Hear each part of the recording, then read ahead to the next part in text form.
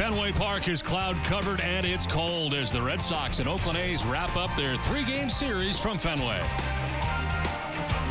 Hi again, everybody. I'm Don Orsillo, and welcome to Red Sox baseball. Well, a cluster of movement for the Red Sox over the last 24 hours. We kind of wondered about Kevin Youkilis and whether or not he'd end up on the DL. Today, we find out he does end up on the DL, and the Red Sox #1 prospect is now in the big leagues. We take a look at what has taken place in the last 24 hours. Lars Anderson was optioned back to the Pawtucket Red Sox. Kevin Youkilis is indeed placed on the 15-day DL. Will Middlebrooks comes up from the Paw Sox, where he had 9 home runs with Pawtucket so far this year. Saw a lot of them in spring training.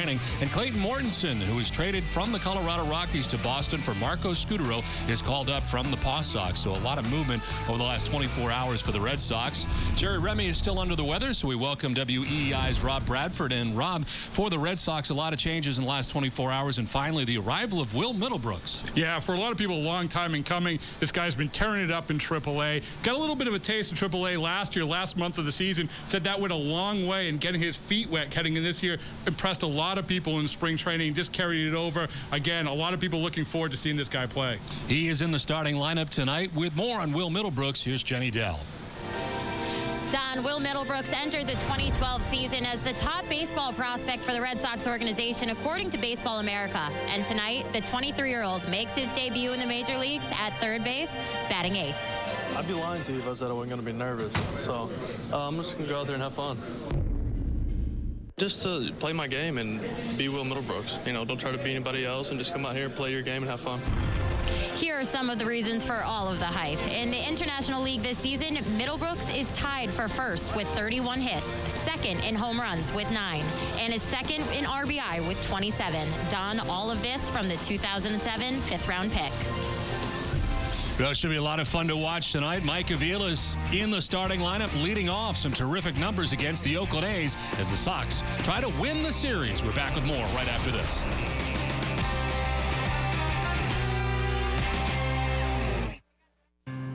Jim is 38, mortgage, married, 3 great kids. He wants to protect his family with a $500,000 term life insurance policy. What do you think it'll cost him? $100 a month?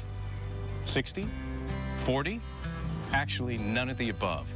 Jim can get a $500,000 policy from a highly rated insurer for under $18 a month. His secret? SelectQuote. SelectQuote is impartial. They'll comparison shop the pick of insurance companies like these to give you a choice of your best prices. SelectQuote has great savings on term life for women, too. Jim's wife, Deidre, can get a $500,000 policy for under $16 a month. SelectQuote has helped make term life insurance affordable for hundreds of thousands of people since 1985. How about you? Just call this number or go to SelectQuote.com. SelectQuote. We shop. You save. 3 out of 4 Americans know they need life insurance, and many who have it know they don't have enough. Sound like you? You can guarantee those you love $200,000, $500,000, $750,000 or more with life insurance through Matrix Direct. Just look, less than $14 a month buys a 40-year-old man a $250,000 term life policy. That's up to 3 times what you can get from other companies for the same price. For free information, call 800-599-2371 or visit matrixdirect.com. That's 800-599-2371. A chilly night to be on the Charles and a chilly night to be at Fenway Park. It's Game 3 of the 3-game series between the Oakland A's and the Boston Red Sox. Welcome back inside the broadcast booth, everybody. I'm Don Orsillo. Well, last night when we left the ballpark, we wondered what would happen to Aaron Cook. He had the May 1st date, whether or not he would become a free agent or whether the Red Sox would activate him. The Red Sox have activated him, and they will use him on Saturday, as he will officially be activated before the game on Saturday. And to make room, Josh Beckett will actually skip a start as it works out. Beckett will miss 1 start, and Aaron Cook will get a start against the Baltimore Orioles here on Saturday. At first, it appeared he'd be headed to the bullpen. He'll make the start, and the question is what happens to Aaron Cook after that start and whether or not Josh Beckett will be back. Rob Bradford joins us. And Rob, how concerning is it right now that Beckett will miss a start? Well, I think it's concerning anytime you have one of your top stars miss a start because of injury. But really, if it's not an oblique problem, it's not a shoulder problem, which they're saying it isn't right now, then that's a step in the right direction. The fact that they're so adamant that he's going to make his next start is encouraging. Well, tonight for the Red Sox, it is Daniel Bard who is on the hill. He's done well in relief against the Oakland A's. He'll get his first start against the A's next from Fenway.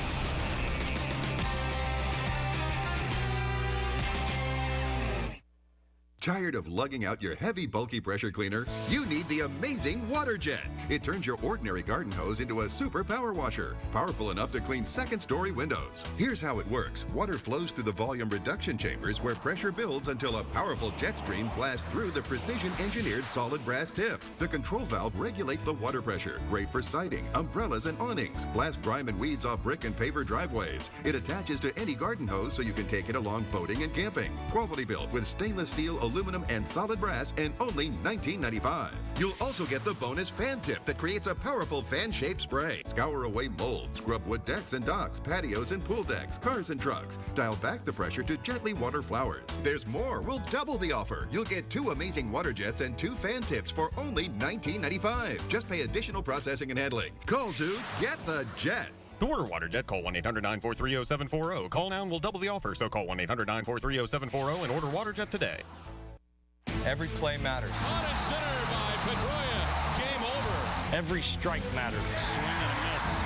96 and by. Every at-bat matters. That ball is going to be off the wall. Here comes Pedroia to win the game, and the Red Sox win it. What a finish.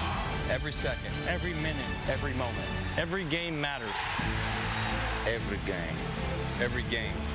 Every game. Red Sox baseball on NESN. Every game matters. Closed captioning for Red Sox baseball on NESN is provided by Finagle Bagel. Finagle Bagel, all natural, kettle boiled, and hand-baked in rotary ovens. Available in Finagle's Boston area cafes and in grocery stores throughout Red Sox Nation. Boston Red Sox baseball on NESN is brought to you by New England's website for deals via Toyota.com. Dunkin' Donuts, your New England Subaru dealers, and by Southwest Airlines. Well, good evening once again, and welcome to chilly Fenway Park as the crowd settles in for the third and final game of this 3-game series, and the Red Sox take the field. Will Middlebrooks, his first Major League game.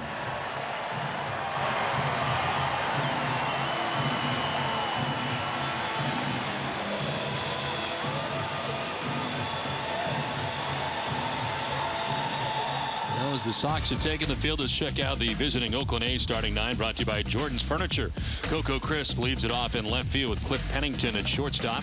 It is Josh Reddick in right field batting third. Yoenis Cespedes is in center field. He bats fourth in the cleanup spot with Seth Smith, the DH. Keila Kaiahui is at first base batting sixth with Kurt Suzuki doing the catching. It is Brandon Inge at third base batting eighth, and Eric Sogard gets his first start of the series. He is at second base. On the mound for the Red Sox tonight, Daniel Bard making his first start against the Oakland A's. This is his 5th game overall, 4th start. He's 2-2 with a 3.72 earned run average. 1 win from the pen, 1 win in the rotation. And the win in the rotation came last time out against the White Sox. 7 innings, giving up 3 runs, 2 of them earned. He struck out 6 in that start against Chicago. The Red Sox defense is brought to you by, or rather the Red Sox defense is brought to you by Southwest Airlines. Third to first, Middlebrooks is at third with Aviles at short, Pedroia at second, Gonzalez at first. Left to right in the outfield, it's Ross, Bird, and Sweeney. And the battery tonight, Jared Saltalamacchia on his birthday. His 27th birthday today does the catching for Bard. The Red Sox have moved up to second in the American League in fielding percentage. Umpiring crew tonight, Manny Gonzalez has the plate calling the balls and strikes. Vic Carapazza at first base. Phil Cuzzy, the crew chief, at second base, and Greg Gibson is the umpire at third. Where available, this telecast can be heard in Spanish by selecting the SAP button on your television remote. Enjoy the game. Weather tonight, 48 degrees to start the game. In from right field, it blows towards the hitter at 6 miles per hour. And mostly cloudy, and right now it is some ominous clouds above Fenway Park as we get it started tonight. The Red Sox and Athletics wearing 1936 throwback uniforms. And Will Middlebrooks getting his first Major League start at third base. And in his second Major League broadcast, Rob Bradford joins us. Yes, Don. Anytime you say ominous clouds, I feel like I should be in attendance. It is never a good thing when there's ominous clouds. There's been ominous clouds for quite a few games in a row here. Coco Crisp stands in to get it started and pulls it back and takes strike one. Jerry Remy is still under the weather, so WEI's Rob Bradford is alongside tonight. It's my pleasure, Don. And what I'm going to be looking for from Bard out of the gate here is how much he leads off hitters with fastballs, because hitters are starting to sit on a little bit. I want to see if he mixes in the off-speed stuff a little bit more. Runs a pitch inside at 94. Well, I guess there's 2 fastballs, so I got what I was looking for. Right out of the gate. Under the watchful eye of Bob McClure. As Bard tonight. Let it work here with a 1-1. Coco Crisp will chop it on a couple of hops to Pedroia on the right side, and there's one away. Yeah, Coco, he really has been something they've been missing when he was out of the lineup. He missed 7 straight games with the virus, missed another game obviously last night. And talking to people in the Oakland organization, him at the top of the lineup makes a lot of things go for them. They're already a pretty weak offensive team, but not having him there makes a big difference. How big a deal do you think it was for him to move from center field to left field to make room for Cespedes? I think it was a big deal. I think there was some rumblings to think how sick was he really? And the fact is that, you know, he's back in the lineup. He's going to have to get used to it because Cespedes is the guy they want out there feeling comfortable all the time as much as possible. Cliff Pennington, the shortstop for the Oakland A's, hitting at .213 on the year as Bard deals a liner into left center field. It's in for a base hit. Quickly over is Marlon Byrd to play it, and he holds Pennington to a 1-out single. Yeah, you know, a thing that we're going to be looking for from Pennington here is how much is he going to hit the ball on the ground, how much is he going to hit in the air. He's been hitting in the air too much this year. He's a speedy guy. He usually wants to hit it on the ground. Obviously, he got a fastball he could work with there, and he went with a pretty nice piece of hitting. So Marlon Byrd getting it quickly back in. Pennington at first base, 1 out. And it brings up Josh Reddick. And Don, we saw a lot of stolen bases at all of third base. Bob Melvin said before the game today he'd rather steal third against Dubront than second because his times were slower when the guy was on second. Saw it happen a couple of times last night in game 2 of the series, part of the A's victory here. A great opportunity, it appears, for Josh Reddick to have a chance to play every day. He's batting third in this Oakland A's lineup. Yeah, he's not going to be hitting third for a lot of major league teams, but good for him for getting the opportunity here. That's no knock on Josh Reddick, of course. 1-0 is in there for a strike, and it's 1-1. Well, the temperature gauge for Reddick, last 5 games, 8 for 20 during that time. Hitter starts the year at 72 degrees. Every time he reaches base, it goes up, increasing incrementally with a double, triple, or home run. Inversely, an out, strikeout, or double play decreases a hitter's temperature. Temperature gauge, a measure of how hot or cold a hitter is. This is back to Bard. He'll try to get 2. Aviles on to first. It is 2. And it wraps up the top of the first inning. Red Sox are coming up from Fenway.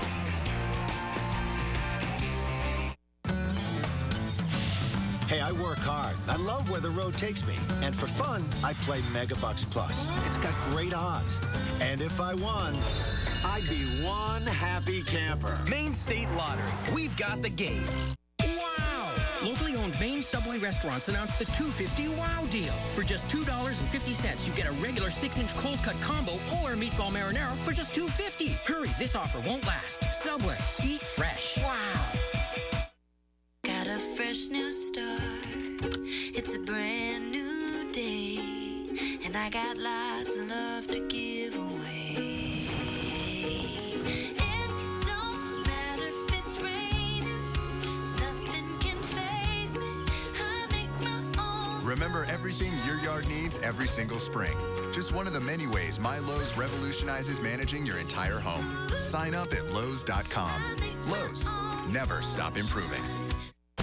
Immediately following every game, stay with NESN for live reactions from players and coaches. Plus, our Hall of Fame analysts recap the action. WB Mason Red Sox Extra Innings, live, following every game, only on NESN. If you win New England's Lucky for Life game, you win $1,000 a day for the rest of your life. You'll want to live a long, long time. Lucky for Life. Long live New England. Back at Fenway Park, the Oakland A's don't score in the top of the first inning. The Red Sox coming up in the bottom of the first. The Red Sox starting lineup is brought to you by New England Chevy dealers. Mike Aviles leading it off at shortstop with Ryan Sweeney in right field, Dustin Pedroia at second base, Adrian Gonzalez at first base with David Ortiz batting fifth, the DH. Cody Ross in left bat sixth with Jarek Saltalamacchia doing the catching. Will Middlebrooks in his Major League debut at third base bats eighth, and Marlon Byrd in center field bats ninth. On the mound for the A's is Brandon McCarthy. His seventh start of the year, 1-3 with a 3.23 earned run average, 22 strikeouts to 10 walks, and opponents hitting at .292 against him. A win against the Orioles last time out in Baltimore, 7 innings, 5 hits, and 2 runs, walked 3 and struck out 4. It was the first start he'd made against an American League East team this year, and it's back-to-back for him now tonight. And Don, it's really interesting McCarthy's kind of road to where he got here. He used to be a 4-seam guy, big-time strikeout pitcher. He morphed into more of a 2-seam guy, get a lot of ground balls. Mike Aviles was actually talking to him. He faced him a ton in the minor leagues. So he was a totally different pitcher from the guy he faced last time. Become a pretty good pitcher. He is 1-3, but with a higher run average against the Red Sox, 6.29 ERA in his career as he gets a strike over. And it is 2-1. You know what's interesting? I'm noticing where Inge is playing back, and I talked to Mike Aviles before the game why he doesn't bunt. He said because he has more confidence hitting a double than he actually does bunting, and guys usually are playing in. Liner to right-righted Reddick out there will put it away for the first out. Take a look at the Oakland A's defense. Inge, who you just mentioned, at third base with Cliff Pennington at short. Eric Sogard's first start of the series. And it's Keila Kaiahui at first base. In the outfield, Coco Crisp, Yoenis Cespedes, and Josh Reddick. The battery, Kurt Suzuki and Brandon McCarthy. Defense has not been terribly good so far for the A's. They are 12th in the American League in fielding percentage.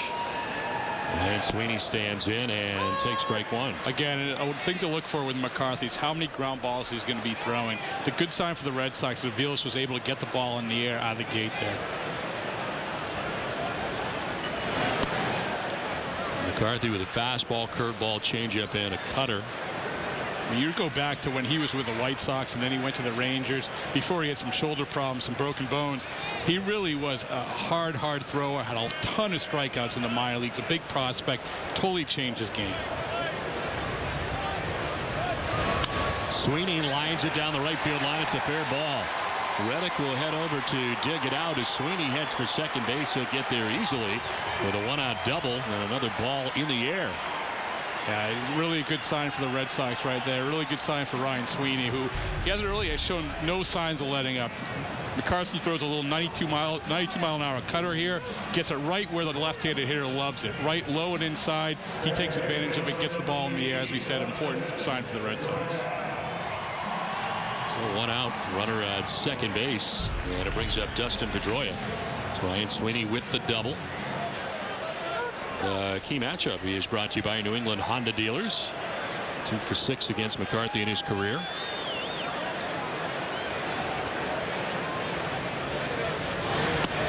Well, that double for Sweeney, the 12th of the year for him. It's major league leading. Well, I mean, if you said in April with what Ryan Sweeney gave you, you'd take it every single time. A lot made of the power of Ryan Sweeney, a guy who's very big, he's 6'4". He has 14 home runs, but with all these doubles, does it really matter? No, it really doesn't. And you go back to, I remember the first game they played against the college teams, and Ryan Sweeney hit the home run, and everyone's saying, oh, is that the new Ryan Sweeney? Is he going to start hitting home runs because he's such a big guy? He doesn't need to. He shouldn't be something that he's not, and so far it's working out for him. Now at second base with one away.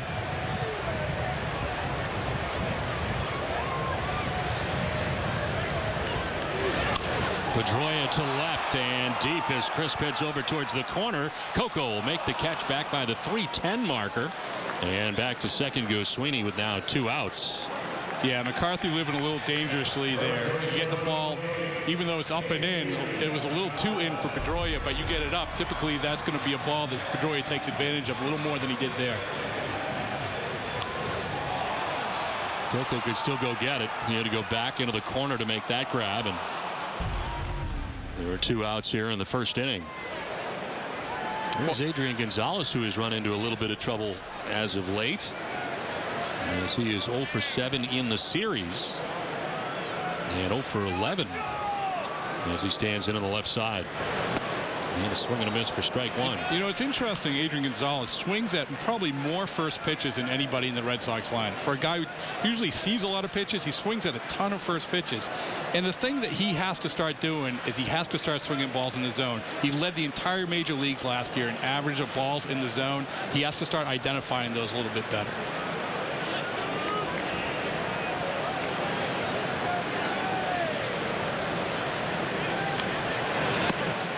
Thought about it, but did not pull the trigger on a pitch outside. 1-1. But there's a perfect example of that, right? Just a little bit off the plate. He swings at it. It's probably an out, not the pitch he wants. You get the ball in the zone. You get his pitch. He hit over 400 on pitches in the zone last year. Nobody else in the major leagues did that.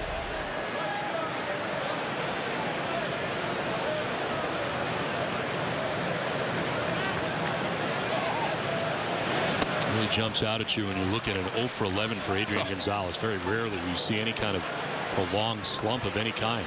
Yeah, you really don't, and he's going to get going. He is who he is. He's going to find a little bit of a hot streak there, but it just comes back to everybody goes through slumps. Everyone misdiagnoses pitches, and I think that's really what he's doing now. He's doing a pretty good job of this at bat, though.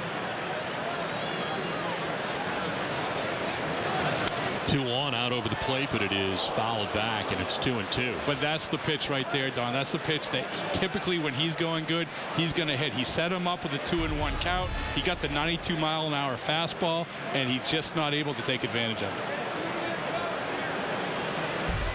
May was terrific for Adrian last year. He hit .341 in May with 31 RBIs. Trying to deliver Ryan Sweeney here in the first inning.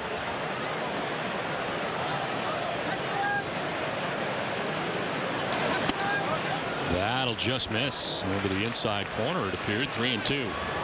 You know, McCarthy's going to live about 92, 93. He really hasn't hit anything above 93 all year, but the velocity isn't so much a thing. It's kind of like what we're going to see with Aaron Cook on Saturday. If you can live at 92 with a good sink to it, that's what you want from that type of pitcher.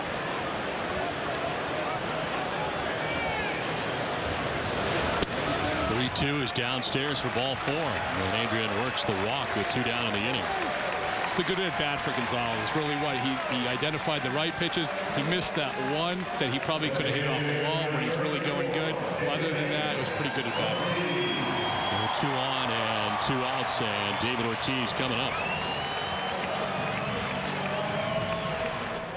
David hitting at .386 so far in the season. A terrific April. Look at the slugging percentage at .693 for David Ortiz. He didn't like the questions about April yesterday. No, I guess not. What's the big deal? I hit 400 in April every single time. It was a pretty good April to me. I'll take that April. We did not want to discuss April at all. As this is on the ground, shift is on. From short comes Pennington. He will throw out Ortiz, and McCarthy gets out of early trouble in the first. We're done with 1 from Fenway. No score. Your great poems here. Poems for sale. Hey kids, how's business? Terrible. No one wants our poems. Maybe all you need is a little color. When businesses want their poems noticed, they put them on brightly colored Boise fireworks paper. All we needed was a little color. Roman candle is red, but a rocket is blue. Get Boise fireworks paper from WB. That's who. Now you can shop at home. All of these friends swap their imports for a Ford. The Escape definitely fits my lifestyle. It is 28 miles a gallon. That's pretty awesome. Park assist? No hands. I didn't think that was possible. Make me want the Fusion. It's pretty, it's fun to drive, and the fuel efficiency is up to 33 miles per gallon. Pretty awesome. Right now, lease a loaded Fusion or all-wheel drive Escape for just $139.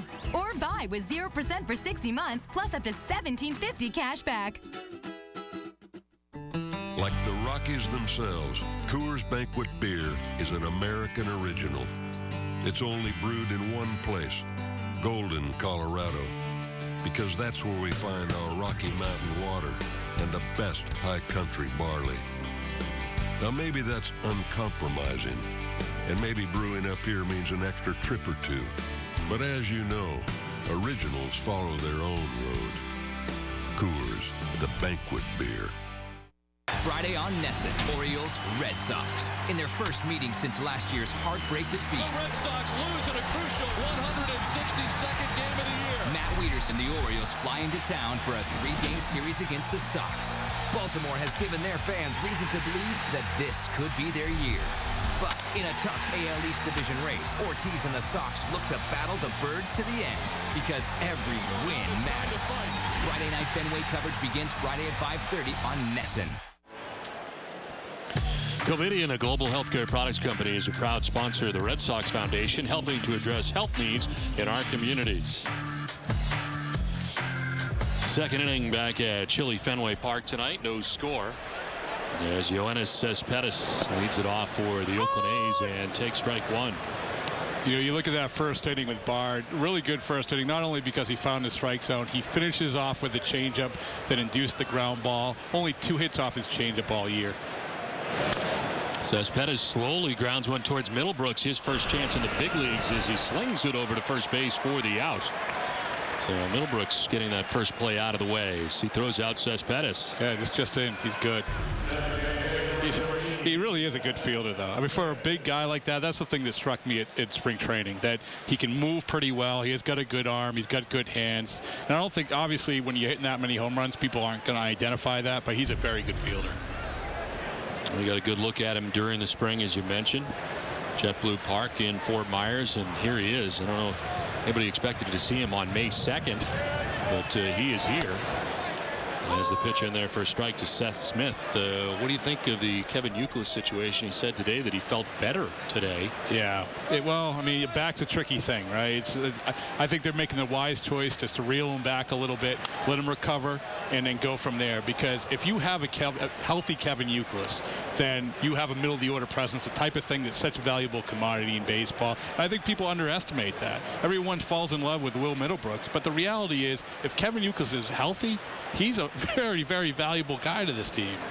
That has been the problem, though, over the last few years, is keeping Kevin healthy. And this is in the air, hit pretty well out towards right center field. Marlon Byrd will go get it, and he makes the catch for the second out. Ball kind of died out there in right center field. The breeze blowing in, 2 away. But don't miss out on the 100th anniversary season of Fenway Park, as the month of May is packed with great matchups. The action continues this weekend as the Red Sox battle the Baltimore Orioles. And later this month, the Seattle Mariners visit Fenway Park on May 14th and 15th. Get your tickets now for these great matchups at redsox.com/tickets. You look at that last pitch, and that was a good example of he put the slider not really where he wanted to, but the hitter was sitting on a fastball just enough so he was out in front of it and didn't get anything behind it at all. Here's the pitch you're talking about. Yeah, that's typically not where you want to get it to a left-handed hitter low and inside, as we saw to Sweeney, but I think he was just out in front of it enough to make it effective.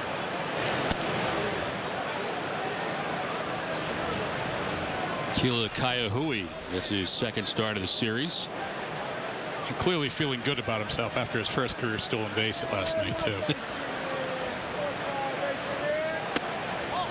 That'll just miss, and it is 2-1 to Kaiahui. You know, it's amazing. Kaiahui was a guy who a lot of people didn't even think was going to make the team. And everyone thought Derek Barton was going to be the first base. But not only did he make the team, but even when Barton came back, he's their guy. He's probably been their best hitter this year. Saltalamacchia tried to bring it back to the corner, but it is 3-1. That changeup can be a really, really good weapon. I think that it's really underestimated in terms of how well the Bard can throw that and how effective it can be. 3-1 is inside, gets away. It's ball 4, and it's the first walk given up by Bard. He's walked 1 in 2 of the 3 starts he's had. He walked 7 in his start at home against Tampa Bay. And he walks Kaiahui here with 2 outs in the second inning. Don, up until that at bat, it looked like Bard had really good command of his stuff, but this is the thing, right? I mean, this is the problem that he's had, that he cannot have any more of those 7-walk games or 5-walk games. He has to have some sort of command, because when he does, his stuff is so good that the opposition really isn't going to have much of a chance. Well, Kurt Suzuki checking in, hitting at .229 on the year, the catcher Hitting out of the number 7 spot for the A's.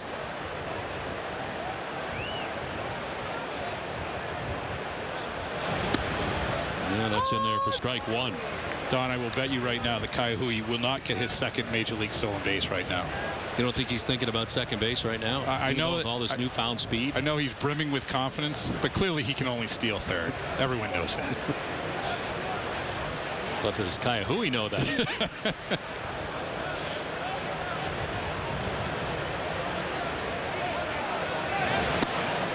That is in there for strike 2, and it's 0-2. The slider there. Yeah, really good slider from Bard. Put right where he wanted. And now he has him 0-2. He has opened up the whole arsenal here.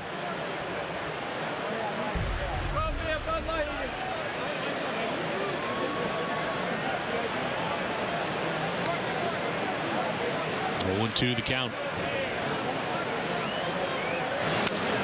On the ground softly towards Aviles at shortstop. He's going to go to first with it, and that will wrap up the second inning. Well, batting third next inning. First major league at bat for Will Middlebrooks when we come back to Fenway Park.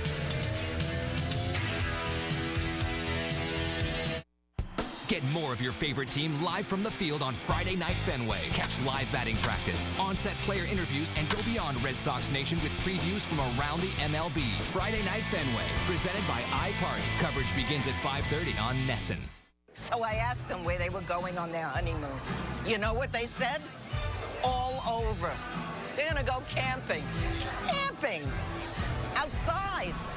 In an RV. Ooh. I just said, well, that's different.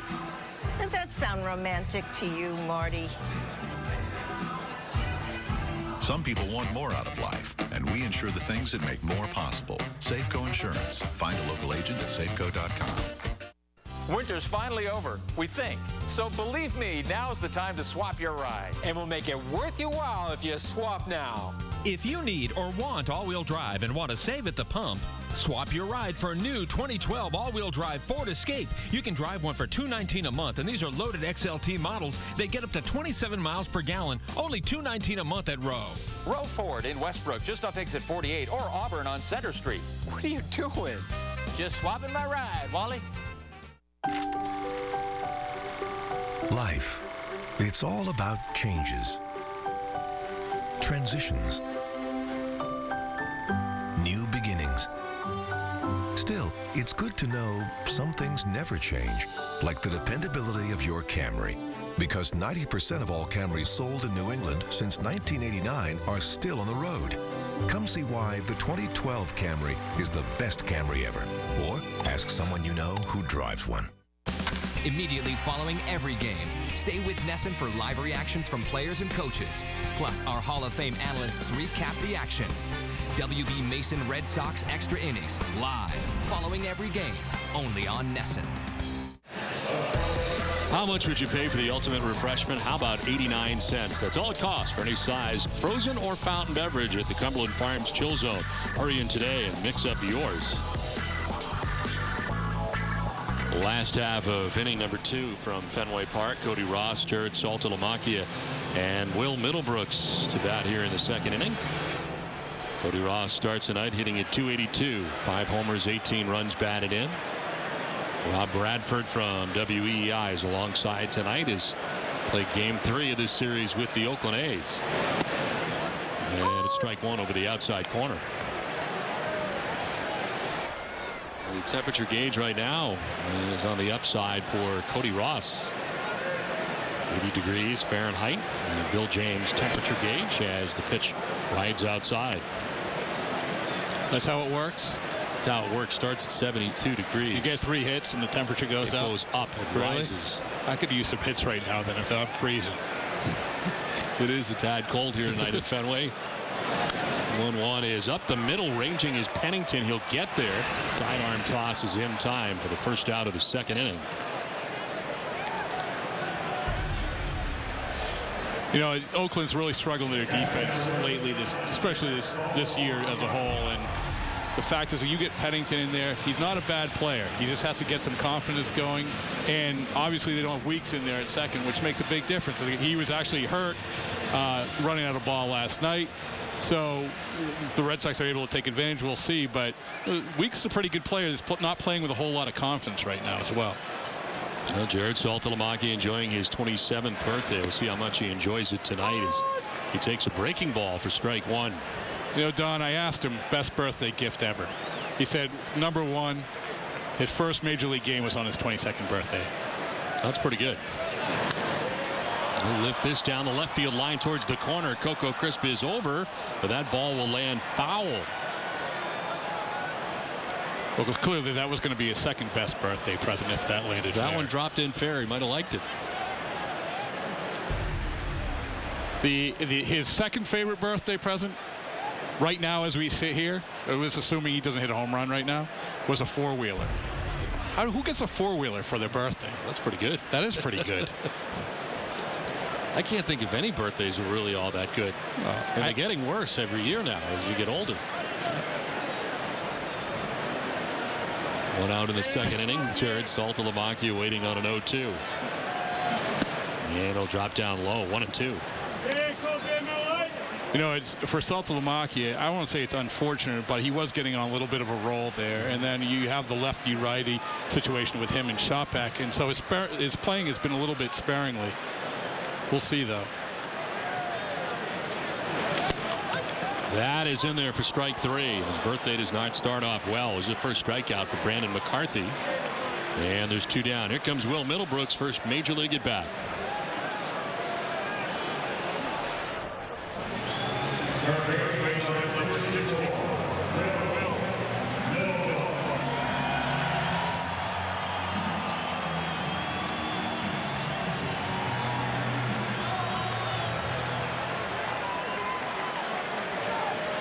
You know, I saw Middlebrooks in Pawtucket game, the last Aaron Cook game in Pawtucket, hit a three-run homer, absolute bomb. It showed the type of power potential this guy have. Obviously not the be-all, end-all when you're looking at him as a hitter, but that's why people like him so much. You start a year, whether it's in the minors or majors, hitting that many home runs, people are going to like you. Red Sox have produced a lot of good pitching over the years, but there's always been waiting for that big slugger to come through. And this could be the closest thing to it. It's one of the things the organization really hasn't come through with in years past. It's hard to do. You look at a guy, they tried to go with a first-round pick with Jason Place a few years ago, a high school kid, didn't pan out. It's a hard thing to get, and they haven't been able to develop them like a lot of organizations. Remember early on in his career, a lot of people thought maybe Lars Anderson could turn into that. Well, when Teixeira signed, everyone's like, "Oh, who needs Teixeira when you have Lars Anderson?" 3-0 pitch is gonna miss, and it's a 4-pitch walk to the rookie. First at bat, and his patience as he goes down to first base with a 2-out walk. Second walk given up by McCarthy tonight. Good for him. I mean, really, the fact is that you want to see a few pitches in your first major league at bat. He did that. I was talking to Mike Aviles about his first major league at bat. He said 1, 2, 3, 3 pitches and out, because you want to savor the moment a little bit. Yeah, Kevin Youkilis rooting for him tonight as Youkilis heads on the DL, and Middlebrooks is here. Certainly, we've heard a great deal about him in the last couple years and his elevation very quickly through the Red Sox system. 2 down, Middlebrooks at first, and Marlon Byrd slipping to the number 9 spot. You know, Bird's an interesting guy. I don't think he's going to reach the levels he did a few years ago, but I do think he solidified that 9 spot, which once you moved the Aviles up, it became a real problem. I think he only had a few teams in entire baseball had a worse batting average than the 9 spot in the Red Sox. He's been a pretty good addition, I think. And his defensive play in center field has been pretty good. Yeah, when he's not taking 90-degree angles. Well, that's true. I mean, the root every now and again. That's all right. But he gets the job done in a result-based business. He gets there. That's right. He certainly, you look at him as a defensive player. I think he's above average center fielder. He can play the game just as good as Repko did, and that's really all they wanted because he's a better offensive player than Repko. Well, Jenny Dell will catch up with Marlon Byrd next half inning. There's the pitch in there for a strike 2. I also think he's fit in pretty well in this clubhouse, too. He's a high-energy guy. He seems to get along with a lot of these guys. Basically, he was dropped into a situation where he knows nothing about the adversity they went through, and that's not necessarily a bad thing. It may work in his advantage. The 1-2 pitch coming to Bird. Runner goes, pitches outside. The throw, and Middlebrooks will be safe. Steals his first major league base. There is nothing he can't do, Don. Well, into scoring position here with 2 outs. That's a pretty good pitch to run on it. Suzuki had to reach out a little bit, just enough to make his throw go awry.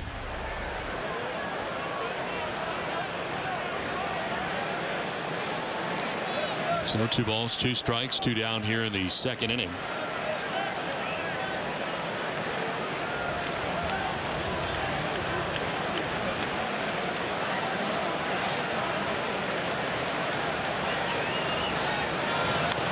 Bird gets a piece to stay alive. Red Sox baseball on NESN is brought to you in part by Eastern Bank, the official bank of the Red Sox television network. Tradition, history, and a commitment to everyone on our team. These are just a few of the things Eastern Bank is made of. Find out more at easternbank.com. 2 outs in the second inning. Will Middlebrooks is at second base. Marlon Byrd with a count of 2-2.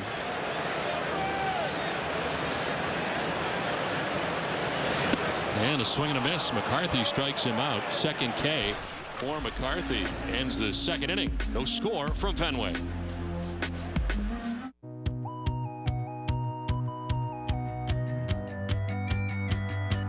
At Southwest Airlines, we work together to get you checked in, on board, and in the air on over 3,000 flights a day.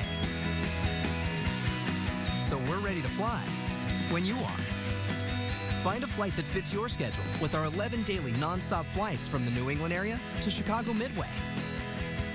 Book all of our destinations only at southwest.com. Who is FW Web?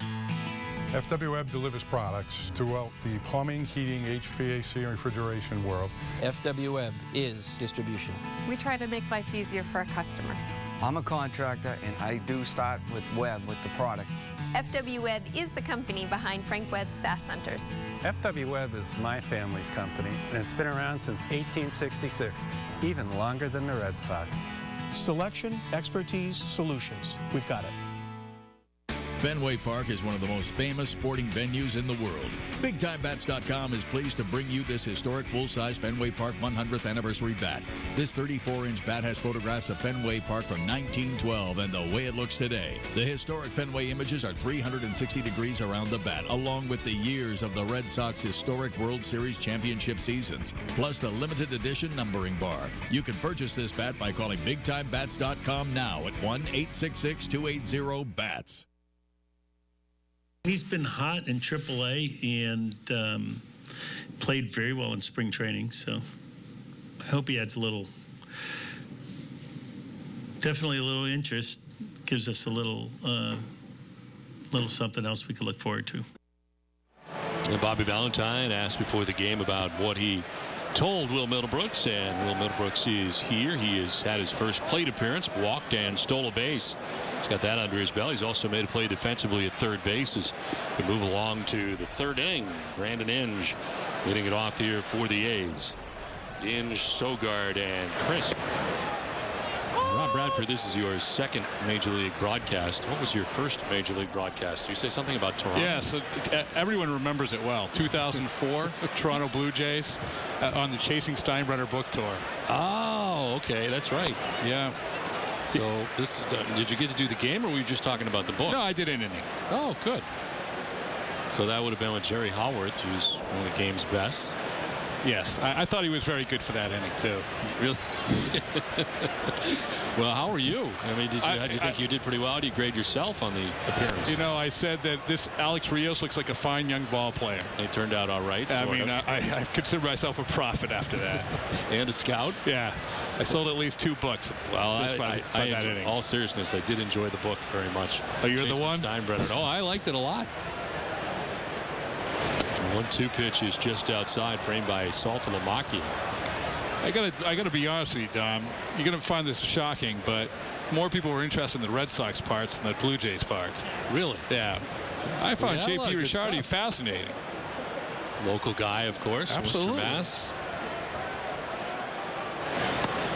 They've gone. They check it first, and no, he did not, says Vic Carapazza.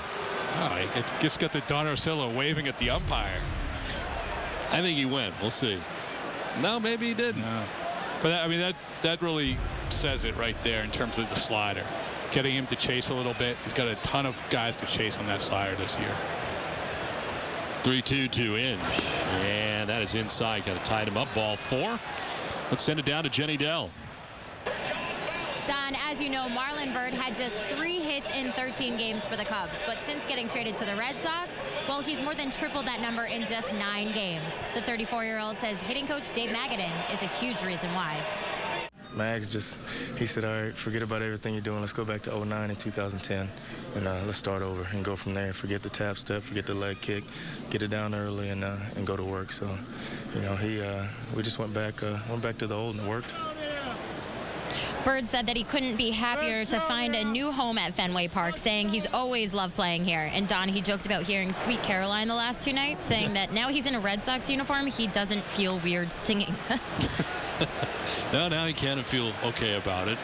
Back to Dave Magadan, though, for a second. It is amazing how Dave will simplify a guy's swing and what he is doing very quickly. You hear it often from guys. He likes to keep it as simple as possible. It really is amazing. There's not a lot of hitting coaches you can say, okay, here's a tangible evidence that this guy turned this guy around by doing this.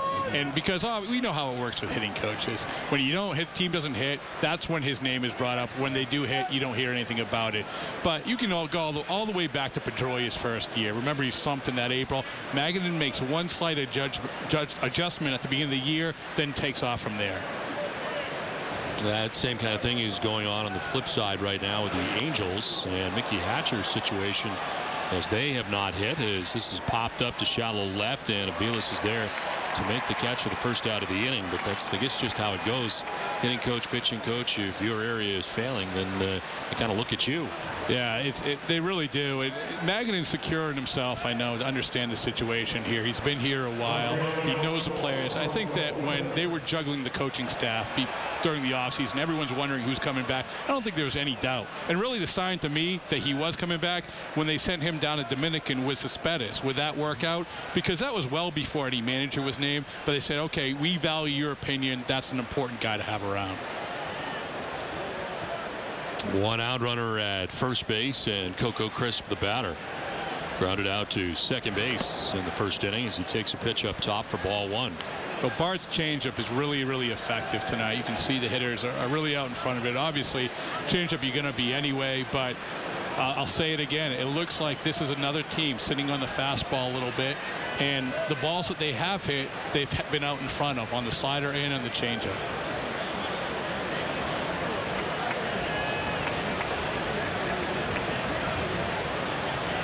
1-0 as starting and stopping was Inge. The throw goes down to second base.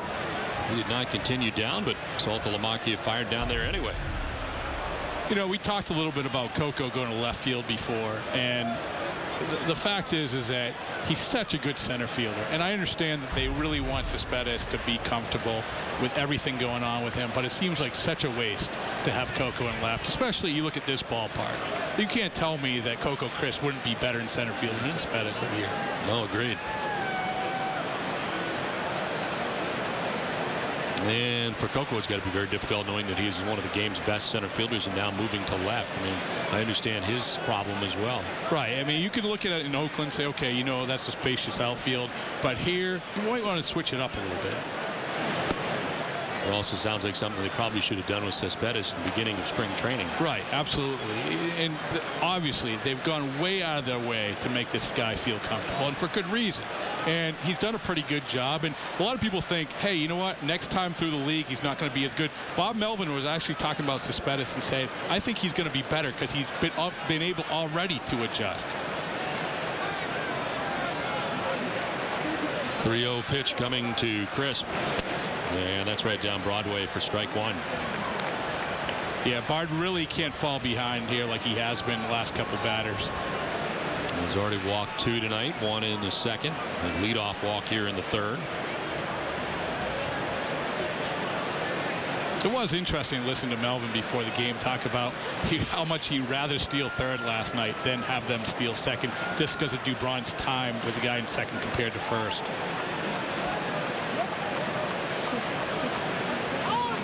Time called late, and Bard stops his delivery. I don't think he's happy. I don't think he was happy about that time. It was a very late time call. Yeah. Danny Gonzalez, home plate umpire, and Bard had to stop. How about the Sox? We haven't even mentioned I kind of like the Sox. Everybody's doing it all the way around as part of throwback uniforms night. Both the Red Sox and Oakland A's. 1936 throwback uniforms. And here the A's, then the Philadelphia A's. This is out towards left center field. Ross is calling and catching out number 2 of the inning.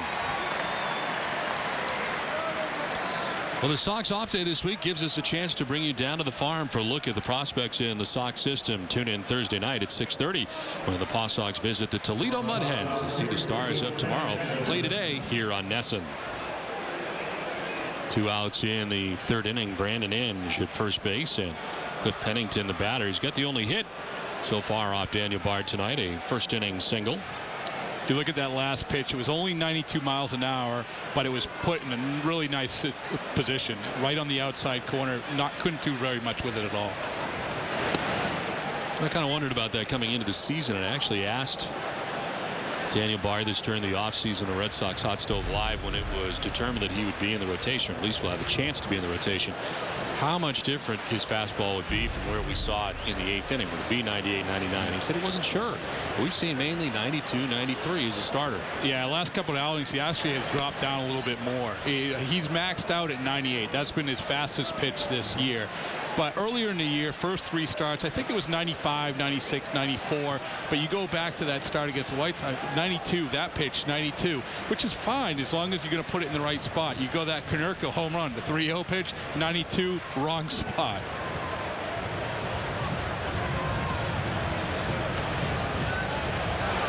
Pennington with a pretty good hack and foul tip, 2-1.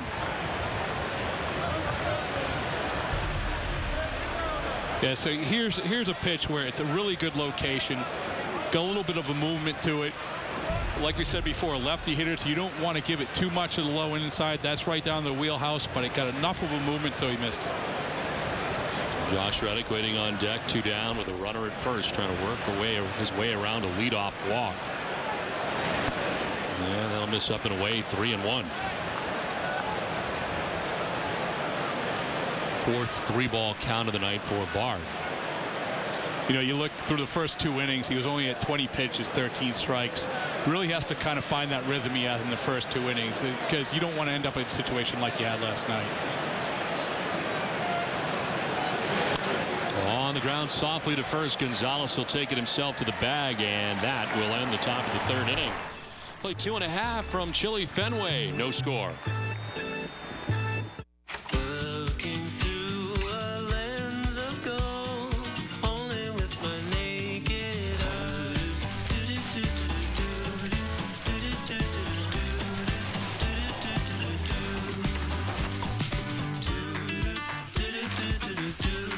Refresh your home this spring with Lowe's Creative Ideas magazine. Inspiration on every page. Now available free for iPad on the App Store.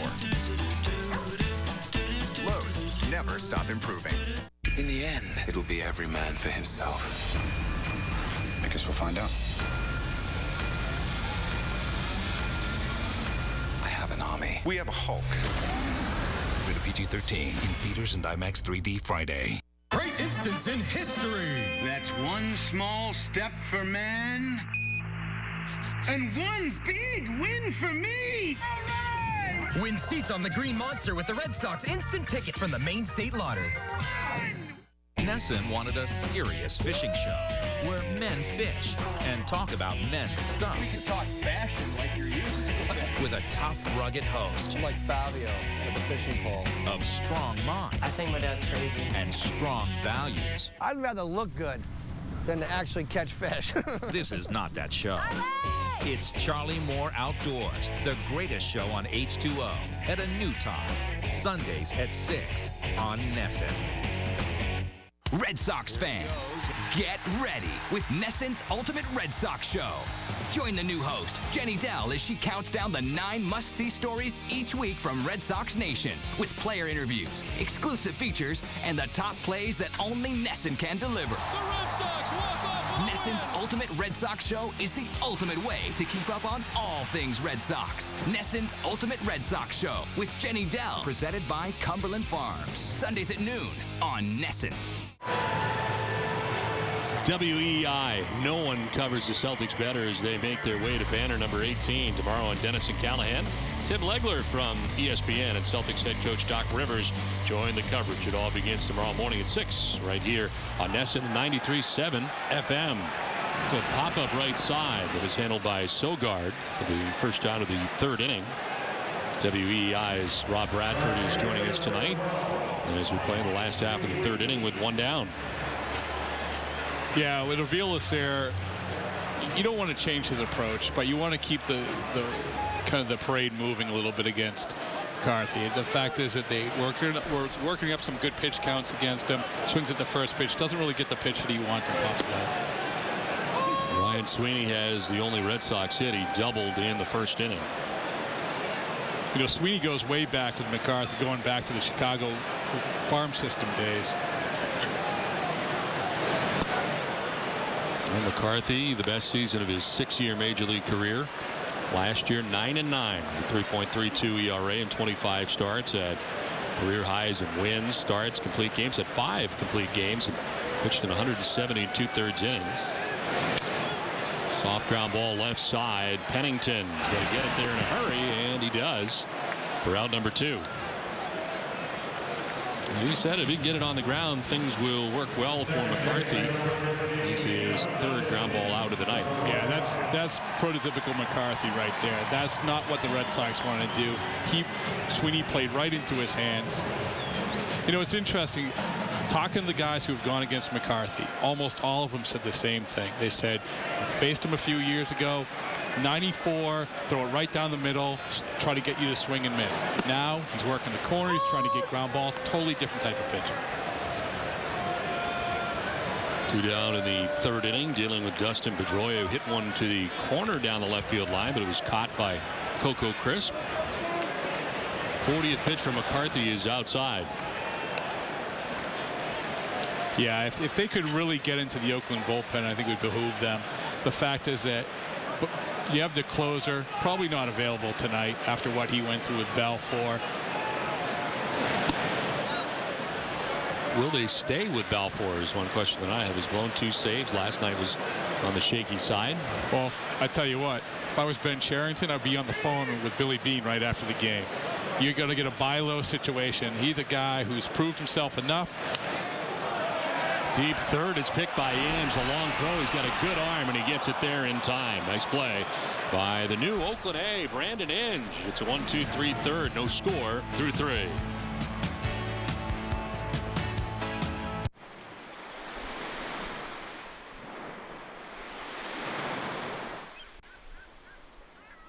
I do love a calm day at the beach in Maine. Yes, sir. What the? Is this summer already? We just got rid of Pumpkinhead. It's a nice day, but it's 50 degrees out. I mean, look, this guy still has his beer mitten on. Hey, Mainers love their summer. It's never too early for Shipyard's Summer Ale. Yeah, well, maybe, but when this place is covered in snow, we'll still be here, Lobster Boy. Lobster Boy. At Quirk Chevy, we know the people of Maine work hard and play hard. That's why Maine people need a real truck. No one has a larger selection of Chevy trucks than Quirk Chevy. 2012 Silverado regular cabs starting at $17,495. Get 0% for up to 72 months on 2012 Silverado models. Or lease a 2012 Silverado extended cab for just $299 a month. With offers like these, it's time to drive a Chevy. From your Maine Chevy dealer, Quirk Chevy, with locations in Bangor and Portland. Or visit us online at quirkauto.com. They'll always be your first love. They can bring you joy, sorrow, and joy again, all in 9 innings. But you stick with them, because they're not just a team. They're your team. So no matter who your team is, no matter where you live, we'll make sure you never miss a pitch. Sign up for Triple Play and get Sports Pass and MLB Extra Innings free. Time Warner Cable. Enjoy better. The question is, who is FW Webb? FW Webb is the go-to resource for over 15,000 plumbing, heating, and HVAC contractors. Selection, expertise, solutions, we've got it. Visit fwweb.com. Fourth inning back at Fenway Park. No score through 3. Both teams with 1 hit. And it is 40 pitches for Bard through the first 3 innings. He's got to deal with Josh Reddick, Yoenis Cespedes, and Seth Smith here in the 4th inning.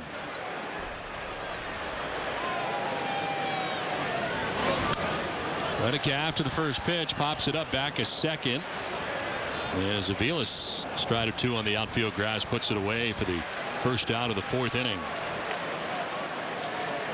Dunkin' Donuts is proud to give back at every Red Sox home game. Dunkin' Donuts, a nonprofit children's organization. Thousands of kids have had the chance to catch a Red Sox home game thanks to Dunkin' Donuts. Tonight we welcome Oliver H. Perry School from South Boston, Mass. Dunkin' Donuts committed to the community. 1 out, 4 in a row, retired by Bard. And here's Yoenis Cespedes. We were talking to Peter Gammons last night about the video that was passed around on Cespedes during the offseason. I mean, that was amazing. It was. I never knew how to roast a pig until I saw that video. It was incredible. It had all kinds of stuff on the video. It was. It was. Nothing punctuates a highlight reel like a roasted pig. No, but I mean, was it real, you think, the video itself? Some of the stuff they were I showing? don't know. Well, evidently, one of the guys who was in charge of putting that together is suing Cespedes right now. Well, really? Yeah, oh yeah. That's some money. Yeah, there's some problems going on. He provided the video, and want some cashers to look at some of the video of him training.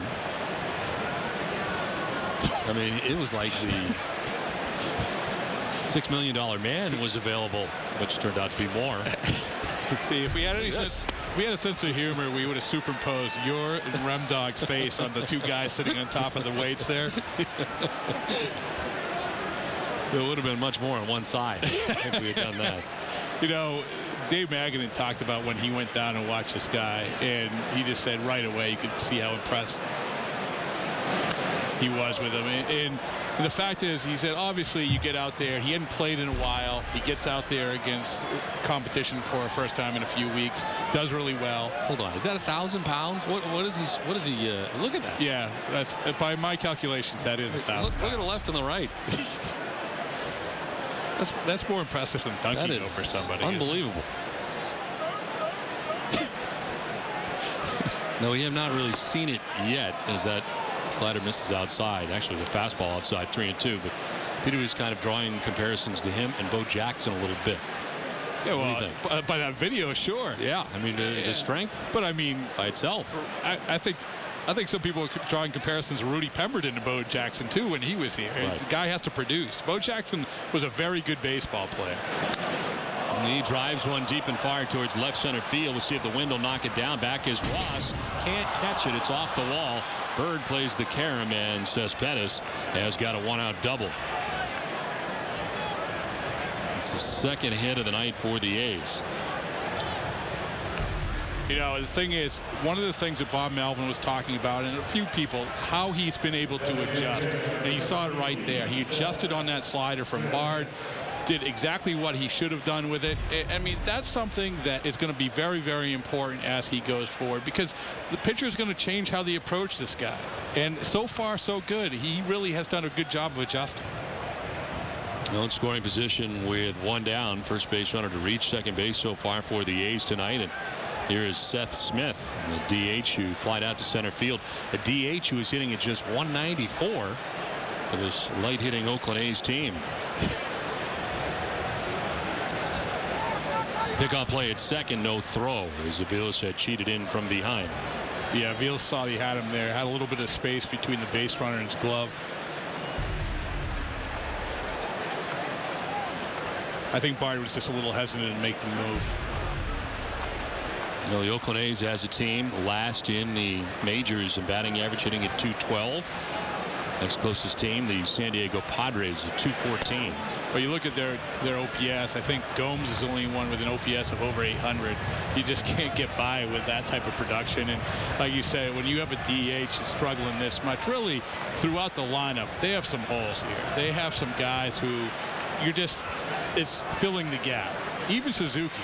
A lot of people think that the minor leaguer coming up is going to take his place real soon. They might be trade bait at the trade deadline. Suzuki hitting at 229 currently. You got the number 3 hitter in Josh Reddick at 276. Pettis at 250. Yeah, they have a kid, Derek Mars, coming up, who was in the Gio Gonzalez trade, a catcher, and they really feel like he's the catcher of the future. And so Suzuki could be a name you hear at the deadline. They are waiting also for the return of Manny Ramirez after he serves his suspension. Well, that's clearly going to fix everything. That'll take care of the entire problem. Yeah, well, obviously it'll help. I mean, I think it'll help just because it has to. Well, we're looking at a DH right now who's hitting under 200. He started the night at 197. Down to 194. Here's a 2-0. And it's a one-hopper that explodes into right field. From second base comes Pettis. He will score, and the A's strike first on top 1-0. Seth Smith, the DH, drives it in. You clearly heard us talking poorly about him. But the fact is, 94-mile-an-hour fastball, just the wrong spot. Right out over the plate. Very hittable pitch. We're not talking about the 97, 98-mile-an-hour fastball that we saw for Bard as a reliever, which is fine, but you have to locate it in the right spot, and that clearly wasn't the case there. Well, Oakland has scored first in all 3 games of this series. The Red Sox won the first game, dropped last night's game, and now trail 1-0 in the third game as Keila Kaiahui stands in. He walked in the second inning.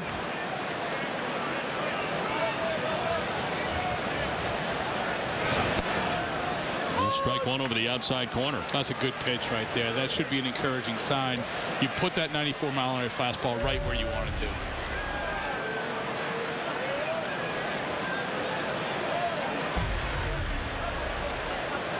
Bard up to 52 pitches through 3 1/3 innings.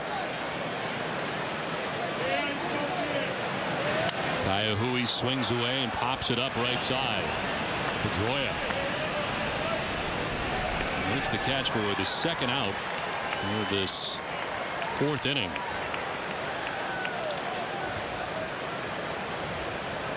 Time now for tonight's AT&T trivia question. And our question tonight, which 2 players have hit 50 home runs in a season for the Athletics? We'll have the answer for you a little bit later.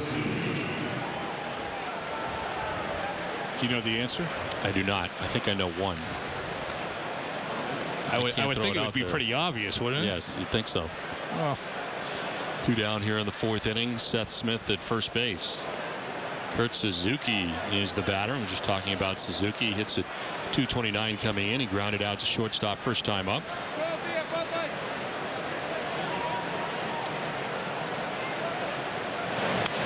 This one is foul back and just below us. If I only had a net and the window was open. We weren't going to share that secret with people out there, but well, I mean, the window is open. It's not open. And that he could have got it. See, the new camera's back. It's great news. The Robo camera just came back. The Bruins eliminated. It made its way back over from the Garden, and we're so happy that it is here. Love this camera. It's right in your face. It's totally intrusive, and there it is. How you doing? Welcome inside. This is Rob. I'm Don. It's great. You feel better? Oh. It feels like you have a lot of confidence tonight. I don't. Because you're better looking than the guy sitting next to you. Well, this camera is, it's not good. HD does not do you any favors either, as I'm sure you know. Well, yes, I know that very much. But it's great to have it back. Suzuki will take ball 1, 1 and 2. You know, somebody said, fine eating establishment, Remy's. Yes. Across the street. Someone said, you know, they saw my face on the 20-foot high TV. Oh, my goodness. Oh, that was a bad luck. High def, not good. HD is great for sports, not so much for the open. Yeah, it's good.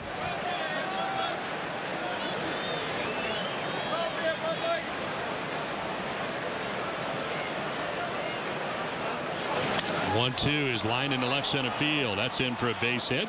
Racing over is Marlon Byrd as Smith heads for third base. He'll be stopped there.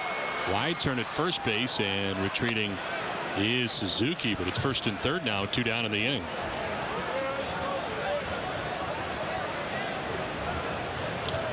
Yeah, you look at that pitch, it really was a 93-mile-an-hour fastball, just poorly located, right out over the plate, a little bit up. And it just is not where he has to put that pitch.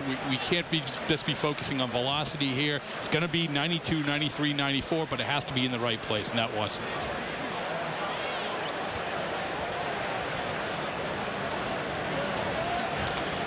I want to remind you this copyrighted telecast is presented by authority of the Boston Red Sox, may not be reproduced or retransmitted in any form. The accounts and descriptions of this game may not be disseminated without the express written consent of the Boston Red Sox. 2 down in the 4th inning, a run already in for the A's. Runners at first and third for Brandon Inge.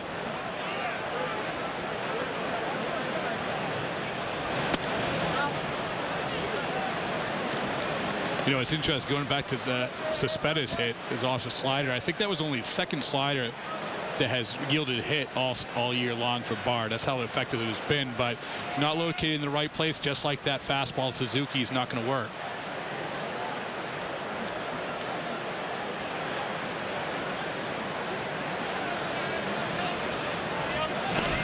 From the first, and Suzuki back to the bag. The lead was not terribly large. You know, it was amazing that you have a guy like Inge who they picked up off the scrap heap here, and all of a sudden he is your starting third baseman. They've already gone through 2 guys before this, and it kind of shows you how much in flux this team is positionally. Bluff to third, a look to first, doesn't throw to either venue. Inge a little defense last inning, getting Dustin Pedroia throwing from foul ground. Has always had a very good arm. Of course, of all the positions he played, at one point was a catcher for the Detroit Tigers. All over. And the Tigers playing all 3 outfield positions, third base. I think a real nice complementary player for a good team. Swing and a miss, and it's 1-1. Play a lot of different positions, as you mentioned, and playing pretty well. A little bit of pop, but if you're going to rely on him every single day at third base, a power position like that, you're probably going to end up with an offense like the A's have right now, to be honest with you. Really ran out of room for him in Detroit. And after a long time, actually spent time at AAA, sent down last year. As Bard fires to first, but Suzuki back to the bag. You know, Bard's done a pretty good job holding runners. One of the things that relief pitchers always have a hard time with is holding runners. You look at how much difficulty it was for Papelbon, for instance, or all closers. But he's done a pretty good job of. It's just one of many, many things that he had to adjust to as a starter.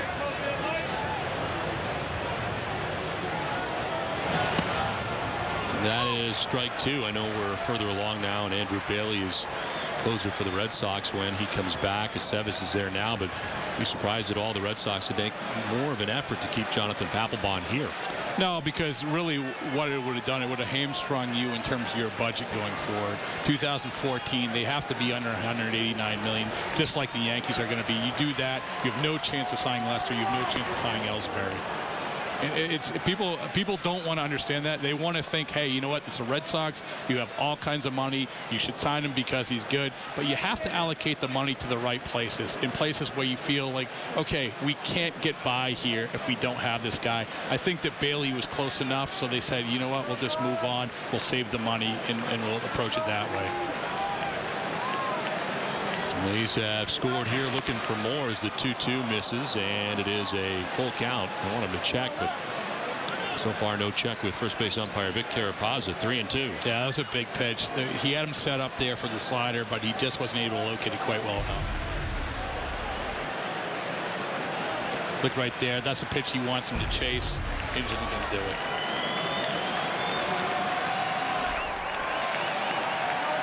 Art Sogard waiting on deck. First and third. Here's a 3-2 pitch. Inge will foul it off.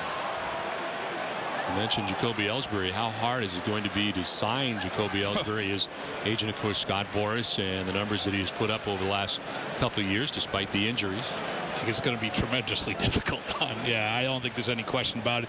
Even with this injury right now, you're still talking about a guy who's on the field when he's playing. He's going to produce. You looked at that Matt Kemp contract as a jumping off point. That's going to be tough to get done.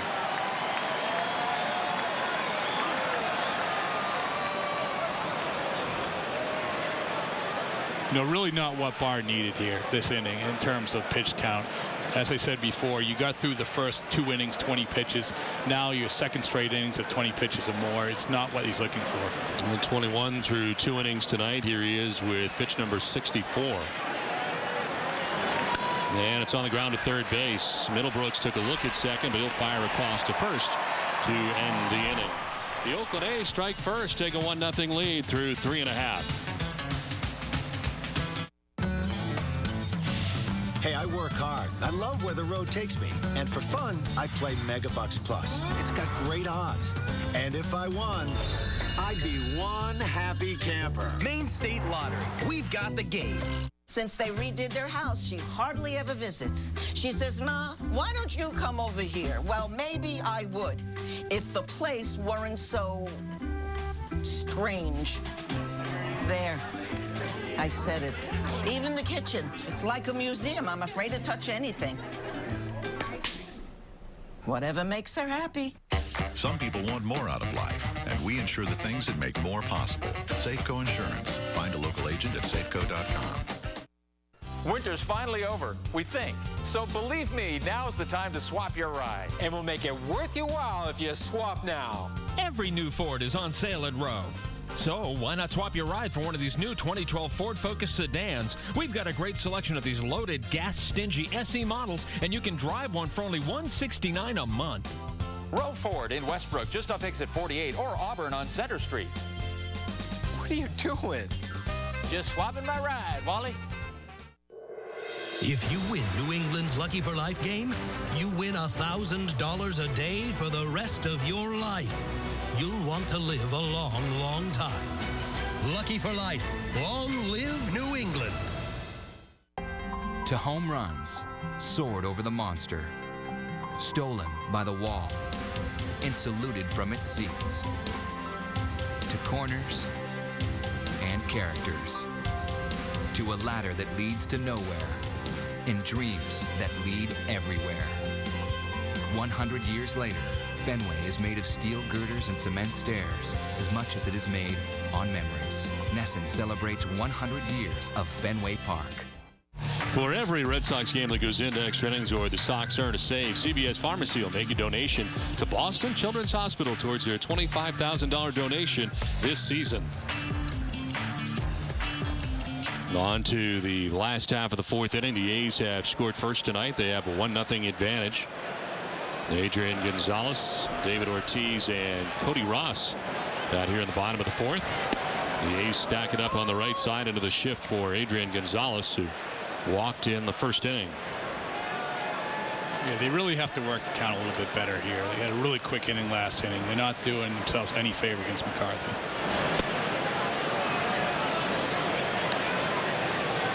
But that's what exactly I was talking about earlier with Adrian Gonzalez. You look at that pitch, a lot of guys would have swung at it. A lot of guys, obviously, that's nothing. You can do very little with that pitch. Ball's in the zone. He hits it. Usually it's going to be a good result. This is sliced foul off to the left out of play, and it's 1-2.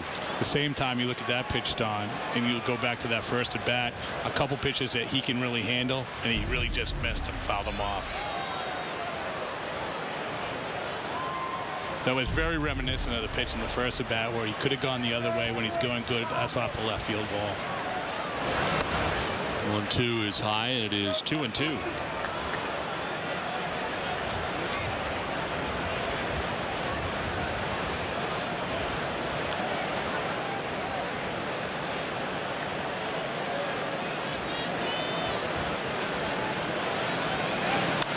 This one is fouled off to the left. We talked about the Oakland A's and their stadium situation.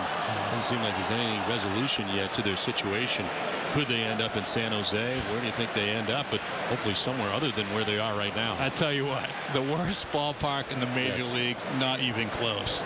And I'm not just talking about the cookies in the press box either. They're not good? Well, that's how I gauge everything. As striking out is Adrian Gonzalez. That's the third strikeout for McCarthy. And Adrian strikes out for the first out of the fourth inning. We'll look at that 90-mile-an-hour cutter. Just a little behind it. He's just off in what he's doing. You look at those foul balls. You look at that pitch.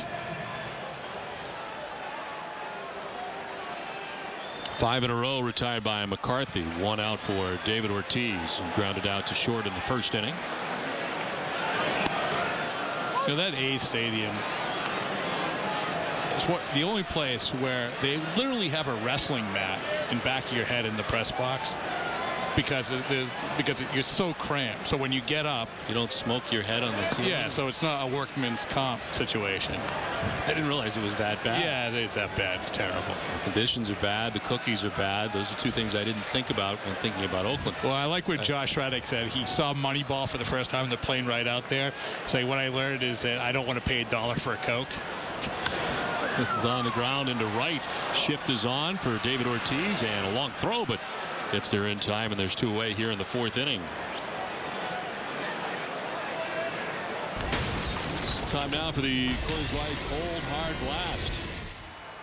Home run number 51 for Big Papi, which broke the Red Sox single season record and Jimmy Fox's old mark.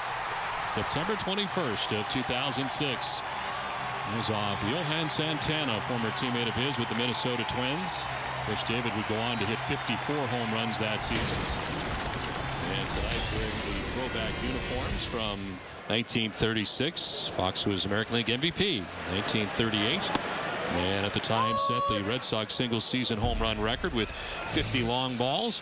And the mark that stood until David Ortiz eclipsed it in 2006 with 54.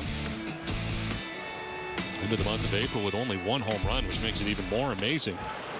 Really picked it up the rest of the season. Yes, I guess he did.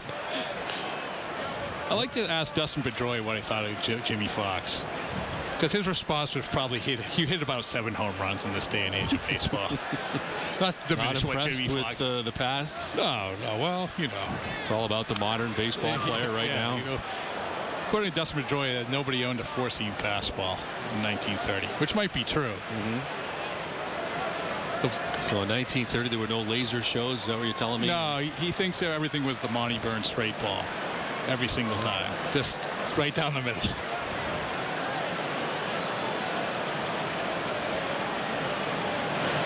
Ross will chop it up the middle, moving over is Pennington. His throw is accurate and in time, and it ends things here in the fourth inning. Red Sox having trouble with McCarthy. The A's have a 1-0 lead.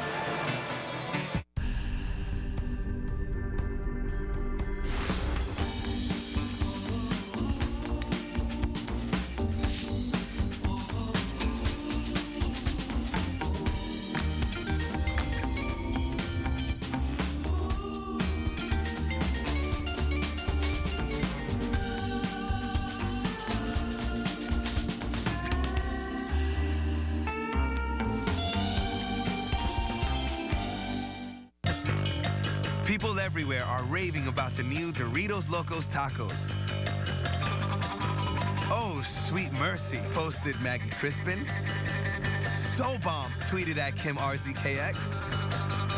I burst into tears, yo, Braves Brave 2009. And according to Tony J, it's like kissing a unicorn on a pot of gold. The new Doritos Locos Tacos. Sometimes you gotta live más. Saw the ending coming. That first sentence is just mind-blowing. Yeah. Oh, I know. Incredible. Yeah, the clapping. Michael! Why didn't you just call Ace Ticket? Oh, yeah.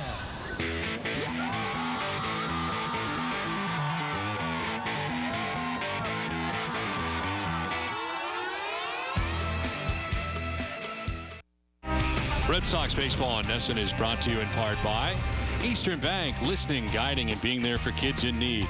That's what Eastern Bank and Adrian and Betsy Gonzalez are made of, which is why we've teamed up to support youth mentoring programs throughout Massachusetts. To find out more, go to easternbank.com/Adrian. Back at Fenway Park as we get ready for inning number 5, and back on the mound is Daniel Bard. The Oakland A's have a 1-0 advantage over the Red Sox. 9-1-2 coming up for the Oakland A's.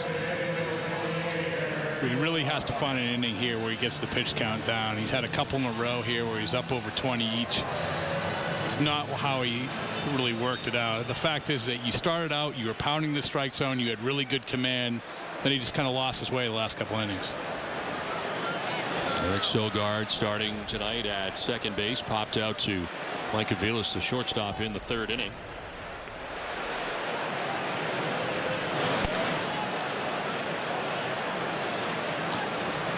Another 92-mile-an-hour fastball. You can get by with that. It's not Daniel Bard that we know, but if you put it in the right spot, that's okay, especially against a 9-hitter. Oakland A's starting tonight, 5.5 games back of the Texas Rangers in the AL West. Game under 500 at 12-13. And so far, the big surprise in the West has been the start for the Angels. This is to right, sending Sweeney back a few steps. He'll reel it in for round number 1 of the 5th inning. Well, it's time now for the answer to tonight's AT&T trivia question. Question tonight was, which 2 players have hit 50 home runs in a season for the Athletics? And the answer is Jimmy Fox and Mark McGwire. I knew McGwire, but I did not know Jimmy Fox. Yeah, Jimmy Fox, after Pedroia badmouthed him so much. That's how we found out. Yeah, well, no, that's how he fought back. He said, you know what, Pedroia? I'm one of few. Fox was the first back in 1932, and he had 58. McGwire had 52 in 96. Fox also is one of the 2 players to have 50 homers in a season with the Red Sox, connecting for 50, as we mentioned, in 1938. And of course, his team record bettered by Big Papi, hitting 54 in 2006. Coco Crisp is 0 for 2. As he takes ball 2, 2-0. You remember when Coco first joined the Red Sox, I really thought that he was going to be exactly what they needed. They had a really interesting top of the order with him, Loretta, Manny, and Ortiz. And he was flying around the bases at spring training. Then he hurts his hand that first week of the season. Just went downhill from there. In Baltimore, I remember the play at third base. It's just, he can be a very dynamic player when he's healthy, when he's going right. And we saw it, back in the 2007 playoffs where he literally could not get a bunt down. He was going so poorly. Then you flash forward to the next year, and he'd figured a little bit out, playing good defense, got his career back on track. This is down and in, and it's 3-1. Bard doesn't seem to be able to locate that slider like he was in the first couple innings. He's certainly not getting the chases that he wants, but he's just not able to actually throw it for strikes at all. I wonder about the conditions and the temperatures, whether or not that has anything to do with it. He was talking last time in Chicago about having trouble finding the real feel for it because of the weather and conditions in Chicago, which incidentally very similar to tonight. Yeah, we can't escape it. It's been pretty brutal here, and it's amazing that the Red Sox were able to put up those runs in Chicago like they did in that kind of temperatures. 3-2, slap foul. But you look at a night like tonight and why you're not going to get the Daniel Bard 97, 98 mile an hour fastball. You kind of wonder, hey, you know what, if you really bear down with that fastball and you take it easy a little bit with the off speed and pick and choose where you're going to do it, it might behoove a little bit. It's the second time you use the word behoove, by the way. It's a big word, used correctly in a sentence. This is fouled off to the left. As soon as you leave, I'll be using it all the time. I'm looking for new vocabulary for a while now. This is my 12th season, and I'm running out of stuff. It would behoove you not to wear that jacket, Donner. You're not impressed with this jacket? So I would just try to use a behoove for the 3rd straight time. Look to third or look to first. It doesn't behoove him to throw to either base. How about that? That's something else besides venue and locale. 75th pitch coming up. Swing and a miss as Crisp down by way of the K. First strikeout for Bard, 2 down in the 5th. Good pitch at bat, but Bard wins the battle. There you go. 92-mile-an-hour fastball, but put in a really, really nice place. Seems to have a little bit of late movement on the fastball tonight as well. We saw that before where low and inside to the lefty hitter, but enough movement to get him to swing and miss. And 2 down here in the 5th inning for Cliff Pennington. He singled in the 1st inning. He's had one of the 4 Oakland A's hits in the contest. It's amazing, Don. We analyze each of the Bard's starts so much, and we say, well, he's doing this, he's not doing that. But at the end of the day, you come away from even that 7-walk outing. He gave up 1 run in 6 2/3, and you would take that from your starting pitcher every time. Seems to be there has been so much pressure on him from day 1 of spring training. Are you going to make the rotation? Then are you going to go back to the bullpen? Now are you going to stay in the starting rotation? It's never been a comfortable thing for him at any point during the season. He hasn't let up. You go back to the last start of the spring training against Minnesota, Hammond Stadium. To first, Gonzalez will flip to Bard. He covers, got to hurry up, and he just does get the foot down ahead of Pennington to end the top of the 5th. We're halfway through, and the Oakland A's have a 1-0 lead. Friday on Nesson, Orioles, Red Sox. In their first meeting since last year's heartbreak defeat. The Red Sox lose in a crucial 162nd game of the year. Matt Wieters and the Orioles fly into town for a 3-game series against the Sox. Baltimore has given their fans reason to believe that this could be their year. But in a tough AL East division race, Ortiz and the Sox look to battle the Birds to the end because every win matters. Friday night Fenway coverage begins Friday at 5:30 on Nesson. Life, it's all about changes, transitions, new beginnings. Still, it's good to know some things never change, like the dependability of your Camry. Because 90% of all Camrys sold in New England since 1989 are still on the road. Come see why the 2012 Camry is the best Camry ever. Or ask someone you know who drives one.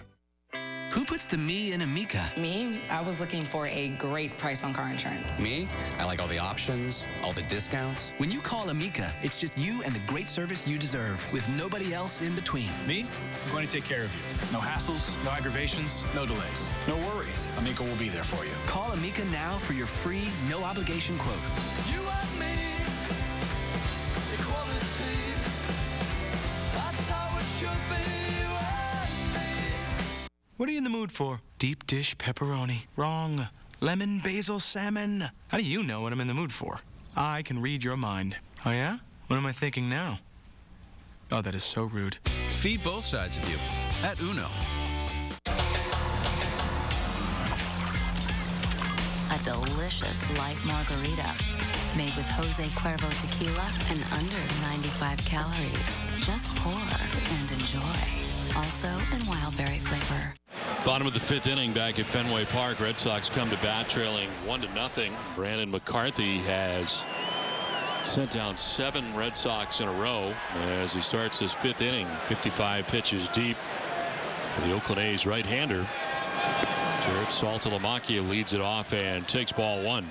Yeah, you look at McCarthy, guy who's gone at least 7 innings in 4 of his 6 starts. This isn't out of the ordinary for him. He's a guy who's going to put the ball in play, a guy who's going to put the ball on the ground. This is to right field. Reddick is moving over and can't catch it. I think he had it lined up. It clanks off the glove and he can't grab it. He's on a line. Not sure if he lost it in the lights or not, but he can't make the catch out there in right field. You know, we saw this a couple times with Reddick last year, where I don't want to say he's a little nonchalant when he goes after it, but clearly there's a play that he should have made.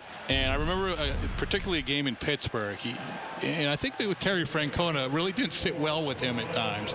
And it's something that as he matures as a player, he's going to start making those plays. But right now, I think that might be a hole in this game. Charged with the error that allowed Saltalamacchia to reach. So Red Sox have the lead runner on for the first time tonight. Here's Will Middlebrooks in his second at bat as he takes strike 1 over the outside corner.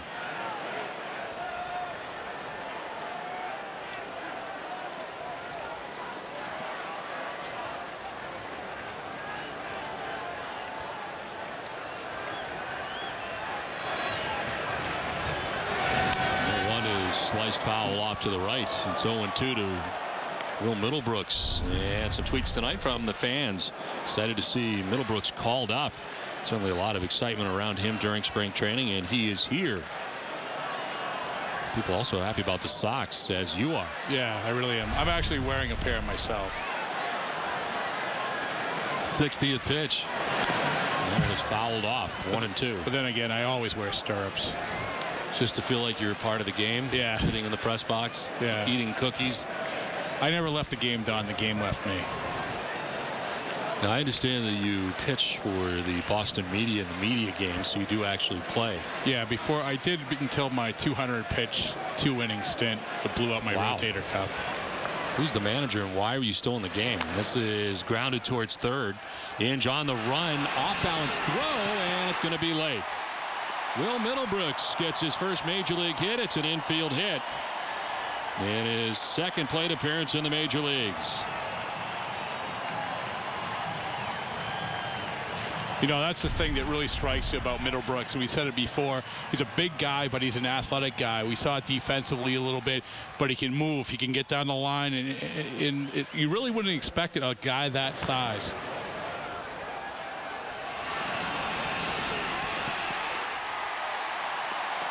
Well, they get the ball for Middlebrooks, and Kevin Youkilis will fake that he's going to give it away. Never happened. First and second, nobody out. Marlon Byrd, the batter. Red Sox have something going here in the fifth. First time since the first inning they've had two men on. And the bunt drop down the third baseline, foul. It was interesting. We haven't seen too many of these situations with Bobby Valentine. And we're looking at what type of manager he is and how he's going to approach a game. But here we are in the fifth inning. You obviously have a close game, a pitcher who looks like he's going to be in the game for a little bit, who's very effective. And he goes with a bunt there. It's not surprising, but it is interesting because in the past, I think sometimes the way that Terry Francona handled it was go for the double, go for the extra base hit. We saw a lot in spring training, everything from stealing home to suicide squeezes to safety squeezes, and really at the end of spring training as this one is fouled off. Talked to Bobby about that. I said, how much of that are we going to see during the regular season? He said, probably very little. Yeah. And I said, whoa, wait a minute. we saw a bunch of it during the spring. We figured this is the way it's going to be. And he said, well, it's not the way our roster is really comprised. We don't have the same guys that we used to do that during spring training. Yeah, you know, it's when you get into the Morrow Gomez and the Nate Spears and yes, that's what Siriaco was doing it. Nate Spears was doing it. If they end up with that team on the field, you're going to see a lot of that. Oh, yeah. But when you have this type of team and this type of bats, you're probably not going to. It's a whole different thing. And we've seen none of it really during the regular season. And now we evidently saw why. Because they can't. Now an 0-2, and Byrd fouls it back. Well, that's tough, though. That drives me up the wall in terms of when a guy can't get a bunt down. And I know McCarthy has a ball that he's throwing cutters and he's throwing two-seamers. It's moving a lot. And it's easy for me to say, but still, as a major league, you got to get the bunt down. And you lose games, it's because of instances like that. People might forget about it, but it's a big play at the time.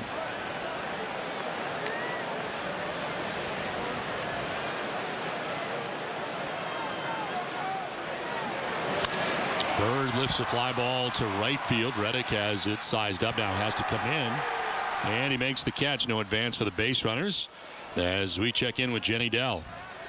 Don, the authenticated 1912 Red Sox uniforms worn by the team on April 20th for the 100th anniversary game have been autographed and are now being auctioned on RedSox.com to benefit the Red Sox Foundation.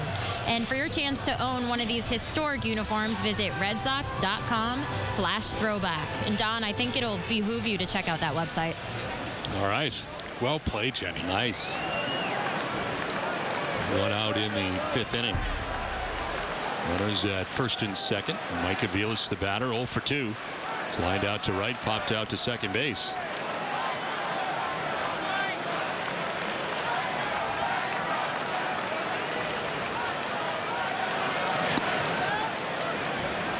Aviles has been very, very effective with runners in scoring position. Now, obviously, he's hit the ball well all year long, but particularly with runners in scoring position has been really good. That's with Saltalamacchi at second, Middlebrooks at first, and one away.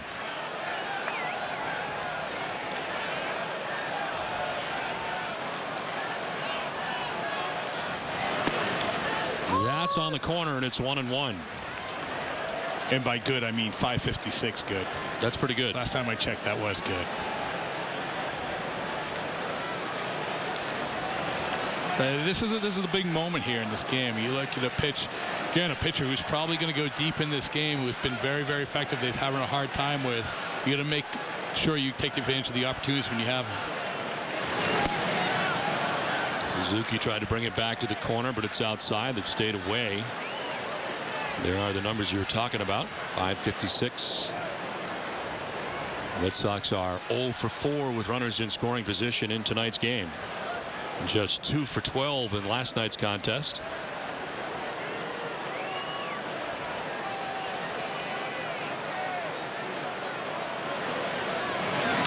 Vilas grounds it by McCarthy towards Sogard. He will throw to first base. They get the out there. No throw to second. And the Red Sox lucky to stay out of a double play scenario there. There are 2 outs in the inning. 2 poor plays, I think, really on the Oakland defense side right there. First of all, McCarthy has to field this ball. You have an easy double play. And then you have Middlebrooks slowing down a little bit. There was very, very good base running on his behalf, but still, if you're Oakland, you got to make this throw right here. You still have him probably dead to rights, I think, at second. Looked like he was safe. Yeah, looked like a Vilas man beating it out.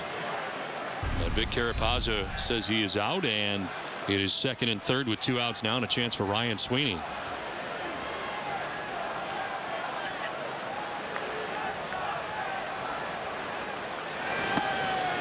That one crowds him inside. Sweeney doubled in the first inning, grounded out in the third. He has one of only 2 Boston hits on the night. As I said, you have to be able to take advantage of moments like this. Obviously, McCarthy has his good stuff. He's locating. Even the times they're getting on base, they're not very hard hit balls. That's a strike, 1-1.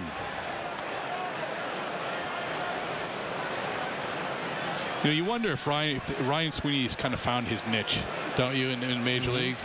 Maybe not playing all the time, picking his spots, sort of a platoon player.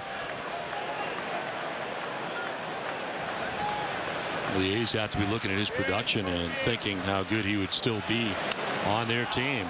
It's out to right center, falling fast, says Pettis. Coming in to make the catch, and out of the jam is McCarthy. The Red Sox strand a pair in scoring position. We are through 5. It's 1-0 Oakland.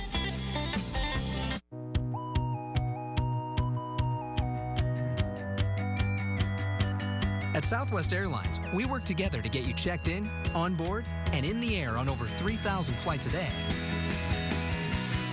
So we're ready to fly when you are. Find a flight that fits your schedule with our 11 daily nonstop flights from the New England area to Chicago Midway. Book all of our destinations only at southwest.com. Hey, this is John Lester from the Boston Red Sox. There are trucks, then there are Ford trucks. Built Ford tough. It's like me having a ball and glove in my hand. I gotta have a Ford truck. I get V8 power with V6 mileage. You know, I use it as a daily driver. Going fishing, the hardware store, taking my wife and the little man out to dinner. This is like driving a luxury SUV. You get back here, it's a truck. You can take it to the woods and you can bang it around. Right now, it's $279 for current competitive lessees to drive a loaded F-150 4x4. Swap your ride at your New England Ford dealer. If you have satellite and slow DSL, you've been missing out. With Xfinity On Demand, you get thousands of free movies and TV shows that you can watch anytime on TV, or you can stream them online with Xfinity Internet. It's your TV and internet working together to surround you with the ultimate entertainment experience only from Xfinity. Satellite and slow DSL have nothing like this. Switch to Xfinity from Comcast for $89.99 a month for 12 months with HD DVR service free for 6 months. Plus, get Stream Picks included for a year. Call 1-800-XFINITY today.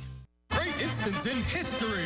Why did the great Napoleon always have his hand inside his coat? Sir, the battle has turned against us. Maybe, but I am winning. Win seats on the Green Monster with the Red Sox instant ticket from the Maine State Lottery.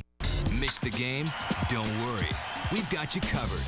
Catch every game-changing moment this season with 2-hour Red Sox replays on Soxin 2, presented by Ace Ticket, tonight at midnight, only on NESN. Boston Red Sox baseball on NESN is brought to you by Eastern Bank. At Eastern Bank, we're made of historic milestones, and now our home team has reached one of its own. Congratulations on this special anniversary from one Boston institution to another. Top of the 6th inning, 1-0. The Oakland A's on top. Red Sox coming off their best opportunity to score of the game as they strand 2 in scoring position in the 5th inning. They've stranded 5 through first 5 innings, and Josh Reddick is 0 for 2 as he leads it off for the A's. Red Sox could not take advantage of the error committed by Josh Reddick out in right field that began the bottom of the 5th inning. You know, a lot of relievers were praising Reddick the other night when he fell into the bullpen, how he's able to duck his head and go to a 4-to roll almost instantly. This is sent foul. It was an impressive bid, and he did get some glove on it. Yeah, he almost actually caught the ball. Yes. But what you can't see there, evidently he did I'm trying to remember the girl's name, Retton. Going back to 84 Olympics. Mary Lou Retton. Gymnast? Yeah, there you go. Yeah, I know who you're talking about. Scott Hutchinson was very impressed by his skill of going into a tumble and popping up. I did a couple interviews this morning, and all anybody wanted to talk about was the mouth guard that Josh Reddick has that is on display all the time.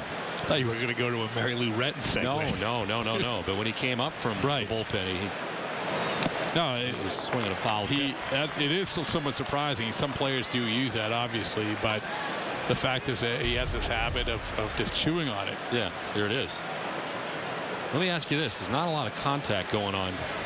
No. I mean, what are the purposes? Well, that's clearly for when a fan runs on the field so he can tackle him. This one is fouled off. 3-2. I think Manny Ramirez had a mouth guard. I think he did. He had a lot of stuff going on, though. He does. BP, he's wearing the iPod.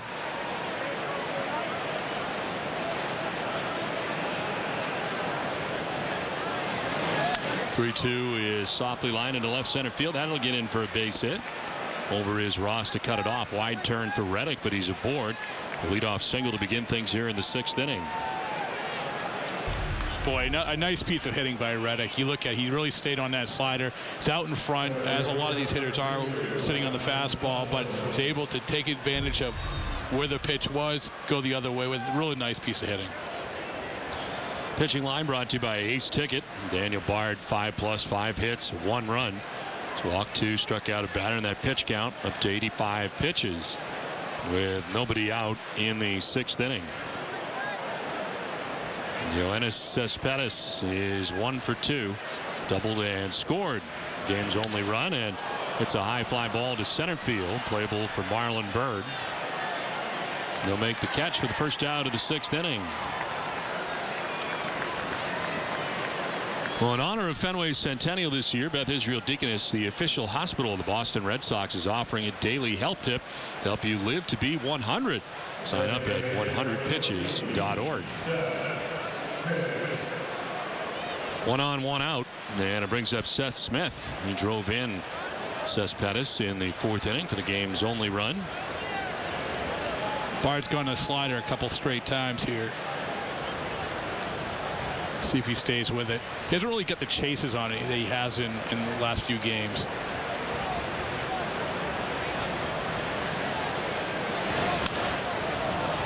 Fastball lifted to left, and Ross to the corner. Can't make the catch.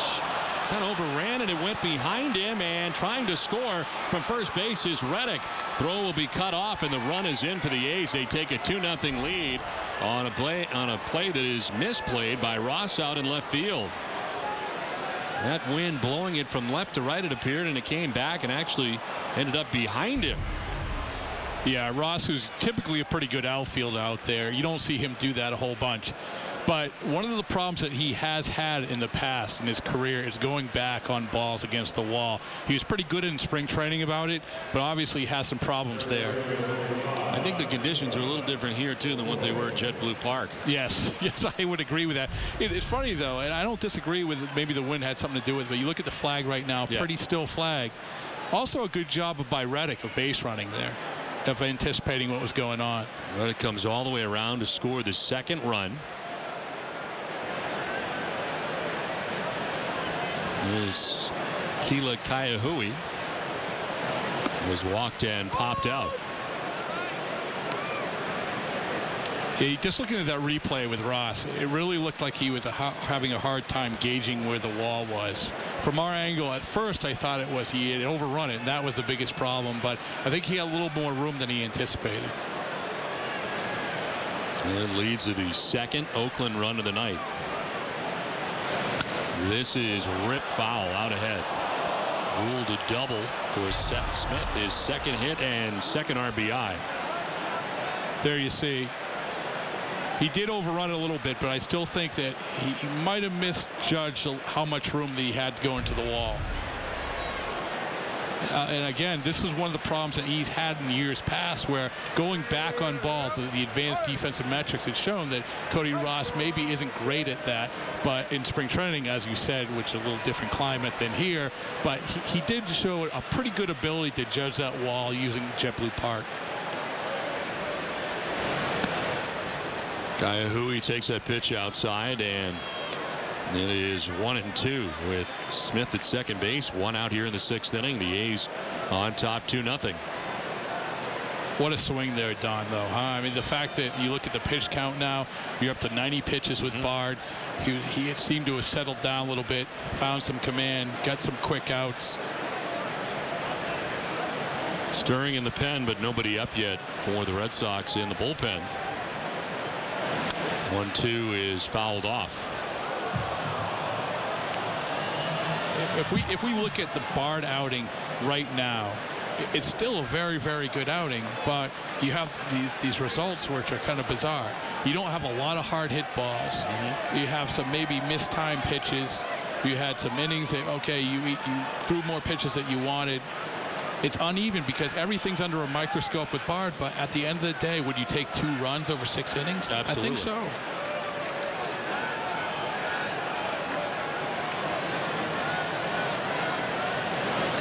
One-two, line to right field, and this is trouble as it heads down towards the corner. Seth Smith will come around from second base and score. Kaiahui into second base with an RBI double, and the Oakland A's take a 3-0 lead. Bob McClure will come out of the dugout. So far, no one has been warming, but somebody will be here very soon. You know, you look at this pitch, a 93-mile-an-hour fastball, just in a terrible spot, right out over the plate. Velocity isn't the key here. We've said it time and time again. 92, 93, you can get by, but you can't throw it in the heart of plate like that, because exactly what happened, it would happen.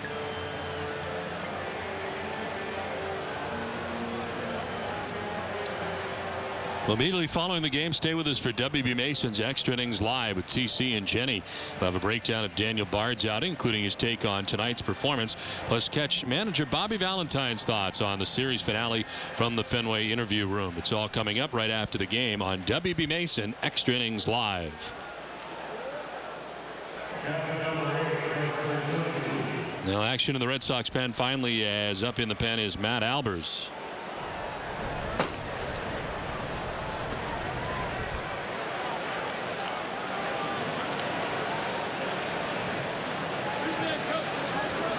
Kurt Suzuki, the batter, 1 for 2. Grounded out in the second. Singled in the fourth as he takes strike 1. That's a good pitch right there by Bard. He has to settle down. He's had a couple things go against him right there. Comes back with a 93-mile-an-hour fastball exactly where he wants to put it. He has to regain his composure, start finding the location he had in the previous, really at the beginning of the inning. Suzuki on a check swing. Did he go? They check. Yes, he did, says Vic Carapazza.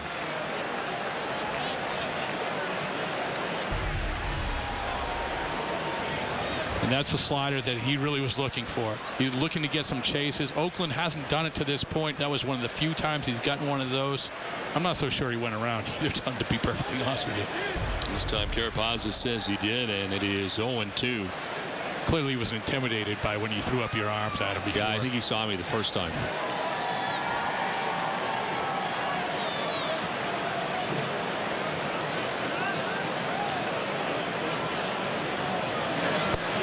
That one has Suzuki turning his head out of the way on a pitch up. 1-2. Well, the A's, who got a run in the 4th inning, get 2 here so far in the 6th inning and lead it 3-0. Bard's up to 95 pitches right now, only 57 strikes. You got to have a better strike percentage than that, really.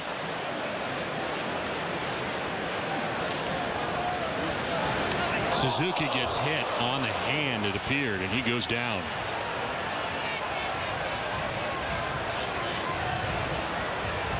Clear they want to stay inside, and missed him the first time.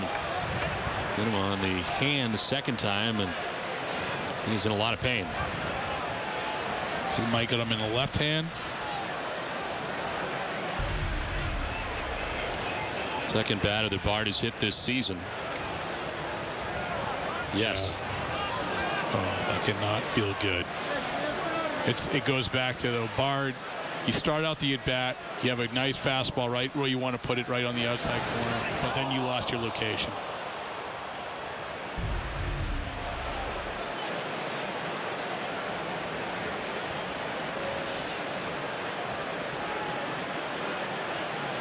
Well, next half inning, we will check in on the Seattle Mariners Tampa Bay Rays and get an update for you from Tom Caron. The Rays, of course, without Evan Longoria for some time, and that is certainly going to hurt the Tampa Bay Rays. Yeah, but you have that kind of pitching. Yes, you can get through something like that. There's no mistake about it. I mean, they were built on that pitching staff, especially those starting pitchers. And their offense, Longoria is a plus. There's no doubt about it. One of the best hitters in the game. But still, with Tampa, they're going to be in it as long as those pitchers pitch like they have been. No, Bard has to realize, and I'm sure he does, is that you're still in this game here. You get out of this inning 3-0 through 6 innings, and you have to collect yourself. You have to rediscover that command that he's had at the beginning of the inning. Well, Suzuki's going to stay in the game for now and run the bases as he heads down to first base. We saw this in spring training in some of the earlier starts. When he gets in a situation like this is where he broke out his two-seamer a little bit, something that he really wasn't using that much as a reliever, and he got out of some tough jams with a double play ball. Let's see if he goes back with it.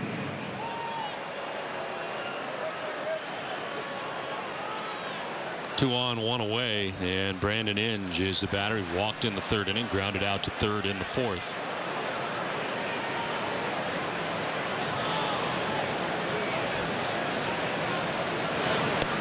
And that'll drop in there for strike 1.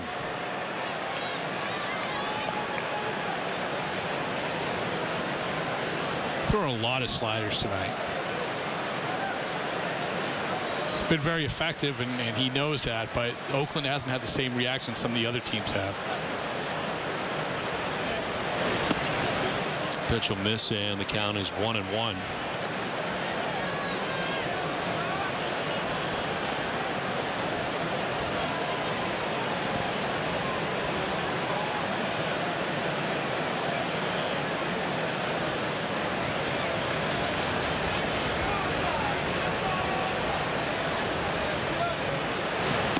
Tried to hold up and did, as home plate umpire Manny Gonzalez will not check, and it is 2-1.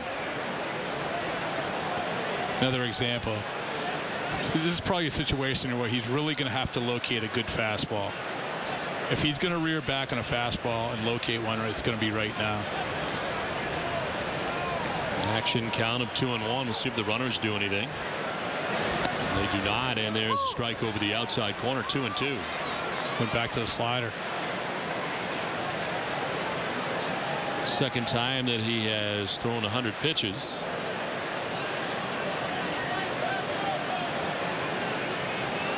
See if he goes back to the slider, try to get him to chase.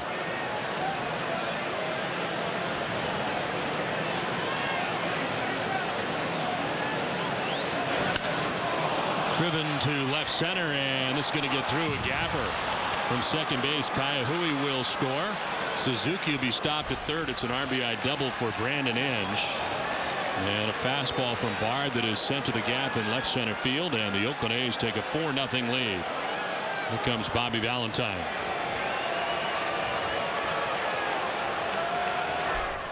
Turns out to be a 3-run 6th inning so far for the Athletics.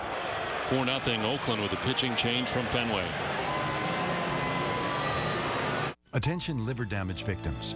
Pain reliever medicines containing acetaminophen, most notably Tylenol, have been linked to liver failure. If you or a loved one have taken Tylenol or prescription painkillers which contain acetaminophen and were hospitalized for liver failure, received a liver transplant, or even died due to complications from liver failure, call the Reliant Group. You may be entitled to a significant cash award. Call the Reliant Group right now to be connected with an experienced attorney for a free consultation and to see if you may qualify for financial compensation. There's absolutely no risk on your part. You don't owe us a penny unless we're successful. Do not delay. There are time deadlines to file a claim. If you or a loved one have been hospitalized for liver failure after taking Tylenol or other drugs containing acetaminophen, call the Reliant Group at 800-584-3218. That's 800-584-3218. So Google has this social network that lets you separate your friends into neat little circles and has the things your friends do and say show up in your Google searches. That's cool and all. But what if your friends were New England sports experts and the things they said and did were actually the best analysis and access to the teams you love? If you circle Nesson on Google+, they are.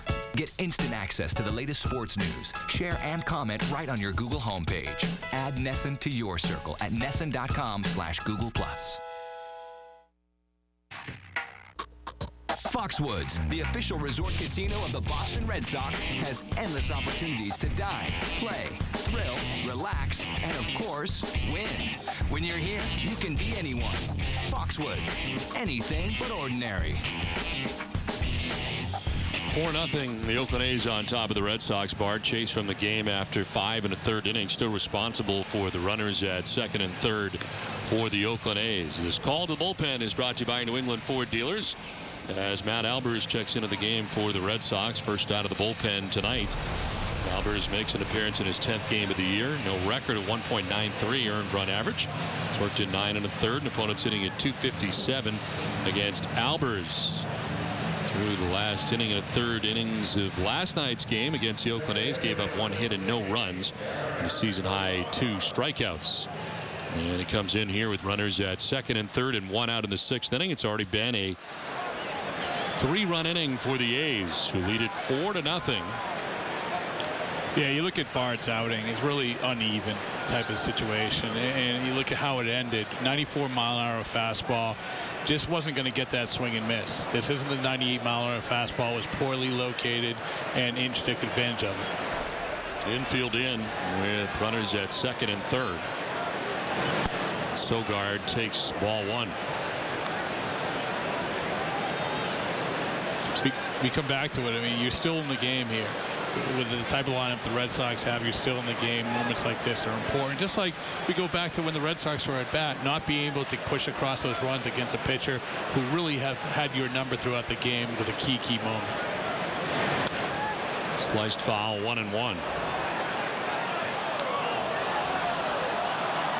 It's been a 21-minute wait for Brandon McCarthy, who will be dealing with the heart of the Red Sox order in the last of the 6th inning. Pedroia, Gonzalez, and Ortiz. And been waiting a while in there, but his team has given him a 4-run pad at the moment and looking for more now.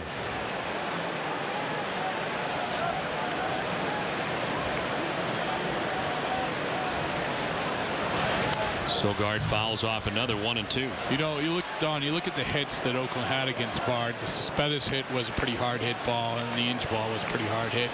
Other than that, you had a lot of swings where they were out in front of it, you know, going the other way with sliders and off-speed stuff. So they took advantage of it. There's no question about it. But you can't make mistakes like he did when there's very little room for error at all.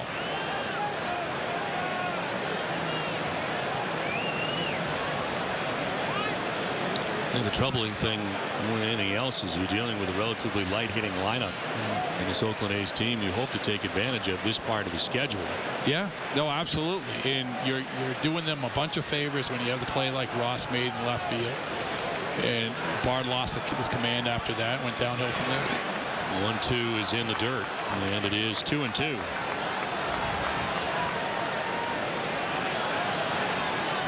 The news today before the game, in case you missed it, Aaron Cook will be activated on Saturday and make a start against the Baltimore Orioles, and Perhaps the bigger news was that Josh Beckett will skip a turn in the rotation. With the lat problem for Beckett, we're the first we have heard of that. Yeah. There's a 2-2, and did he go? They'll check. No, he did not. Full count. Yeah, we didn't get a chance to talk to Beckett before the game, but the lat isn't too concerning. As long as it's not an oblique, as long as it's not a shoulder, it shouldn't be something that sidelines him a long time. If it's a sore lat, then you probably can deal with that, and you just miss the one start.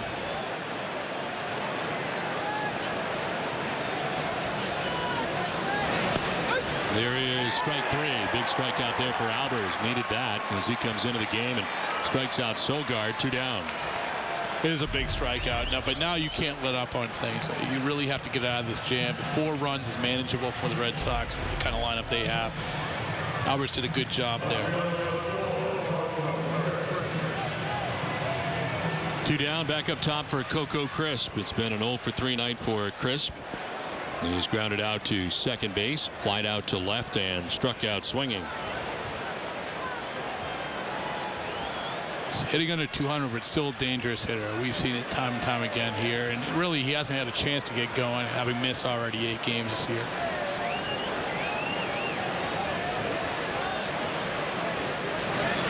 Swing and a miss at a high fastball, 93 miles an hour. Foul tipped it into the catcher's mitt. Boy, late on that, huh? 94.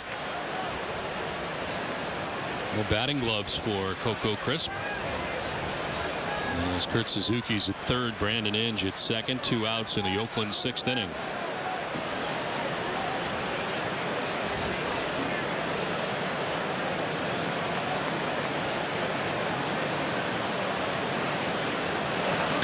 On the ground, back to Albers. He will toss softly to first for the out. Nicely done by Matt Albers. Comes in and gets out of a jam. The A's score 3 times. Take a 4-0 lead. Wow! Locally owned Maine Subway restaurants announced the $2.50 Wow deal. For just $2.50, you get a regular 6-inch cold cut combo or meatball marinara for just $2.50. Hurry, this offer won't last. Subway, eat fresh. Wow! All they ever talk about is that boat. The boat, the boat, the boat. We're going to put the boat in the water. We're going to take the boat out of the water. Hey, when are you going to come with us on the boat? It's a big deal, this boat. To me, it is a complete waste of time. It makes me nervous. Some people want more out of life, and we insure the things that make more possible. Safeco Insurance. Find a local agent at safeco.com. Red Sox baseball on NESN is brought to you in part by Berlin City Auto Group, the largest selection of vehicles online at berlincity.com. Maine State Lottery, we've got the games. And Subway Restaurants, where winners eat.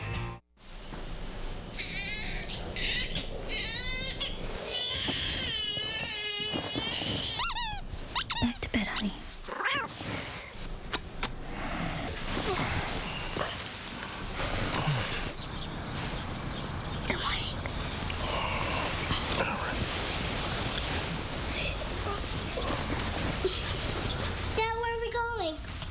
A healthier you is a work in progress, and we're here to help you every step of the way. Tonight, following our Red Sox coverage, join Jamison Coyle for NESN Daily, presented by Sun Life Financial. We'll have a full rundown of the Saints Bounty Gate player suspensions. The Globe's Gary Washburn will be in studio to preview Celtics-Hawks Game 3 as the series shifts to Boston, plus a look back at the life and career of Junior Seau. All this and much more on NESN Daily tonight after our Red Sox coverage. It's only on NESN. Well, the Oakland A's score 3 times in the top half of the 6th inning and take a 4-0 advantage over the Red Sox. A 27-minute wait for Brandon McCarthy, who's pitched very well tonight.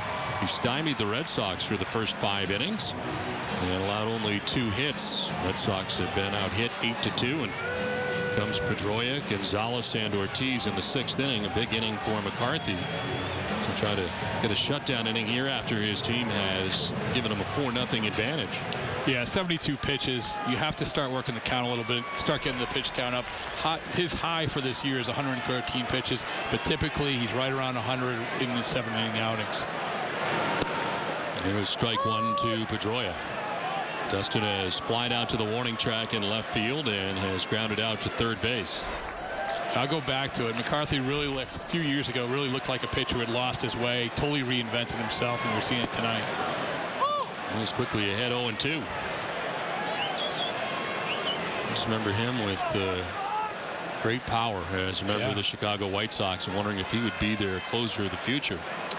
Yeah, we heard a lot about different roles he was going to have, top of the rotation, closer, because he had that type of stuff. He doesn't have that type of stuff anymore. He's still a 93-mile-an-hour guy, max, but still, we saw it tonight. He's working it in. Now he's become more of a pitcher.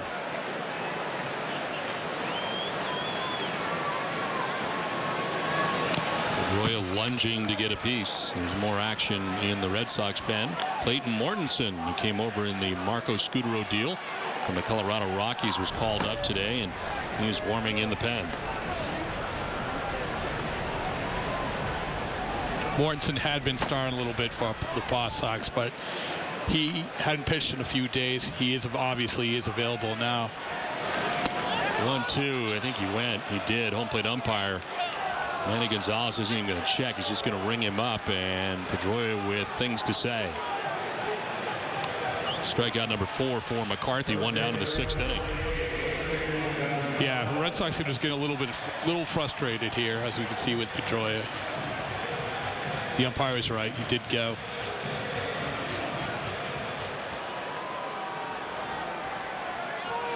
But that's what McCarthy's been doing. He's been doing it for the last 2 years. Look at it, you say, well, his stuff isn't that great. It certainly isn't what it used to be, but I'll say it again. He's become more of a pitcher. We saw it there, getting Pedroia to chase. Adrian Gonzalez has walked and struck out, and Pedroia is still frustrated from his at bat. You know, one thing, Don, I think that kind of goes under the radar with this Red Sox lineup is the importance of Kevin Youkilis. And everyone gets so enamored with Middlebrooks and the kind of potential and how the pieces that they have in this lineup. But you look at when they've not had Kevin Youkilis this year, they really haven't done much. And he's a huge, huge part of this lineup in terms of protecting guys. Not only that, generally he sees a lot of pitches and can contribute in driving up the pitch count for a starter. Absolutely, absolutely.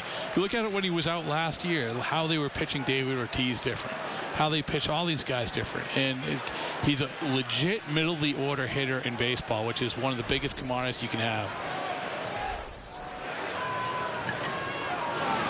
1-2 is fouled off. Protective swing by Gonzalez.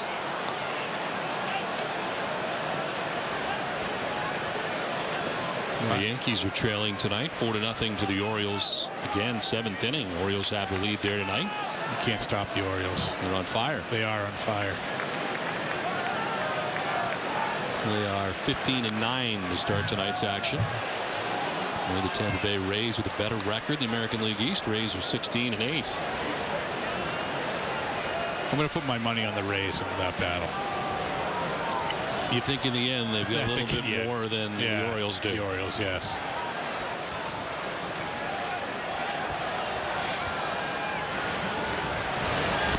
It's outside. 2-2. The Dan Duquette Newt Rockne speech at the beginning of the year only lasts for about a month. That's it. Working right now. Yeah, well, you know, listen, you get on the wooden stool.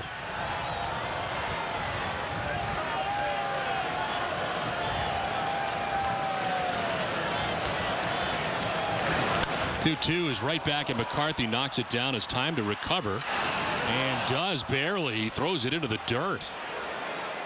Let's check in with Tom Caron for a game break. TC.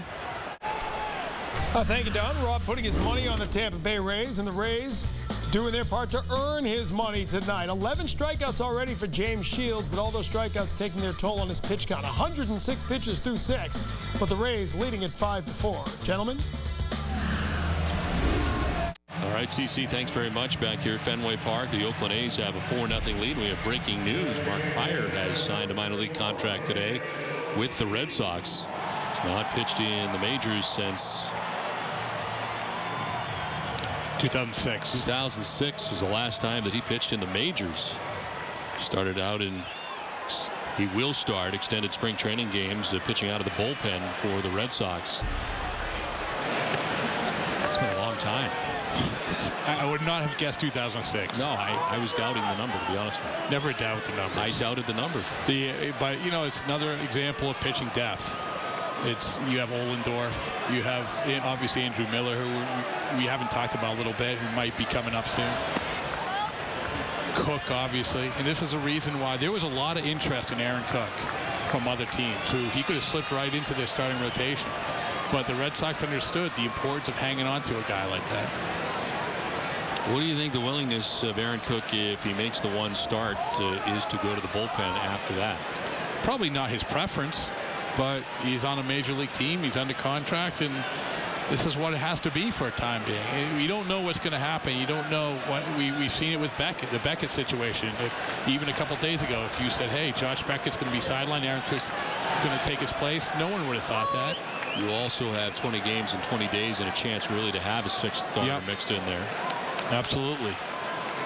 Red Sox have a very tough stretch. They have tomorrow off, but after that it's 20 and 20.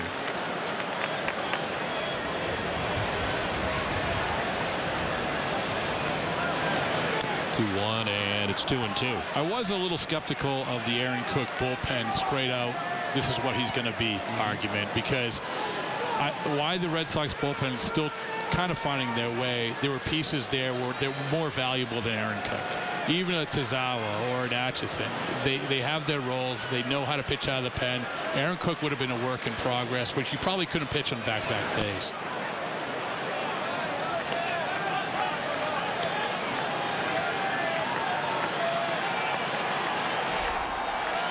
Cody Ross on deck. 2 outs here in the 6th inning. 90th pitch coming up for McCarthy. Ortiz skies one to left field. That is back. Crisp looking up, and it is off the wall. Crisp plays the carom. Big Poppy headed for second base, and he will get there on the slide. A wall ball double with 2 outs in the 6th inning. David taking it the other way with authority. Boy, by Coco's reaction, I thought it was gone. Does a great job of going the other way. We've seen it time and time again from David this year. The fact is that you take that pitch, he's not trying to turn it over, he's not rolling over on the ball, he's taking it the other way. That's why he has such a high average. That's why he had such a successful April. So a double here with 2 down in the inning. Snaps a stretch of 5 in a row retired by McCarthy. And it brings up Cody Ross, who's done the same thing twice. He's grounded out to the A's shortstop Cliff Pennington on 2 occasions. And a foul tip into the catcher's mitt for strike 1. You know, and I mentioned Adrian Gonzalez, how good he is about hitting balls in the strike zone, and how last year in the major leagues there was no one better, hitting over 400 on balls in the strike zone. For Ortiz this year, that's been a key, especially against lefties. He's identified the right pitches to hit. That was another case. He got a pitch he could hit, and he took advantage of it.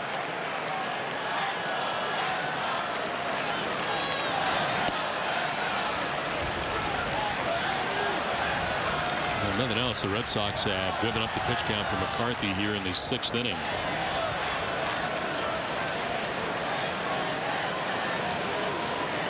First 20-pitch inning of his outing.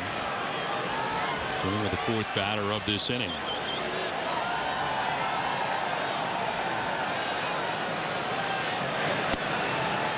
Just outside, 2-1. You look at the importance of getting McCarthy out of this game, because obviously bout 4, you wouldn't think he would be available after what he went through.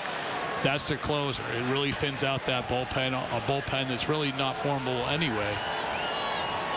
Pitching line brought to you by Lexus. So far, no runs for the Red Sox. 2 outs in the 6th inning. Breaking ball had him ducking for cover. Really fooled him, and it's 3-1.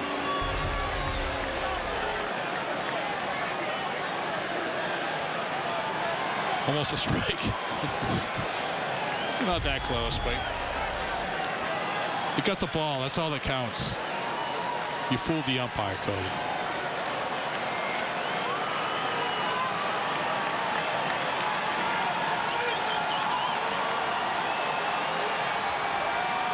Ross will pop it up. Right side of the A's infield. From second comes Sogard. Sogard makes the catch that ends the 6th inning. It's been a frustrating night for the Red Sox. Frustrating night for Dustin Pedroia. Through 6, the A's have a 4-0 lead. Superior roofing comes from experienced roofers, and that quality and experience starts and ends with Roof Systems of Maine. For over 35 years, Roof Systems of Maine has been dedicated to providing your schools and businesses with the best quality workmanship in the area. They do it all, and no one does it better. Need help with a big job of your own? Rent a crane with an experienced operator from Roof Systems of Maine. Most times it's less expensive than to rent just a crane from a rental company. If it's a roof and it's in Maine, it's got to be Roof Systems of Maine. Spring is in the air with the Subaru Love Spring event. Wherever your plans take you this spring, let Quirk Subaru get you there with offers like these. Financing as low as 1.9 for up to 63 months. 2012 Impreza sign and drive lease, just $219 a month. Or save up to $2,500 on all 2012 Legacies. With over 100 Subarus in stock, there is no better time. The Subaru Love Spring event going on now at Quirk Subaru, Hogan Road, Bangor, and online at quirksubaru.com.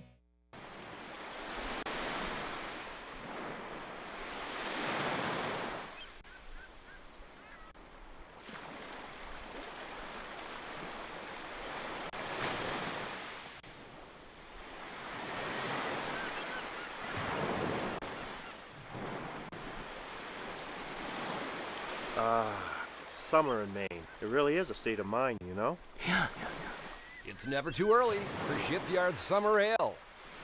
We're currently renovating our showroom and need to make more room. That means more Varney value for you. Right now, save thousands during this huge inventory reduction sale, like the 2012 Sierra 1500 two-wheel drive regular cab. Price to move at just $17,990 with trade assistance. You save more than $5,500. Or lease a four-wheel drive GMC Sierra SLE Crew Cab Z71 for only $319 a month. Don't miss the inventory reduction sale going on now at Varney Buick GMC, Hogan Road, Bangor.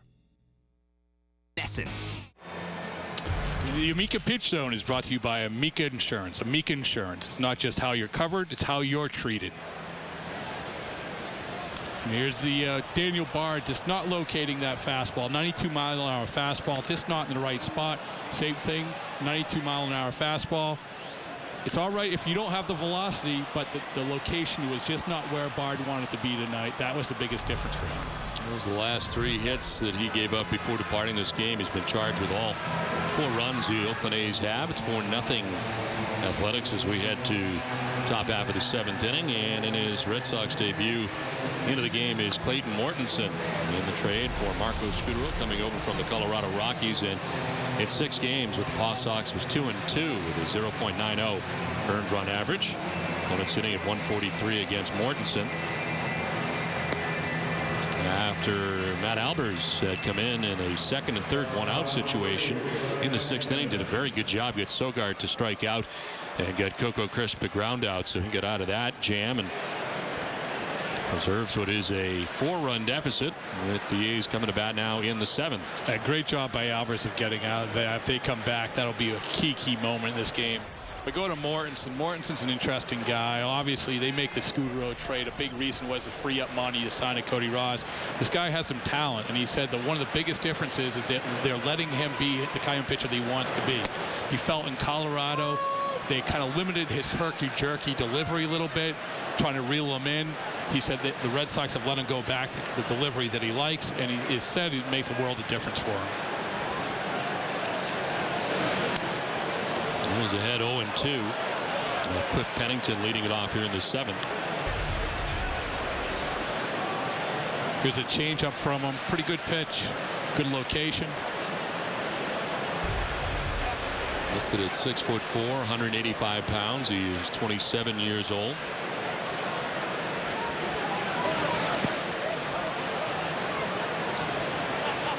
You know, it might be the case where we're just seeing Mortensen for a few days here. If Cook comes back, that could be very well the case unless they decide to send Iglesias down. But this is an opportunity to show the type of value he has, maybe even for later in the year.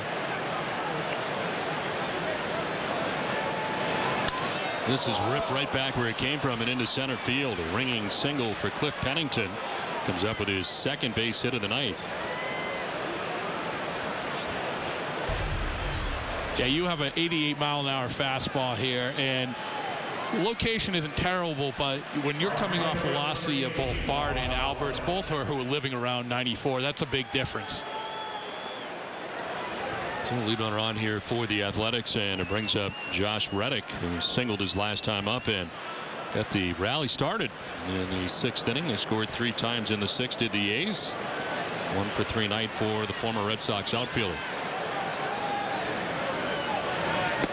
And one of the pitches that Morton said it was working for him is a 2-seamer. He could really use a ground ball here, so see if he pounds that strike zone with something like that.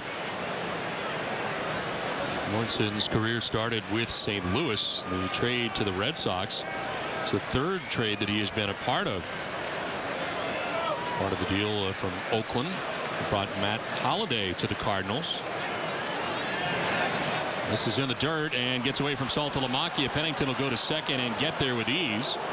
Nice job by Aviles to knock that down before it got to the outfield. Kind of an off-balance throw from Saltalamacchia, and ill-advised at that point.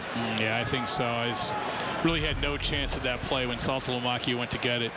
It's a couple pitches by Mortensen that really have missed the spot. Poor location on it. He has to have a little bit of nerves going. On top of the weather, it can't be that easy for him. Wild pitch charge to Mortensen as Franklin Morales warms up in the pen behind him. BostonGlobe.com. It's everything you love about the Globe, now available on every device. For home delivery subscribers, unlimited access is always available, but it's free for everyone until Sunday, courtesy of Coldwell Banker Residential Brokerage.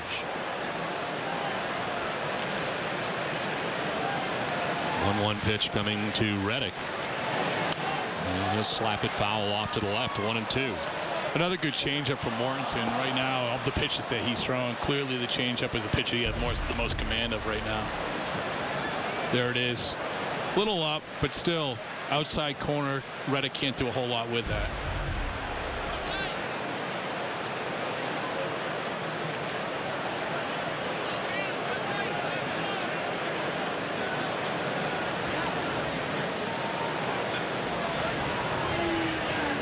Reddick with a swing and a miss, strikes out. The breaking ball there gets Reddick, and it's the first out of the 7th inning. Yeah, he set that up very, very nicely. You go with a changeup, outside corner, comes back with a slider, perfectly located right on the outside there.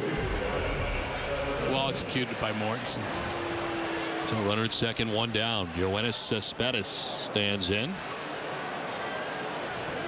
And a double back in the 4th inning, a 1 for 3 night for the Oakland A's. We've seen him 3 games now. What's your impressions of Cespedes? So far, I haven't seen a lot. Yeah. To be honest with me, he's got a lot of power. Seems like he is continuing to work at the plate. He has 5 home runs coming into the series and 20 RBIs. Had a couple in this series. You wonder about his center field play. I don't think he's as good defensively in center field as Coco Crisp is. But you see what the potential is. Well, he's leg pressing 1,000 pounds. That was more impressive. I mean, I think the video is more impressive than anything I've seen in the series. If he could do that while fielding a ball in center field, yeah, I would compare him to Bo Jackson like Peter did. Yeah, I mean, I haven't seen that kind of power yet. I mean, he looks to be very strong, but everything that he has hit so far in the series, we haven't seen all that much power yet. Yeah. Probably a very unfair sample. Yeah, you know, I think he's starting to cut down on his strikeouts a little bit, but that's going to be the biggest concern going forward. He can't be an all or nothing guy. But it is interesting, you know, Oakland went on a limb for him. There's no other team was going to offer him the kind of guaranteed money that they gave him. And what does that tell you? Is there a strike 3? Takes a look at that back-to-back case for Mortensen. He battles back after the single to begin the inning. Yeah, there's another really good changeup. Obviously, we haven't seen a lot of Mortensen. We really didn't even see a lot of him in spring training, to be honest with you. And so this is the first impression that we're getting of him. Changeup's very, very good. Mislocated a couple fastballs, but changeup seems to be working for him tonight. 2 down, and Seth Smith, the batter, the DH. He came into this game hitting at 194, and he's been a big player for the Oakland A's tonight. Their DH is 2 for 3, 2 hits, and 2 runs batted in. And a swing and a miss for strike 1.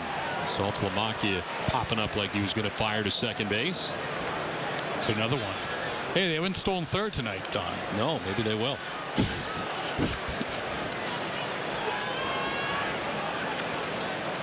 Well, you know, odds are good. Saw 2 last night, and Pennington out to his lead at second base.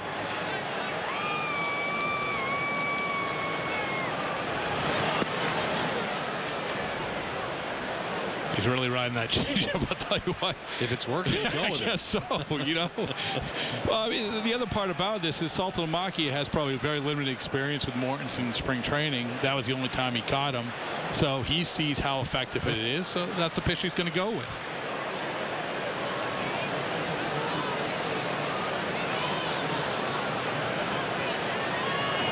Smith will ground it down the first baseline. It is a fair ball. Adrian Gonzalez will play it. Tags the bag to end the inning. 7th inning stretch from Fenway. It's 4-0. The A's have the lead. Let's check in with your Need to Know. The NESN Daily presented by Sun Life Financial. Here's Jamison Coyle. All right, thanks, Don. A tough day for the NFL as they mourn the loss of Junior Seau, who died at the age of 43. After playing 20 years in the NFL, the former Patriot linebacker reportedly committed suicide at his San Diego home. Oceanside police responded to a 911 call from Seau's girlfriend. When they arrived, they found Seau with a gunshot wound to the chest and a handgun nearby. That and much more tonight on NESN Daily, presented by Sun Life Financial, employee and voluntary benefits. More Red Sox baseball coming up after this.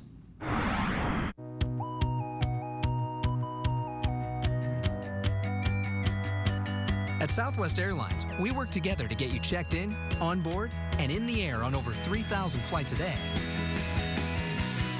So we're ready to fly when you are. Find a flight that fits your schedule with our 11 daily nonstop flights from the New England area to Chicago Midway. Book all of our destinations only at southwest.com. Ever wonder if there's more out there? How did you know? Your lunch says it all. Upgrade your meal with Wendy's new signature sides, like our chili cheese fries or baked sweet potatoes. Sides that make the meal. That's Wendy's way. Now that's better. Great instance in history. George Washington! Who did this? I cannot tell a lie, Father. I scratched your instant ticket. Win seats on the Green Monster with the Red Sox instant ticket from the Maine State Lottery. Look, Father, you won! There are people who say that our teams have won enough championships, that we should let some of the other teams have a turn.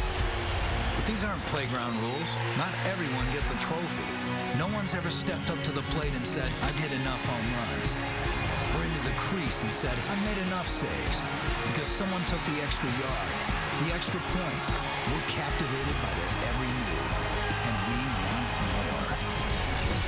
This is NESN. 4-0. The Oakland A's on top of the Red Sox as we head to the bottom of the 7th inning. Red Sox have work to do. Jarrett Saltalamacchia on his 27th birthday leads it off for the Red Sox here in the 7th. They struck out in the 2nd inning, reached on an error by the right fielder Josh Reddick in the 5th inning. Now goes to left as Crisp heads back. This will be off the base of the wall. Crisp gets it back in quickly and holds Saltalamacchia to a long single to begin things in the 7th inning. You know, 2 pretty good bats by Saltalamacchia. I know we focused on Reddick dropping the ball last time, but he hit the ball hard. In this case, goes with the pitch perfectly, just like you wanted. Thought he might go for 2. Coco doesn't have a great arm, and I got to be honest with you, that's the best throw I've seen Coco make in a long time. So lead runner on here for the Red Sox in the 7th inning. Will Middlebrooks on his first major league hit in his last at bat. The infield hit. He's been on twice tonight in his major league debut. He walked, stole a base in the 2nd, and then the infield hit in the 5th. Yeah, seeing a lot of pitches, which is smart. Saw the 4-pitch walk to begin the game.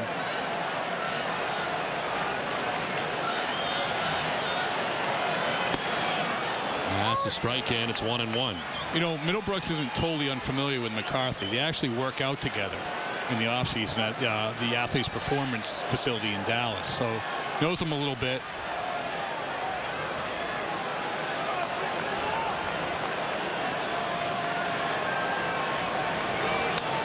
Line to right for Middlebrooks. It'll get in and head towards the corner. Saltalamacchia is headed for third base. He will be stopped there. Will Middlebrooks with his first extra base hit in the major leagues. A double.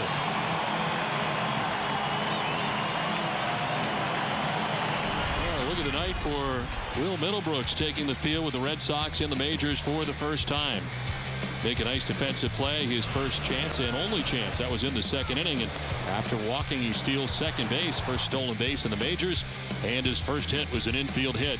Brandon Inge tried to get him, but could not at first base. And they get that baseball for him. And he has just doubled here in the 7th inning to give the Red Sox second and third with nobody out in the bottom of the 7th inning. Hey, you talk to the Red Sox player development people, and one of the things that they say about Middlebrooks is the difference between last year and this year are hits exactly like he executed there. Going the other way with it. Not just a pull hitter like he was early in his career. Did a great job with that pitch. So 2 on and nobody out here for the Red Sox.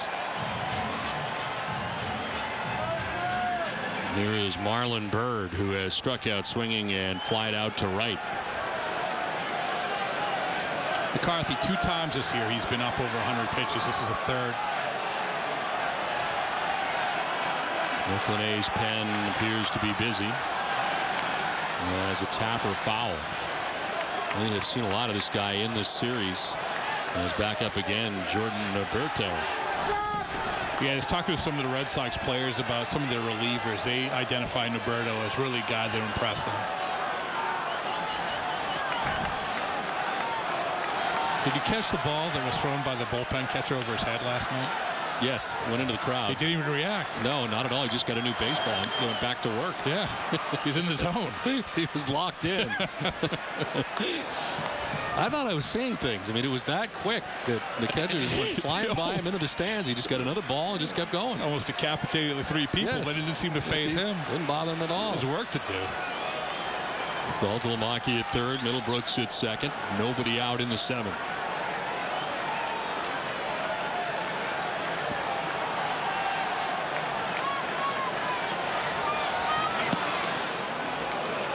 One and 2.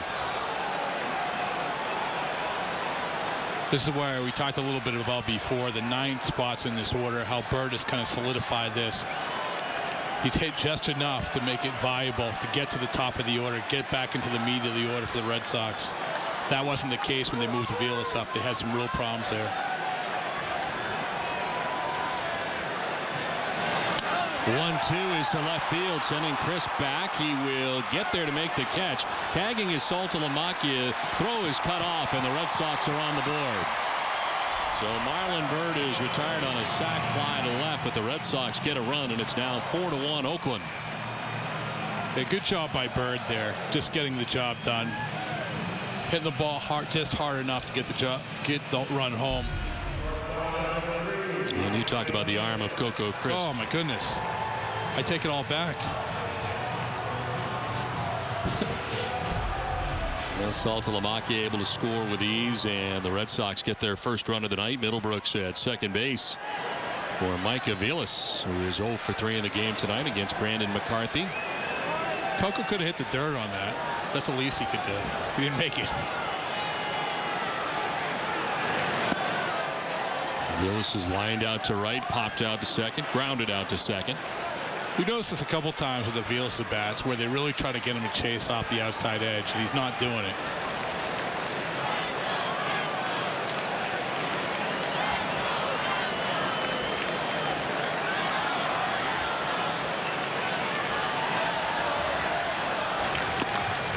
There's a strike, and it evens at 1-1.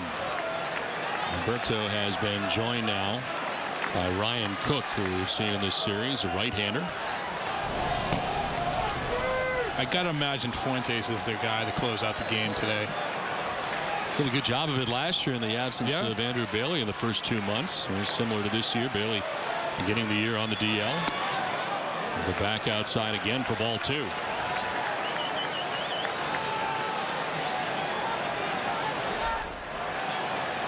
Ryan Sweeney waiting on deck. 1 out in the Boston 7th inning.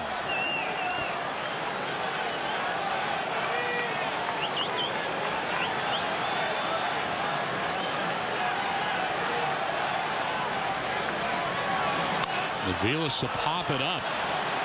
Down from third is Inge, out is Suzuki, and the catcher puts it away in fair ground for the 2nd out of the 7th inning.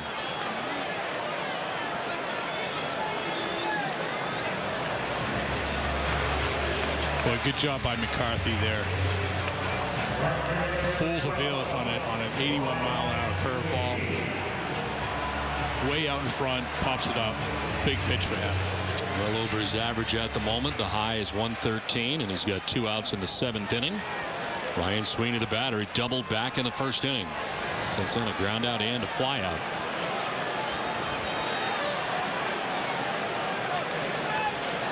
Former Oakland A. Down and in for ball 1. Got to imagine if Sweeney's able to get a hit here, you might be able to drive McCarthy from the game. And Dustin Pedroia waiting on deck.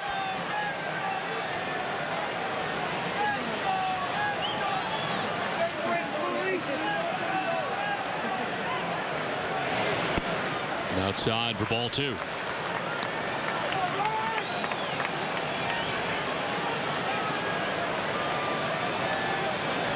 Red Sox finally getting their first run of the night here in the 7th inning off Brandon McCarthy after he had stymied them in the first 6. Kurt Young, the pitching coach, looking on.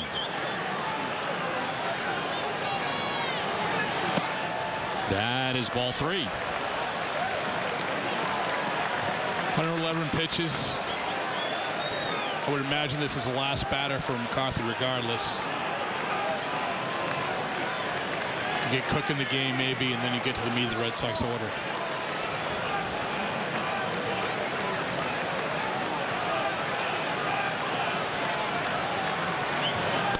And there's a strike, 3-1. Still a good at bat by Sweeney so far. He's doing exactly. He hasn't chased any of his pitches. He's driven up the pitch count. Worked a manageable count here.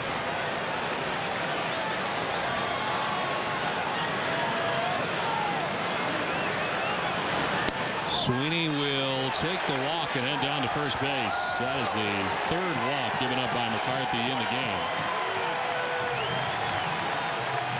And it is 1st and 2nd with 2 outs as Kurt Young checks on the pen to see if they're ready. And Suzuki out to buy some time as well. We'll see where this last pitch ended up in the Amica pitch zone. I was going to say it looked pretty good. It looked pretty good. Yeah. I don't blame him for being upset. McCarthy said that's not up. It's interesting they're leaving him in here. Clearly they understand. They understand the lefty. Oh, well, sorry, they're not leaving him in. So clearly they are not leaving him in. Well, they bought some time with Suzuki out there, and they got the confirmation the bullpen is ready, and McCarthy's night will be over.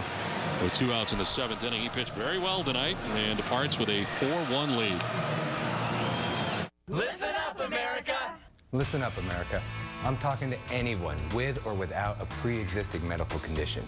The recent health care bill will not take effect until at least 2014, leaving families and individuals lacking health insurance with no immediate solution to their concerns. Meanwhile, medical problems continue to be the #1 cause of bankruptcies. But here's the good news. A health insurance hotline has been established to provide affordable health insurance for all uninsured Americans. And yes, uninsured Americans with pre-existing conditions. Call the number on your screen now, and in less than 10 minutes, you could have a choice of affordable health plans from the Hotline Network. This is not a discount card. You will have access to doctors, hospitals, dental care, infant care, and emergency services. Call the Health Insurance Hotline now and get you and your family covered today. Call 800-351-5866. That's 800-351-5866. Every play matters. On at center by Pedroia. Game over. Every strike matters. Swing and a miss. 96 in buy-in. Every at-bat matters. That ball is going to be off the wall. Here comes Pedroia to win the game, and the Red Sox win it. What a finish! Every second. Every minute. Every moment. Every game matters. Every game. Every game. Every game. Red Sox baseball on NESN. Every game matters. The game summary is brought to you by Xfinity. Well, Brandon Inge, part of a big 6th inning for the Oakland A's. They scored 3 times. Inge with a double to drive in a run as part of the 3-run attack. Well, the Oakland A's have been scoring. The Red Sox have been frustrated by Brandon McCarthy, who strikes out 4, including Dustin Pedroia, who did not think he swung at this pitch. and was upset. And it has been a night of frustration for the Red Sox with McCarthy, who does depart from this game as he leaves after 6 2/3 innings, as it turns out. Responsible for the 2 men on. Red Sox have runners at first and second. To the bullpen go the A's. Ryan Cook comes into the game for his 11th appearance. He's not given up a run in 11 innings of work. Has walked 6, though. Has 10 strikeouts, but opponents, how about that average? 0-31 against Ryan Cook as he comes into the game, and 2 on and 2 outs here in the 7th. Yeah, Ryan Cook is a guy for them who's really emerged as one of the few reliable relievers they have. Guy who's going to be a bridge to Balfour or Fuentes or whoever's at the end of the bullpen, but he's been one of the few pleasant surprises for them. Dustin Pedroia, the batter, takes the pitch outside. He represents the tying run as he is at the plate here with Middlebrooks at second base, Ryan Sweeney at first base, and 2 down.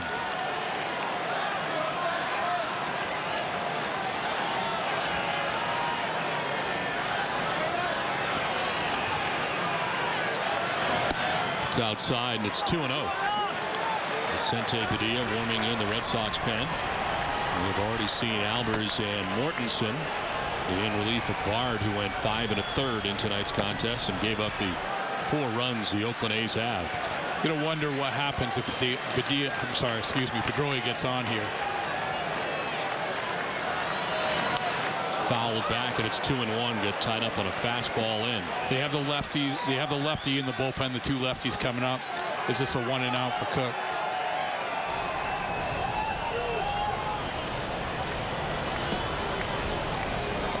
That's why I thought they might be leaving him in for 1 more batter to get to Noberto, let him face 2 lefties. And then still have Cook out there for the 8th. He's still got a lot of baseball left. Yeah, you've already thinned out your bullpen a little bit from the night before.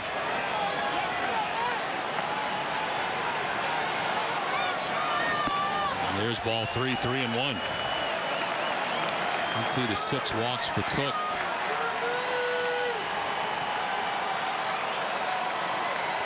Pedroia's 7th inning or later, hitting at .393. It's been his time in the game as Adrian Gonzalez waits on deck. 2 outs in the 7th.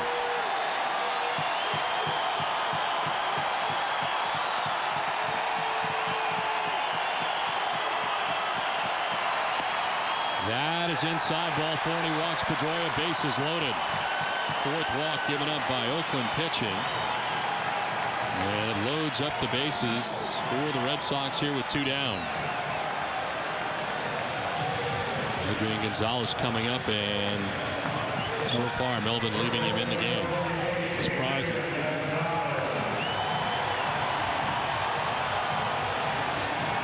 Somewhat surprising, Don. I would imagine they would bring an effective lefty against you. Have 2 lefties coming up. You have a guy who, one thing he's done this year is walk guys. Just walked another. Gonzalez takes ball 1. That's not close. And Suzuki out to talk to Cook.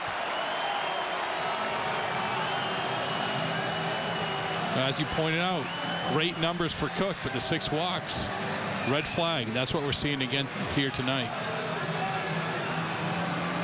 Walk for Adrian Gonzalez and 1 plate appearance against Ryan Cook as Melvin stays with him at the moment.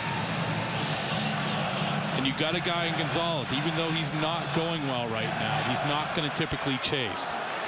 He's going to still be getting his pitch. He's not going to do Cook any favors here, probably. Adrian is 0 for his last 13.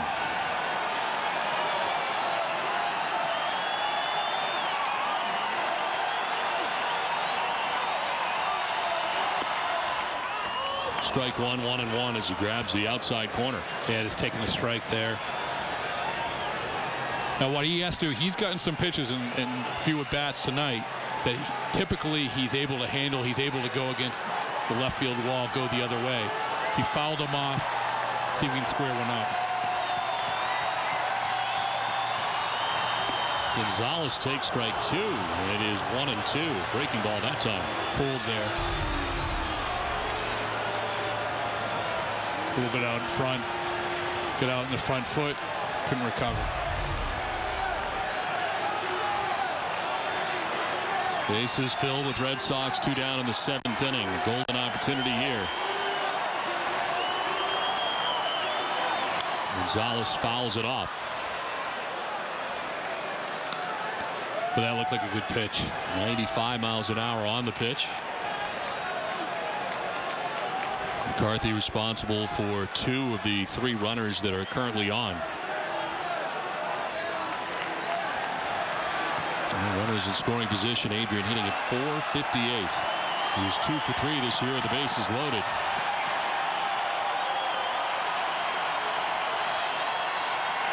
Gonzalez will foul off another. The pitch before was one that looked like he could handle. That pitch was just a good job of fouling it off, I think.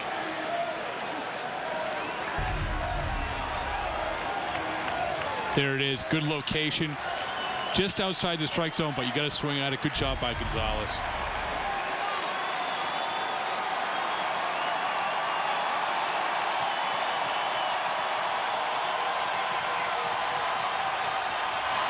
Swing and a foul tip held onto by Kurt Suzuki as Cook gets a big strikeout. Red Sox leave them loaded. They get a run. It's 4-1 Oakland.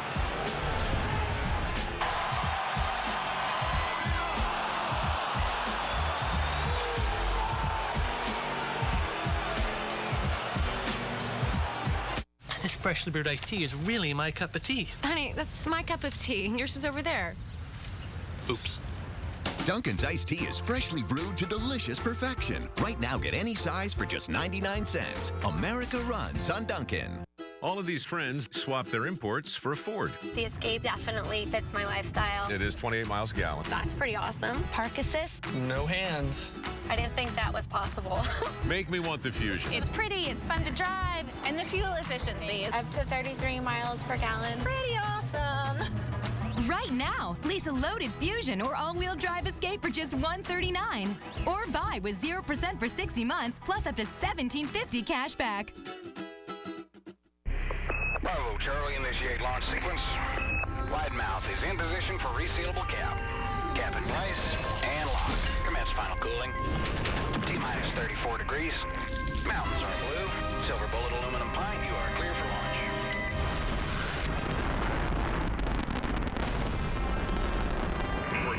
Houston, we have refreshment. The silver bullet aluminum pint from Coors Light. The world's most refreshing beer. These artisan bagels are so tasty. Hey, what do you think artisan means? It's Latin. For what? Really, really good bagels. Dunkin's new artisan bagels are soft, chewy, and delicious. Get 6 for just $3.99 today. America runs on Dunkin'.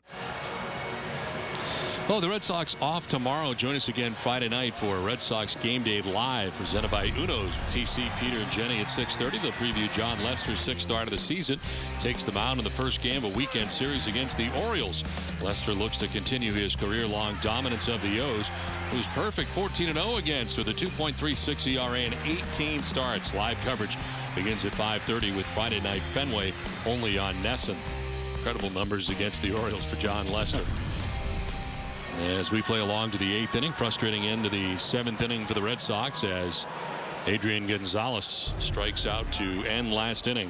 Yeah, it was the second time in the bat he was really fooled by that slider. A little out in front foot, wasn't able to get any kind of leverage on it. Just you got to have to tip your hat to Cook a little bit. Brandon McCarthy ends up going 6 2/3, 1 run.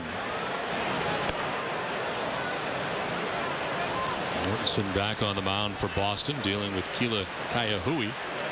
So far, what we've seen from Mortensen is the ability to play off that changeup. Really, he's thrown a lot of changeups. It's been his most effective pitch, but in the last out, I think he was able to throw a little bit of a slider, a fastball, pounded to the ground. So if you use the changeup primarily and then play off of it, that seems to work for him so far.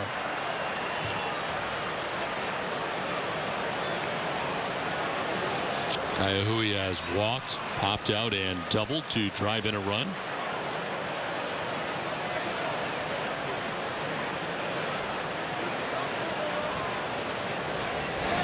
Swing and a miss, off balance, and it's 1-2. There it is again. I would say that is his best pitch. at least that's what Saltalabacchia thinks. Keeps going to it. Yeah, but it works. Go with what you know.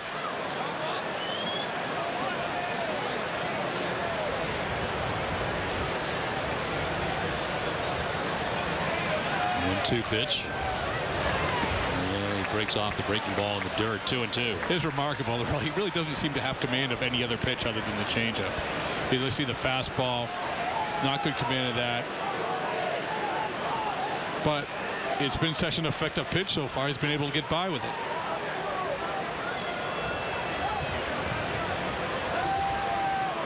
Two pitch. Popped up foul. That'll get back and out of play. Saltalamacchia gives chase, but foul ball. Boston Red Sox baseball on NESN is brought to you by Eastern Bank. At Eastern Bank, we're made of free checking that's got nothing to hide, which means no fees or any other types of curveballs. Check out what else we're made of at easternbank.com. 4-1, the Oakland A's are on top of the Red Sox. They bat here in the 8th inning. Kila Kaiahui leads it off in the 8th. Here's a 2-2 from Mortensen.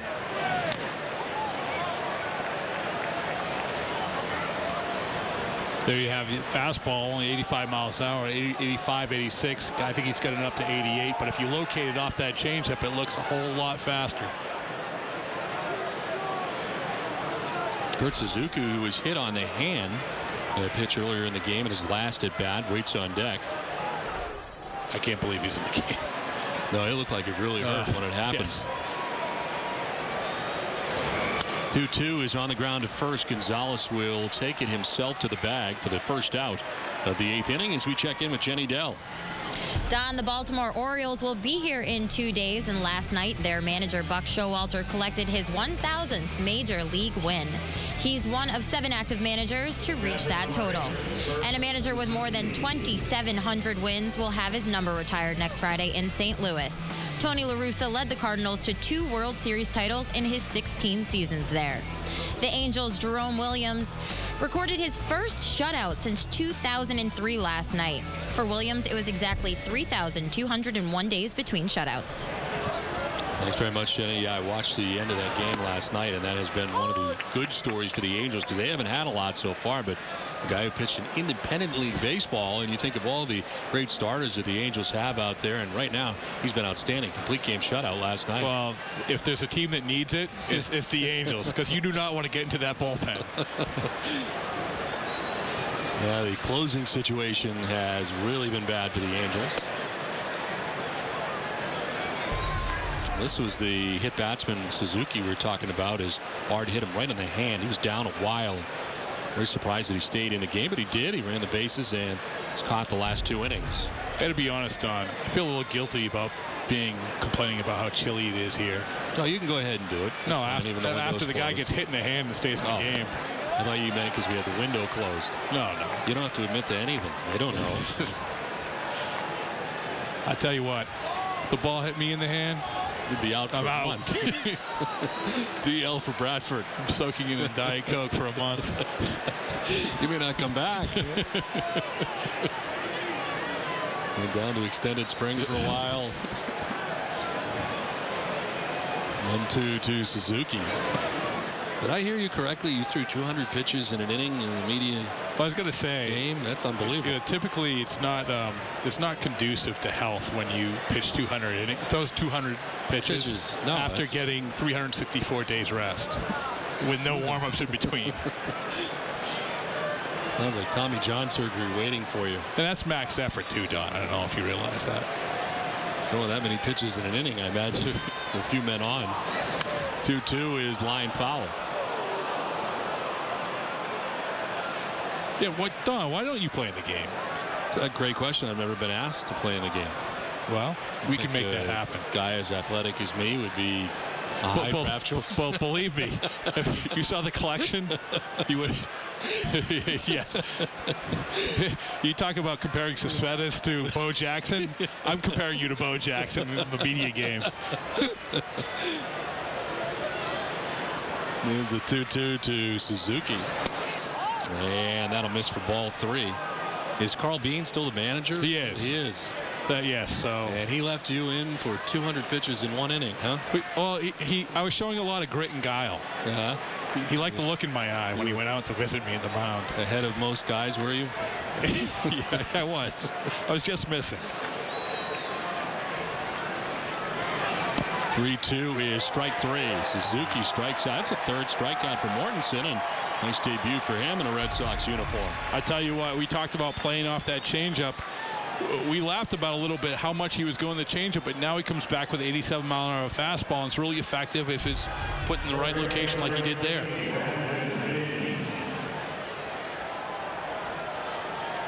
Bob McClure on the phone to the pen. Nobody is warming at the moment. Earlier, Franklin Morales had been up 2 outs here in the 8th inning. Brandon Inge takes a look at strike 1 over the outside corner. You look at the job that Albers and Mortensen's done so far. That's been one of the bright spots of this game so far.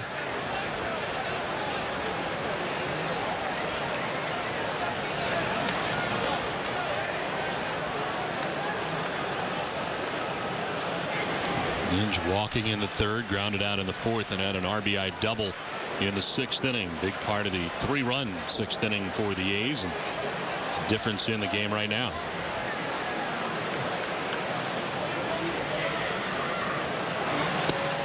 That's strike 2. Throwing the changeup to the righty there. That shows you he has a ton of confidence in his pitch, and he's not going to back off it no matter what side of the plate the batter's on.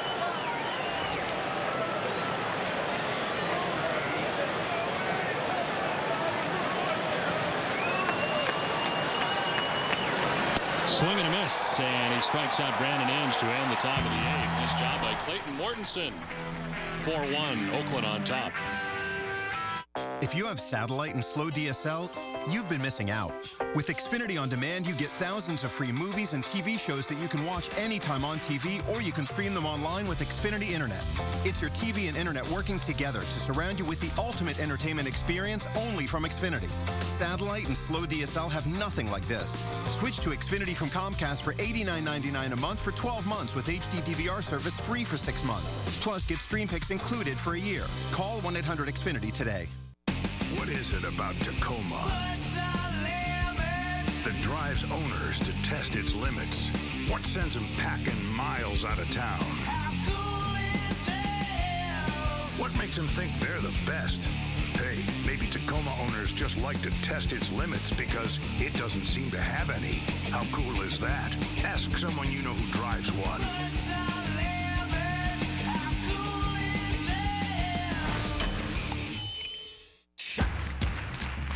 Pull on those gardening gloves, and let's see how colorful an afternoon can be. With certified advice to help us expand our palette and prices that give us more spring per dollar, we can mix the right soil with the right ideas and bring even more color to any garden. More saving, more doing. That's the power of the Home Depot. Lay down a new look with Earth Grow Mulch, now 3 bags for just $10. Friday on Nesson, Orioles, Red Sox. In their first meeting since last year's heartbreak defeat. The Red Sox lose in a crucial 162nd game of the year. Matt Wieters and the Orioles fly into town for a 3-game series against the Sox. Baltimore has given their fans reason to believe that this could be their year. But in a tough AL East division race, Ortiz and the Sox look to battle the Birds to the end because every win matters. Friday night Fenway coverage begins Friday at 5:30 on Nesson. This Friday and every Friday, played at home this season. Join TC and Peter Gammons on Yawkey Way for 30 extra minutes of pregame coverage before the Sox take on the Orioles. Friday Night Fenway, presented by iParty, gets the night started live at 5:30.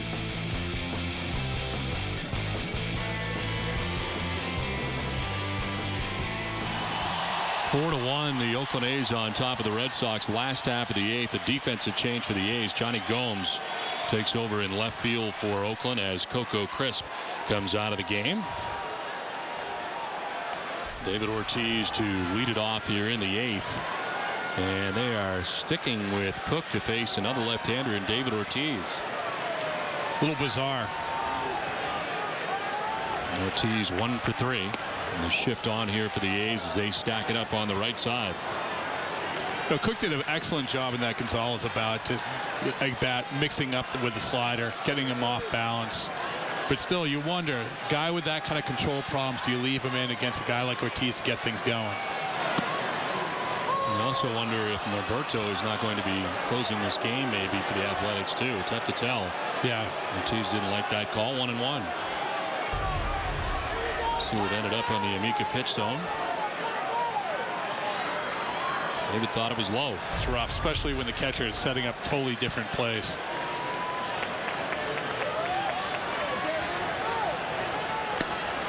That's outside. 2-1.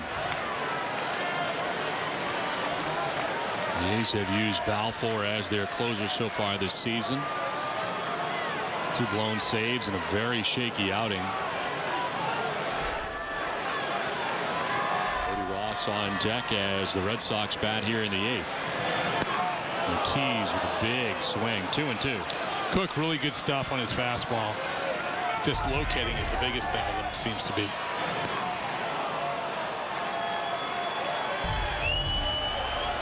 You come back, you have that 95-mile-an-hour fastball, you come back with a slider like he did at Gonzalez. That's tough. See if he does it here.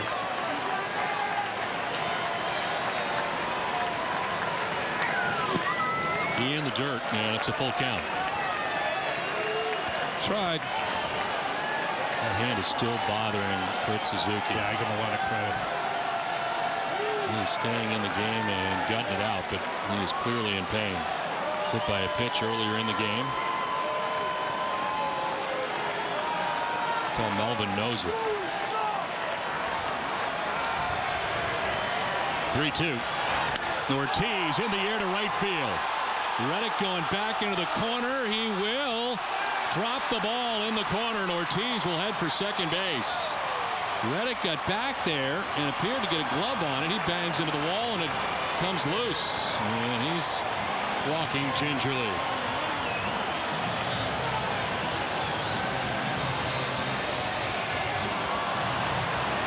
David thought he might have had it out of here in the right field corner. Well, you know, I think that both Ortiz and Reddick thought that was out. That ball seemed to die about halfway to its final location. Tried the basket catch and can't come up with it. He was trying to find out where the wall was, but a ball that he should have caught looked like it hit him in the chest. Yeah, it's funny. I was talking to Ryan Sweeney before the game about the walls out here in right field, and stemmed off the play that Reddick made the other day. But he's talking about how right fielders do not want to go near that wall because that padding is not padding. And Reddick is a pretty fearless player, we know from playing here, but clearly he was looking at the wall when he was going back on that ball. Now Cody Ross will foul the first pitch back. There's the bullpen wall that he's already gone over. Yeah, we've seen it. We saw it with J.D. Drew. We saw it with a couple other guys. You get hurt on that wall. That padding's no bargain.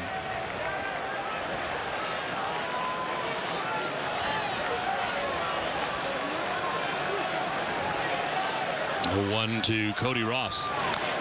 Rolls it over foul, and it's 0-2. Again, this looked like a ball that he could have caught, I think, in the corner. Ends up kind of hitting him in the chest and around the glove area, but you're right, he didn't know where he was. Really, I'm wondering if he thought that was farther than it was initially. When he went back, he overran a little bit. I think Ortiz thought it was farther than it was.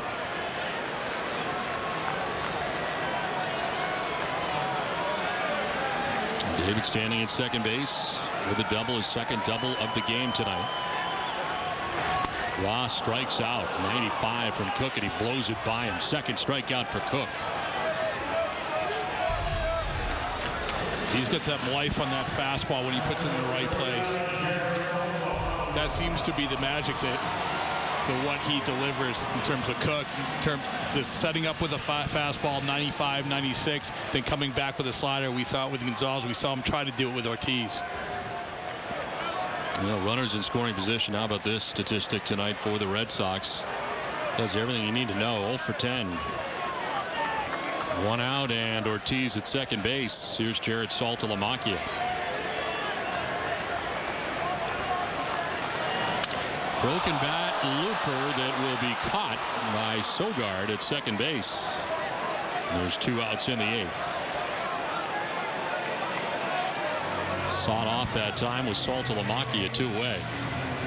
That could be a dangerous play for the base runner because the perception from Ortiz's angle is that the ball might be a little further because of the swing he took, but obviously it's a broken bat. It's not quite as far. You did see him take an extra step, but it wasn't enough to get in too much danger. And David getting confirmation there's 2 away, and what he's going to do here from third base coach Jerry Royster. He's telling him I'm scoring no matter what. Will Middlebrooks' 4th plate appearance in the majors is yet to be retired as he takes strike 1.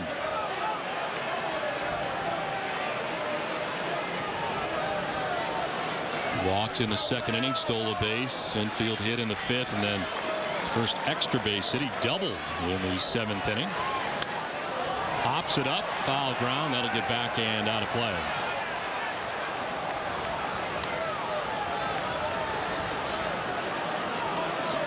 But you've already seen a little bit of what Middlebrooks can offer in terms of how he's approaching. You look at that first at bat, very, very patient. Then the hit to the opposite field, went with the other way, right what you're supposed to do with it. Not overwhelmed by the situation, not swinging too hard. Down and away. Suzuki doesn't know where it is.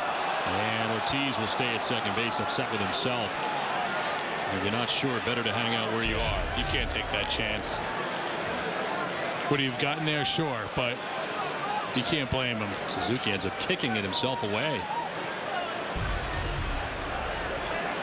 The benefit just isn't enough to take that chance. You know, down 3 runs in this game.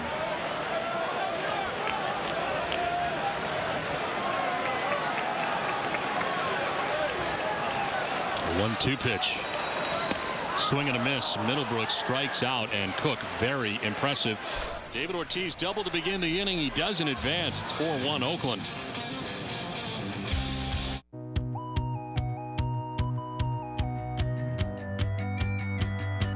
At Southwest Airlines, we work together to get you checked in, on board, and in the air on over 3,000 flights a day.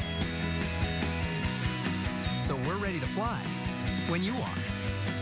Find a flight that fits your schedule with our 11 daily nonstop flights from the New England area to Chicago Midway. Book all of our destinations only at southwest.com. That son of yours, the daredevil, he's always on that motorcycle revving the engine. Vroom, vroom, like some kind of juvenile delinquent. When is he going to grow up? He says, I know, Ma, it's too much fun. Well, I have been on that motorcycle. It is not fun.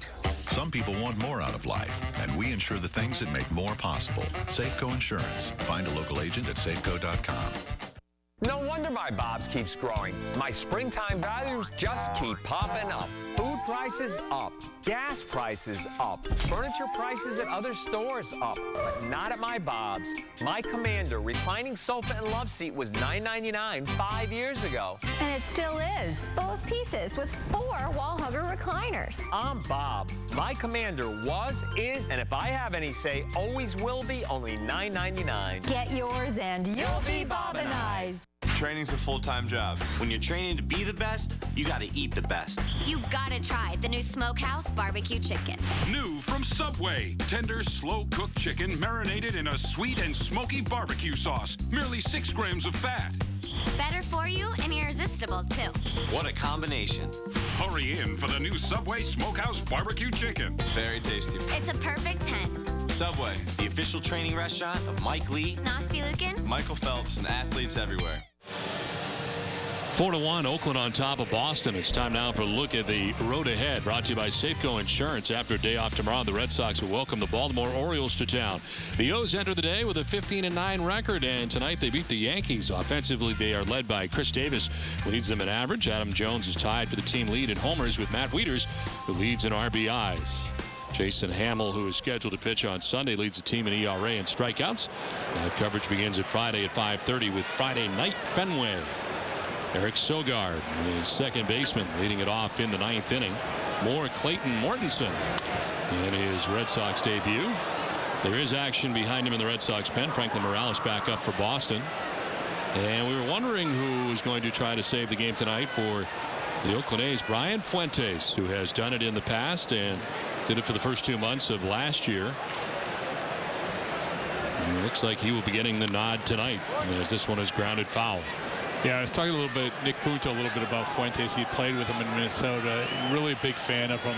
The way he approaches a game, attacks the strike zone, which is what you want as a closer. Probably still, in my mind, more of a setup guy, but obviously with Bellafor, their closer, not available, he's the next in line. He's got the experience, 199 saves.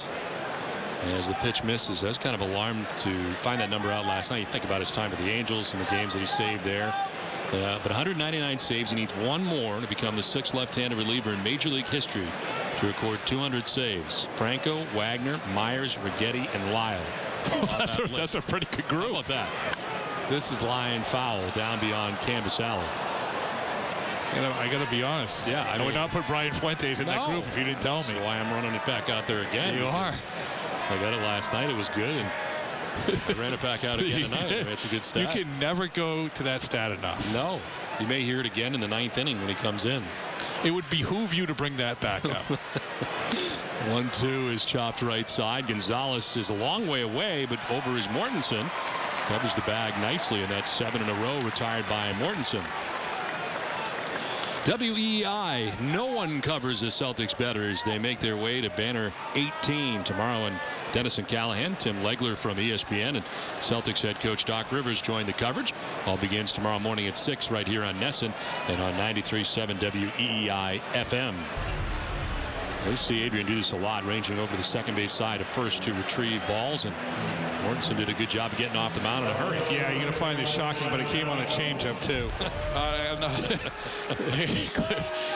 Listen, I mean, it's been working for him. It's a very effective pitch. It'll be interesting to see as he has more appearances and there's more of a scouting report on him if it's as effective.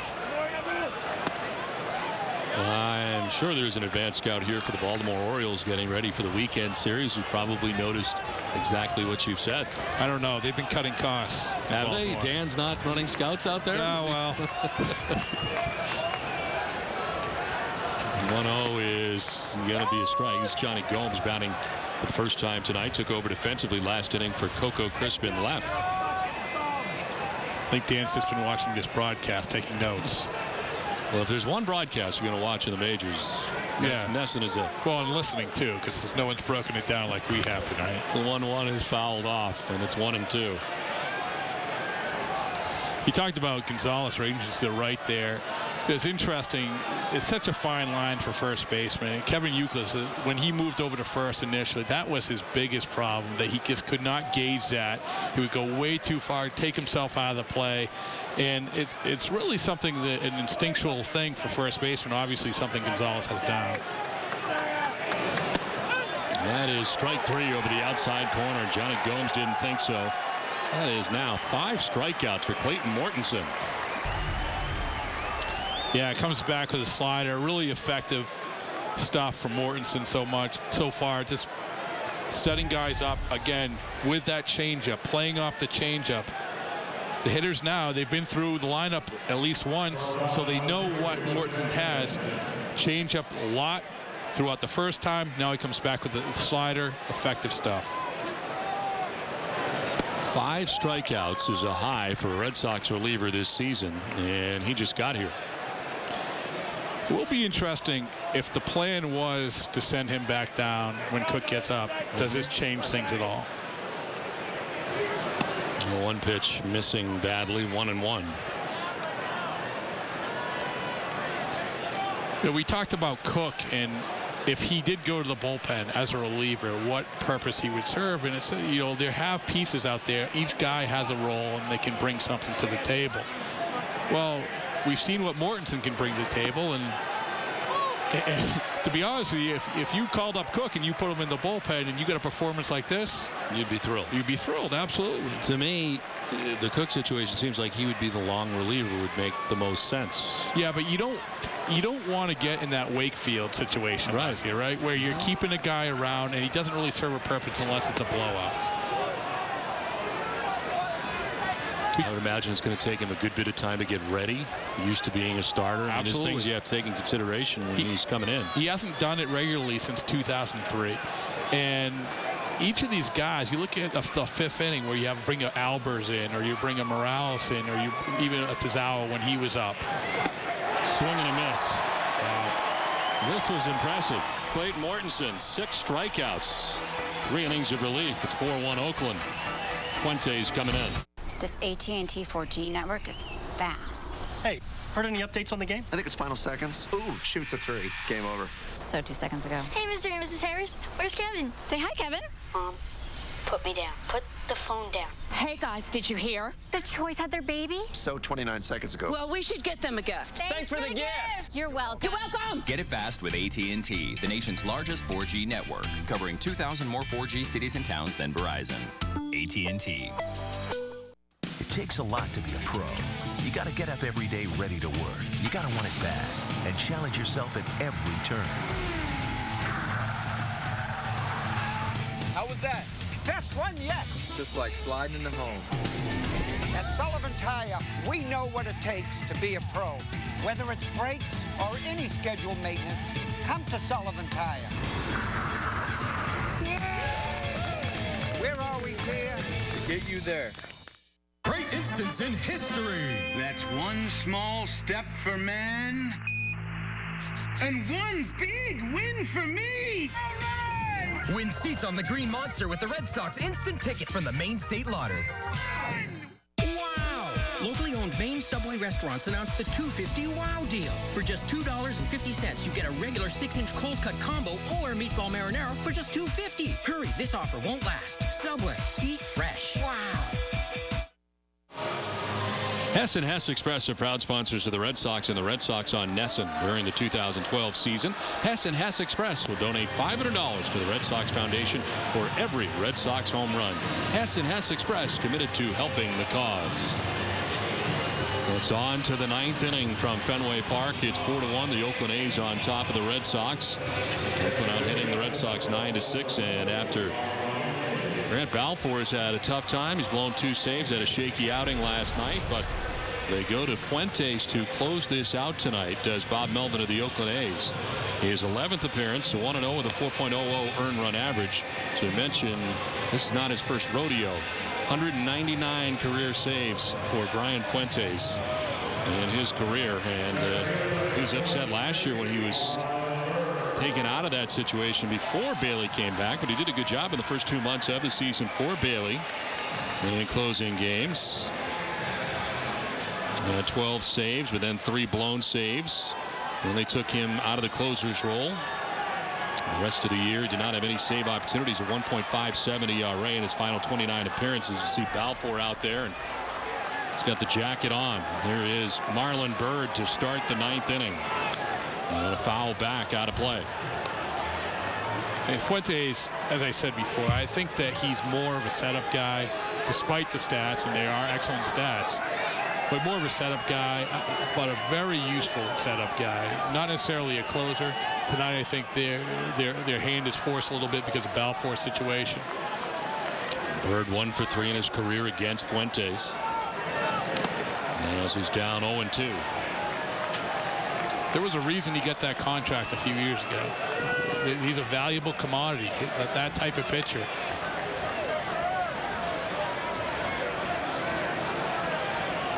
Marlon Byrd, then Micah Vilas, Ryan Sweeney expected in the inning.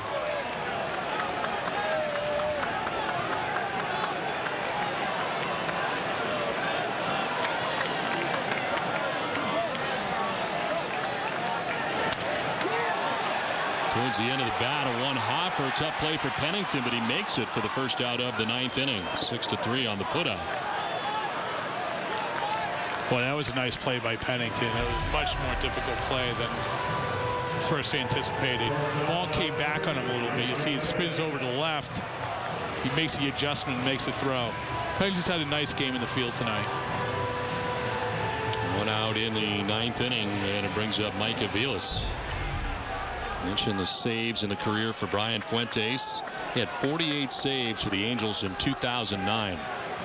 You're a big Brian Fuentes guy. I'm becoming a fan every stat I read. It was amazing. You forget, though. 48 saves. He was part of the team that came in and swept the Red Sox in the American League Division Series. Christian Papelbon blew the save in the final game that Clay Buchholz started, game 3 of that series here at Fenway Park. And one pitch is away, and it's 1-1. Don't forget, coming up immediately after the game, stay with us for WB Mason Red Sox Extra Innings Live. It's all the post-game coverage you'll need, and it's right here on NESN. As I was saying before, Punto was raving about it. He had played with them, likes the way he attacks the hitters, and as a closer, you want that. Off his glove, slowed it down. Pennington's throw will be off the mark and off the front of the Red Sox dugout. Reaching at first to be Aviles. Pennington had to hurry the throw, and he throws it away. That would have been a tough play. Would have been very, very close. It is a base hit for Aviles. You could see Pennington there. He knew he had to get a little extra on it. That's why he overexerted himself a little, but it pulled it. Went to the left of the bag. Pinch hitter here for Ryan Sweeney, Darnell McDonald. Well, last night we saw Kevin Youkilis used as a decoy, which turned out to be interesting. We thought that perhaps he just couldn't get the back loose, but actually used as a decoy. Darnell McDonald was announced into last night's game, so could not pinch hit. He does here tonight. And look out, as he was showing bunt, he has to get out of the way. Got to be honest, Don, I don't think they have a lot of decoys on the bench tonight. No. Not to the level of Kevin Youkilis. This is the guy right here. Darnell seems to have turned it around a little bit. Well, what a great spring training he had, and what a tough start he had after that. McDonald hits a fly ball to center field, playable for Cespedes, who's now into right center. And there's 2 down in the 9th. Boston Red Sox baseball on NESN is brought to you by Southwest Airlines, Kia Motors, and by Sullivan Tire. 2 outs, 9th inning, and a runner at first base for the Red Sox. Dustin Pedroia, the batter. Against Fuentes, 0 for 3 with a walk in his career. Tonight he is 0 for 3 with a walk in this game. It was amazing. I think heading into last night's game, Pedroia's on-base percentage in the 9th inning was over 500. And the Red Sox tonight 0 for 12 with runners in scoring position. They have left 10 men on base. Not a lot of balls hit hard. No. And part of that is because of the work of Brandon McCarthy tonight, who went 6 2/3. That's a strikeout. It's 1-1. McCarthy 5 hits, 1 run. Picture of record right now. And very nice job by Ryan Cook, who came in the 7th and 8th. Yeah, we were a little bit skeptical about his command early on in his performance, but he really bounced back. Showed a really good fastball and a slider that kept some guys off balance. That's inside, 2-1.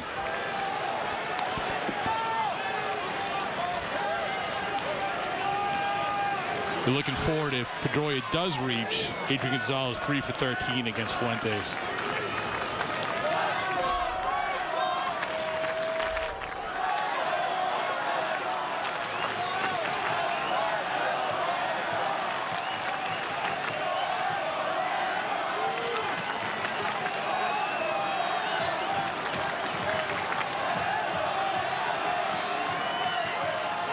Pitch. Pedroia grounds it foul, and it's 2-2.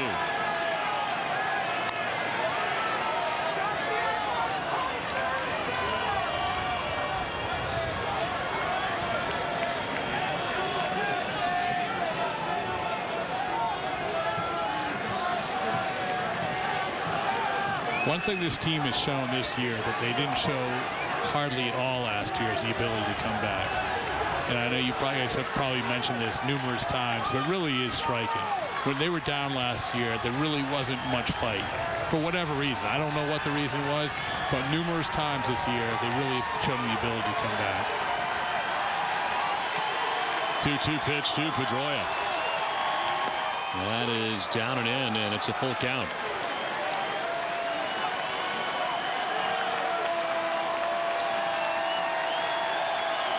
This Fenway Park crowd standing with 2 down in the ninth.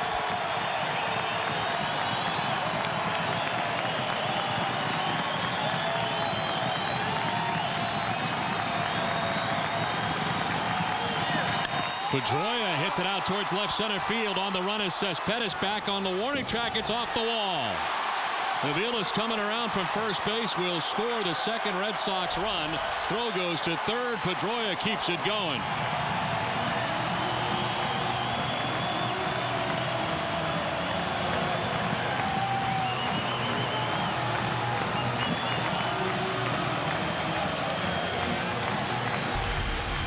Boy, Pedroia still keeps going on the ninth inning. He's been on fire all year long in this inning. Little redemption for last night. Gets a pitch he can handle. That's a pitch that Pedroia is going to hit 9 times out of 10. Exactly what he's going to do. Exactly what he did with it. Very bad location there from Fuentes. And Pedroia at second base with 2 outs in the ninth inning. Tying run at the plate now. And Adrian Gonzalez, who is 0 for his last 14. He is due.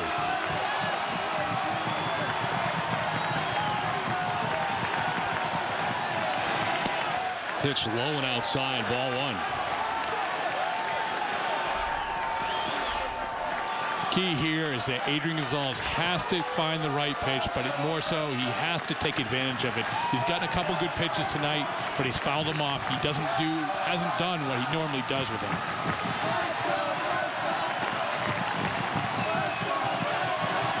Swing and a miss, badly fooled, 1-1. Didn't see Adrian off balance too much, but you just did on the change. Well, you know, it's the second at bat that he's had that happen, where he's been out on the front foot, he's been fooled a little bit. When he's going good, you don't see that. He's able to adjust and hit the ball the other way. In the ninth inning, he's been 2 for 7 on the year. Pedroia will take third as this bounces in for ball 2. Defensive indifference gets Pedroia to third base. His run does not matter.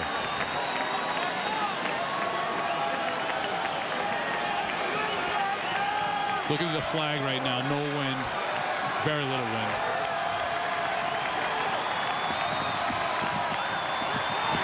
Gonzalez on the ground to third base. It is picked by Inge. His throw is good and this game is over.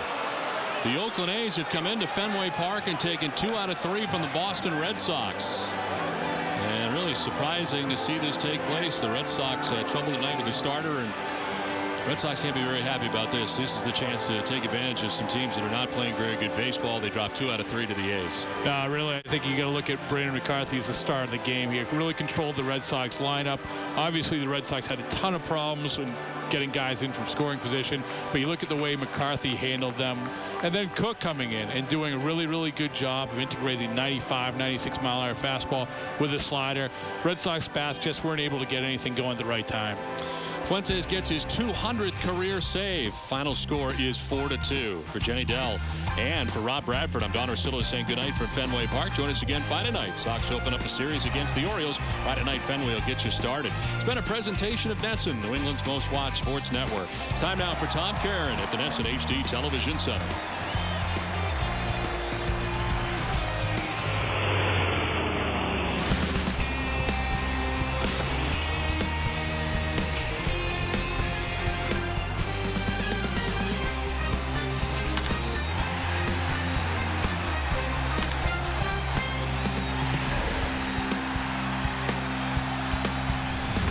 For the second straight night out of the box with WB Mason's extra innings, a 9th inning rally falling just short. Mike Aviles gets it going with an infield single with 1 out, now 2 outs, and Dustin Pedroia keeps it going with an RBI double off the wall.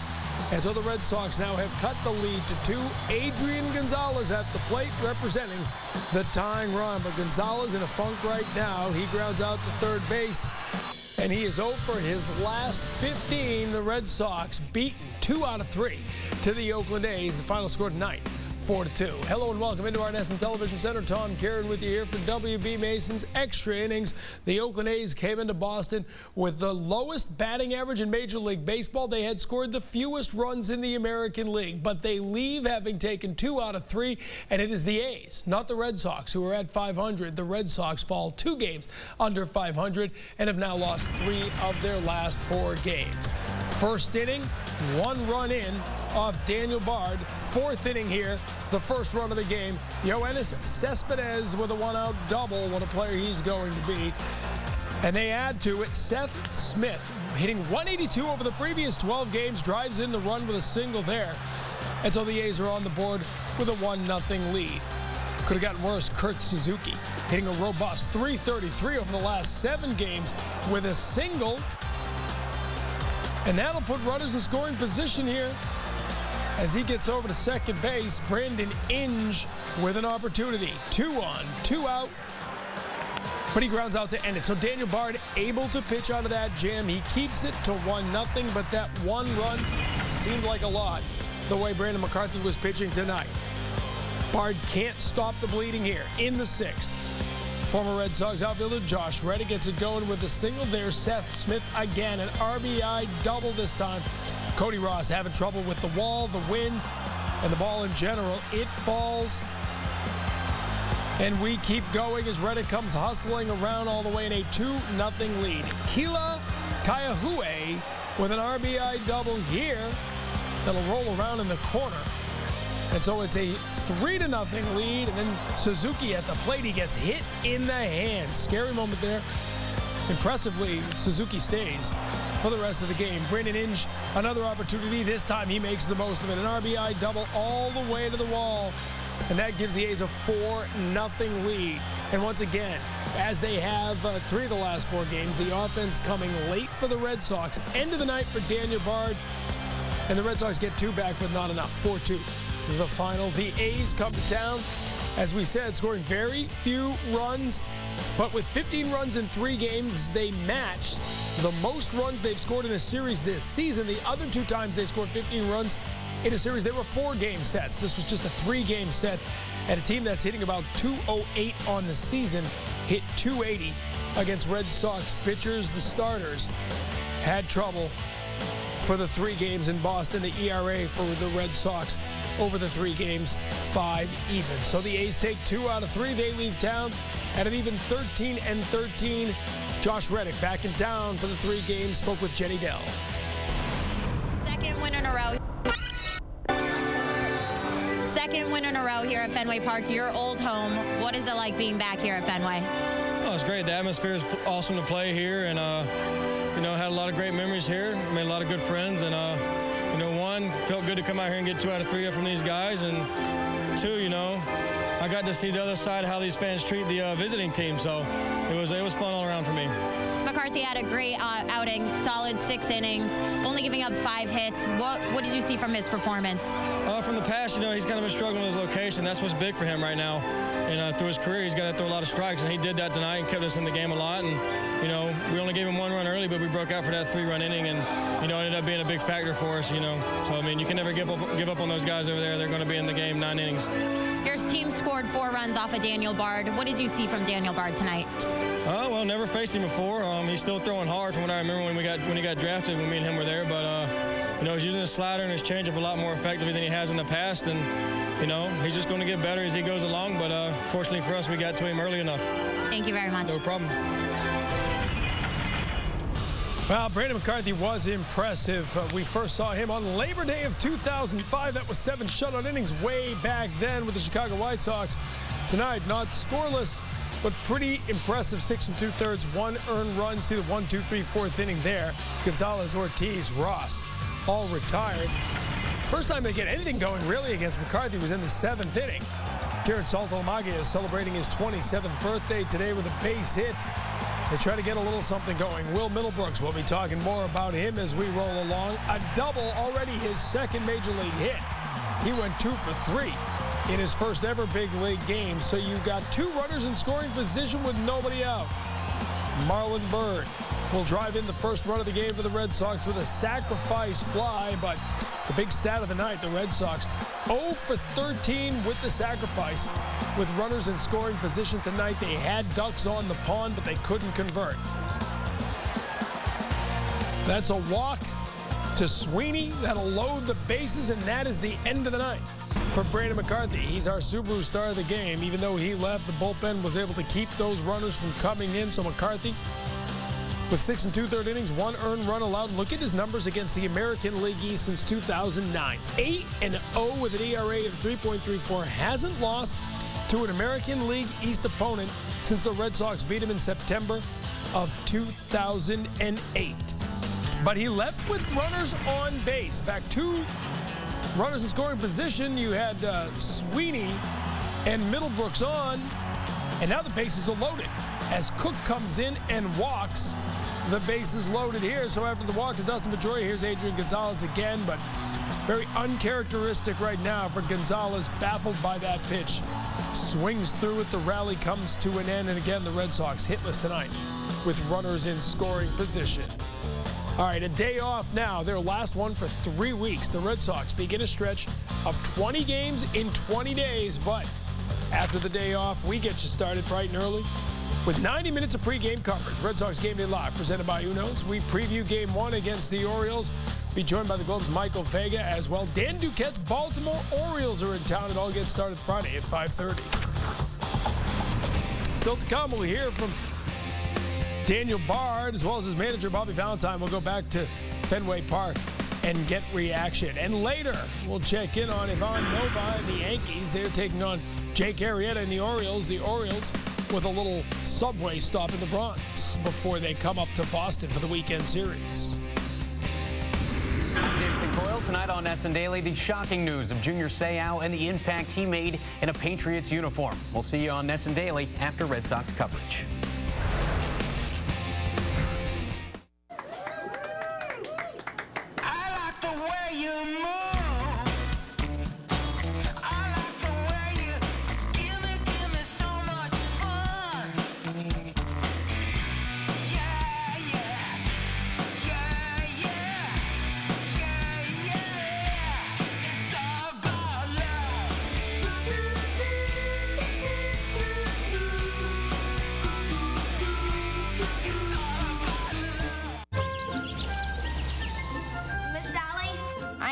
Pencil.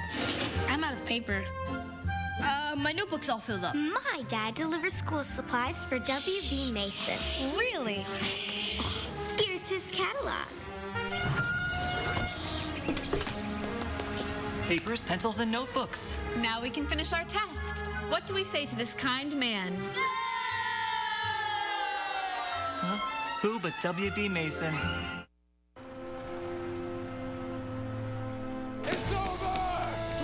Is over!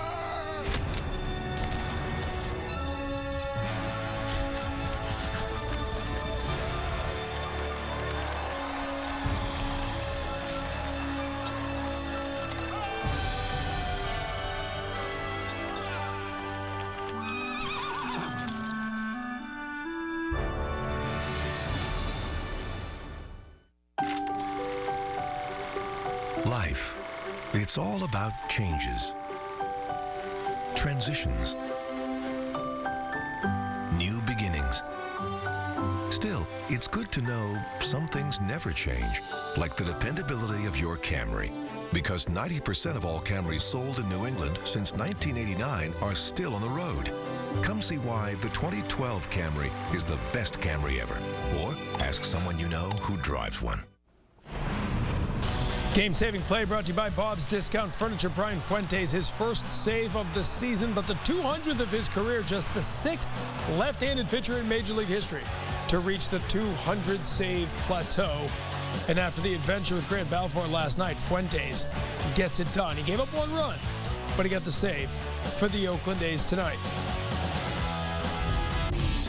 Take a look at the last 5 games. The Red Sox losing 3 of their last 5, hitting just 193 as a team, scoring just 18 runs, an ERA of 3.88. The pitching not bad overall, but that batting average suddenly down. You talk about a streaky team.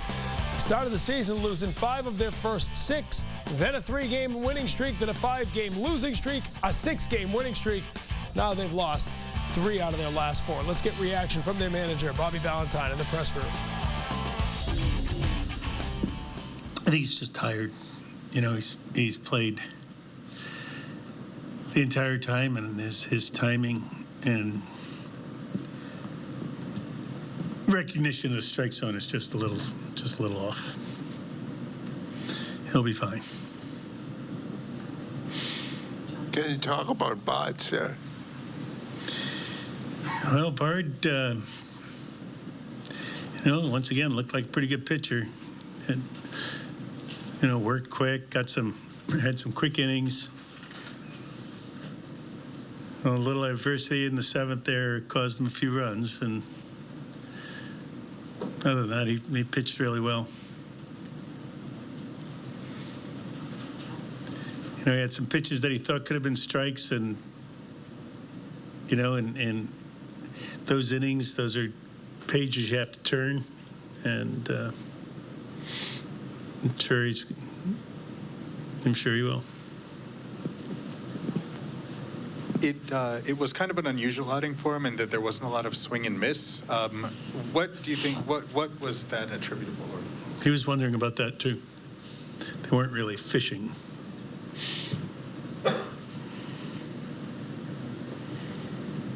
Wish I had an answer. Can you talk about Middlebrooks tonight in the first game? Well, I wish we could be in there all celebrating and, sharing the delight that he'd really have if this was a victory. But it was a terrific game he played. Nice defense, the walk, the hustle, the stolen base. He's one of the right-handed hitters to go with that cutter to right field. Did a good job. Bobby, you mentioned Adrian being tired. Do you think that's something, the day off? I'm certainly hope so. Would it take more than one day, you think? No, he hasn't said he's tired. I mean, he came out early for batting practice, and he said, I just think when that strike zone leaves you a little and you get a little late on pitches, it's just a little, maybe mentally tired. You could recharge with an off day. You don't see him kind of slam his bat a lot like he did in the 7th inning. Is that just kind of a frustration building up? Guy made a good pitch that Adrian usually falls off at least, and I think he was really surprised he swung and missed at it. All right, you can vote for the Amica Pitcher of the Week at NESN.com/Amica. Enter to win a $100 gift card from NESN to the Yawkey Way store. Stay with us. We'll come back. Reaction for the Red Sox clubhouse. We'll check in on Will Middlebrooks and Daniel Bard. See what he said after tonight's game. Beaten by the Oakland A's. Sox dropped 2 of 3. Extra Innings live on NESN is brought to you by WB Mason's What a Bargain Clearance Centers.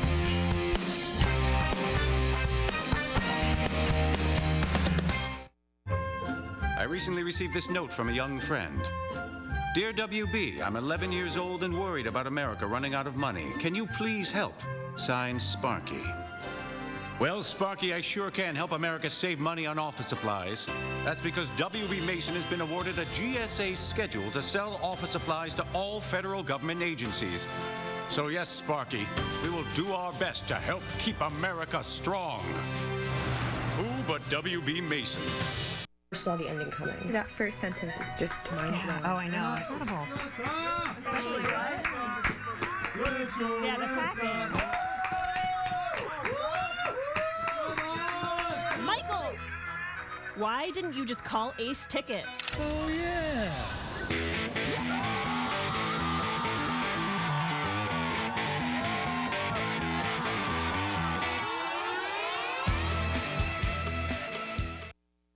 Instance in history.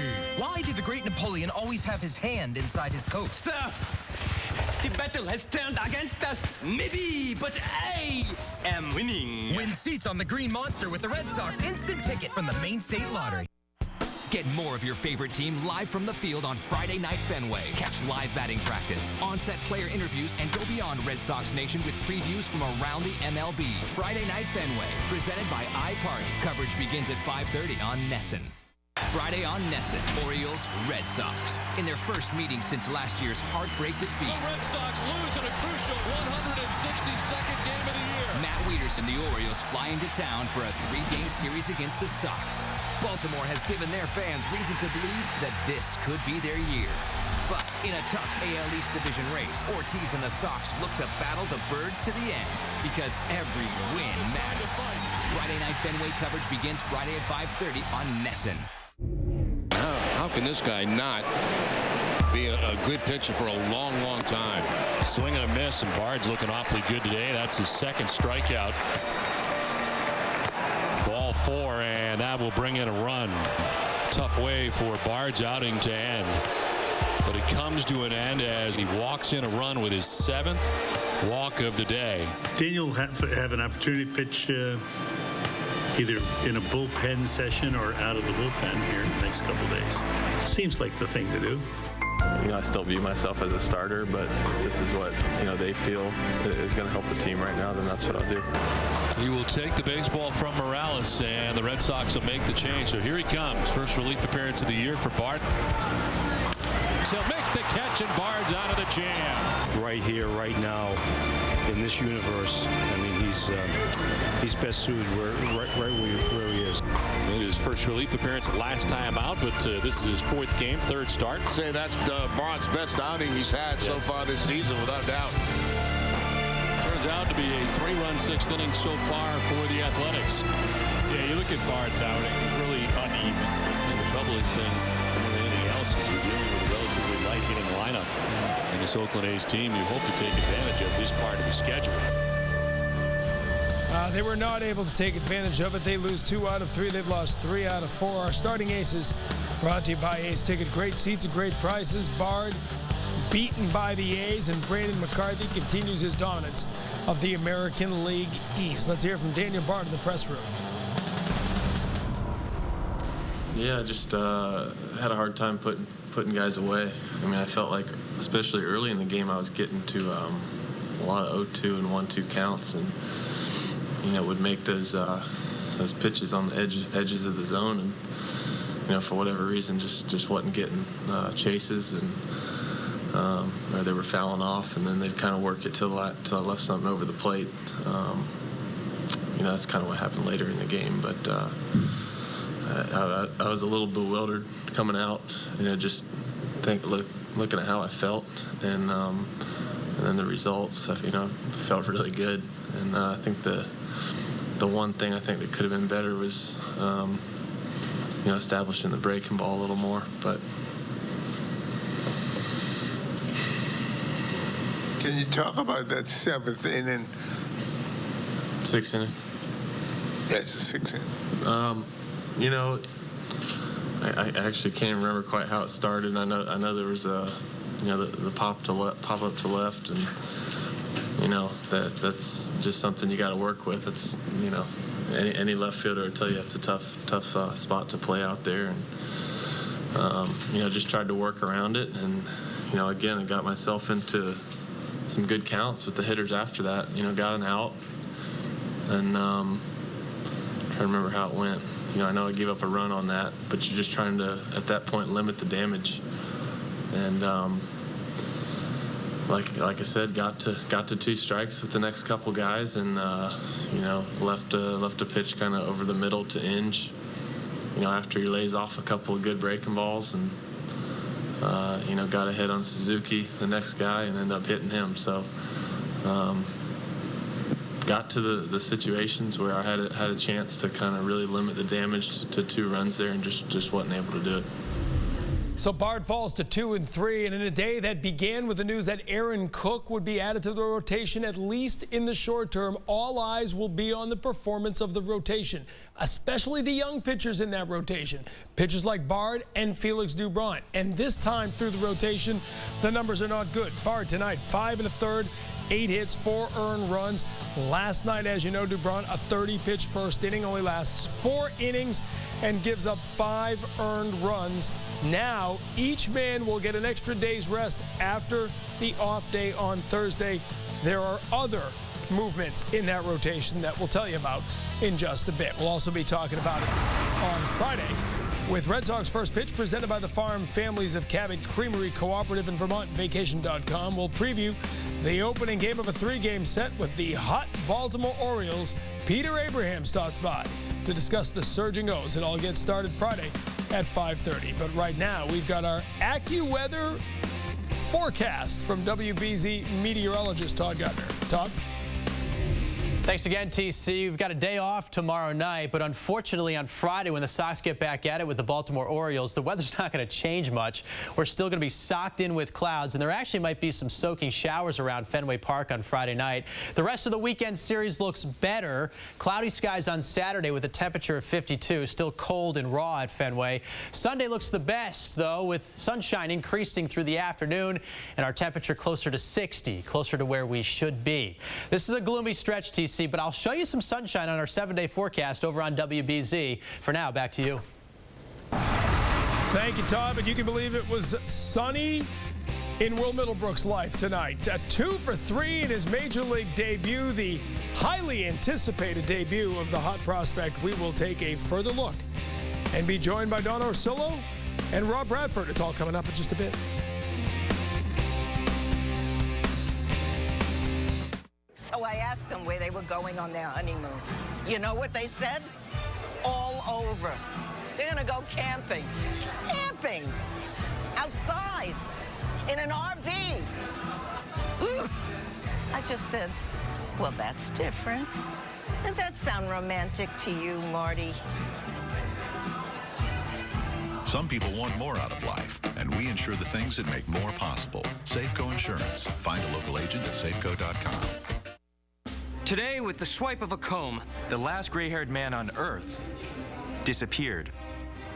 This is how the gray era met its end. Just for Men Auto Stop. It's a breakthrough. No mix, no mess. It just combs in. And the formula shuts off at just the right color for the perfect look every time. It's foolproof. New, Just for Men Auto Stop. Gray is over.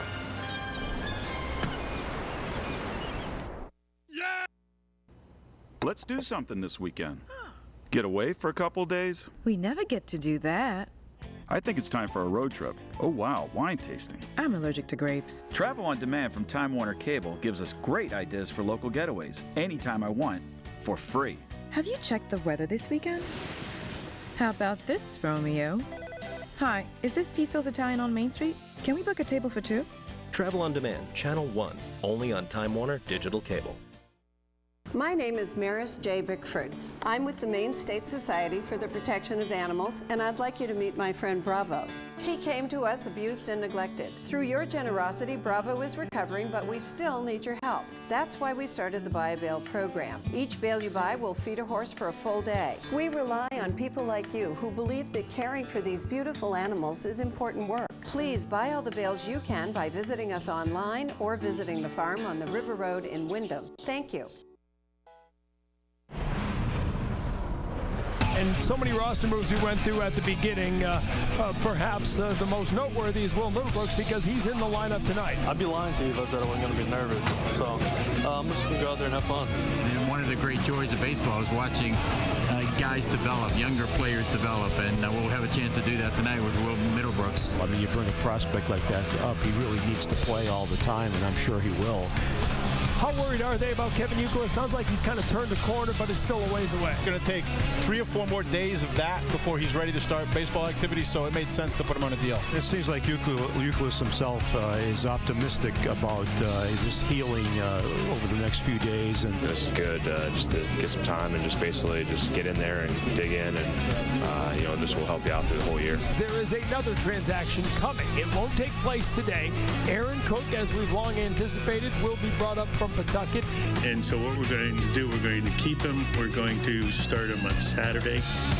That will be in Josh's spot. Josh is going to just missed that one start. Beckett has a strained muscle behind his right shoulder. He's had some health issues the last few years.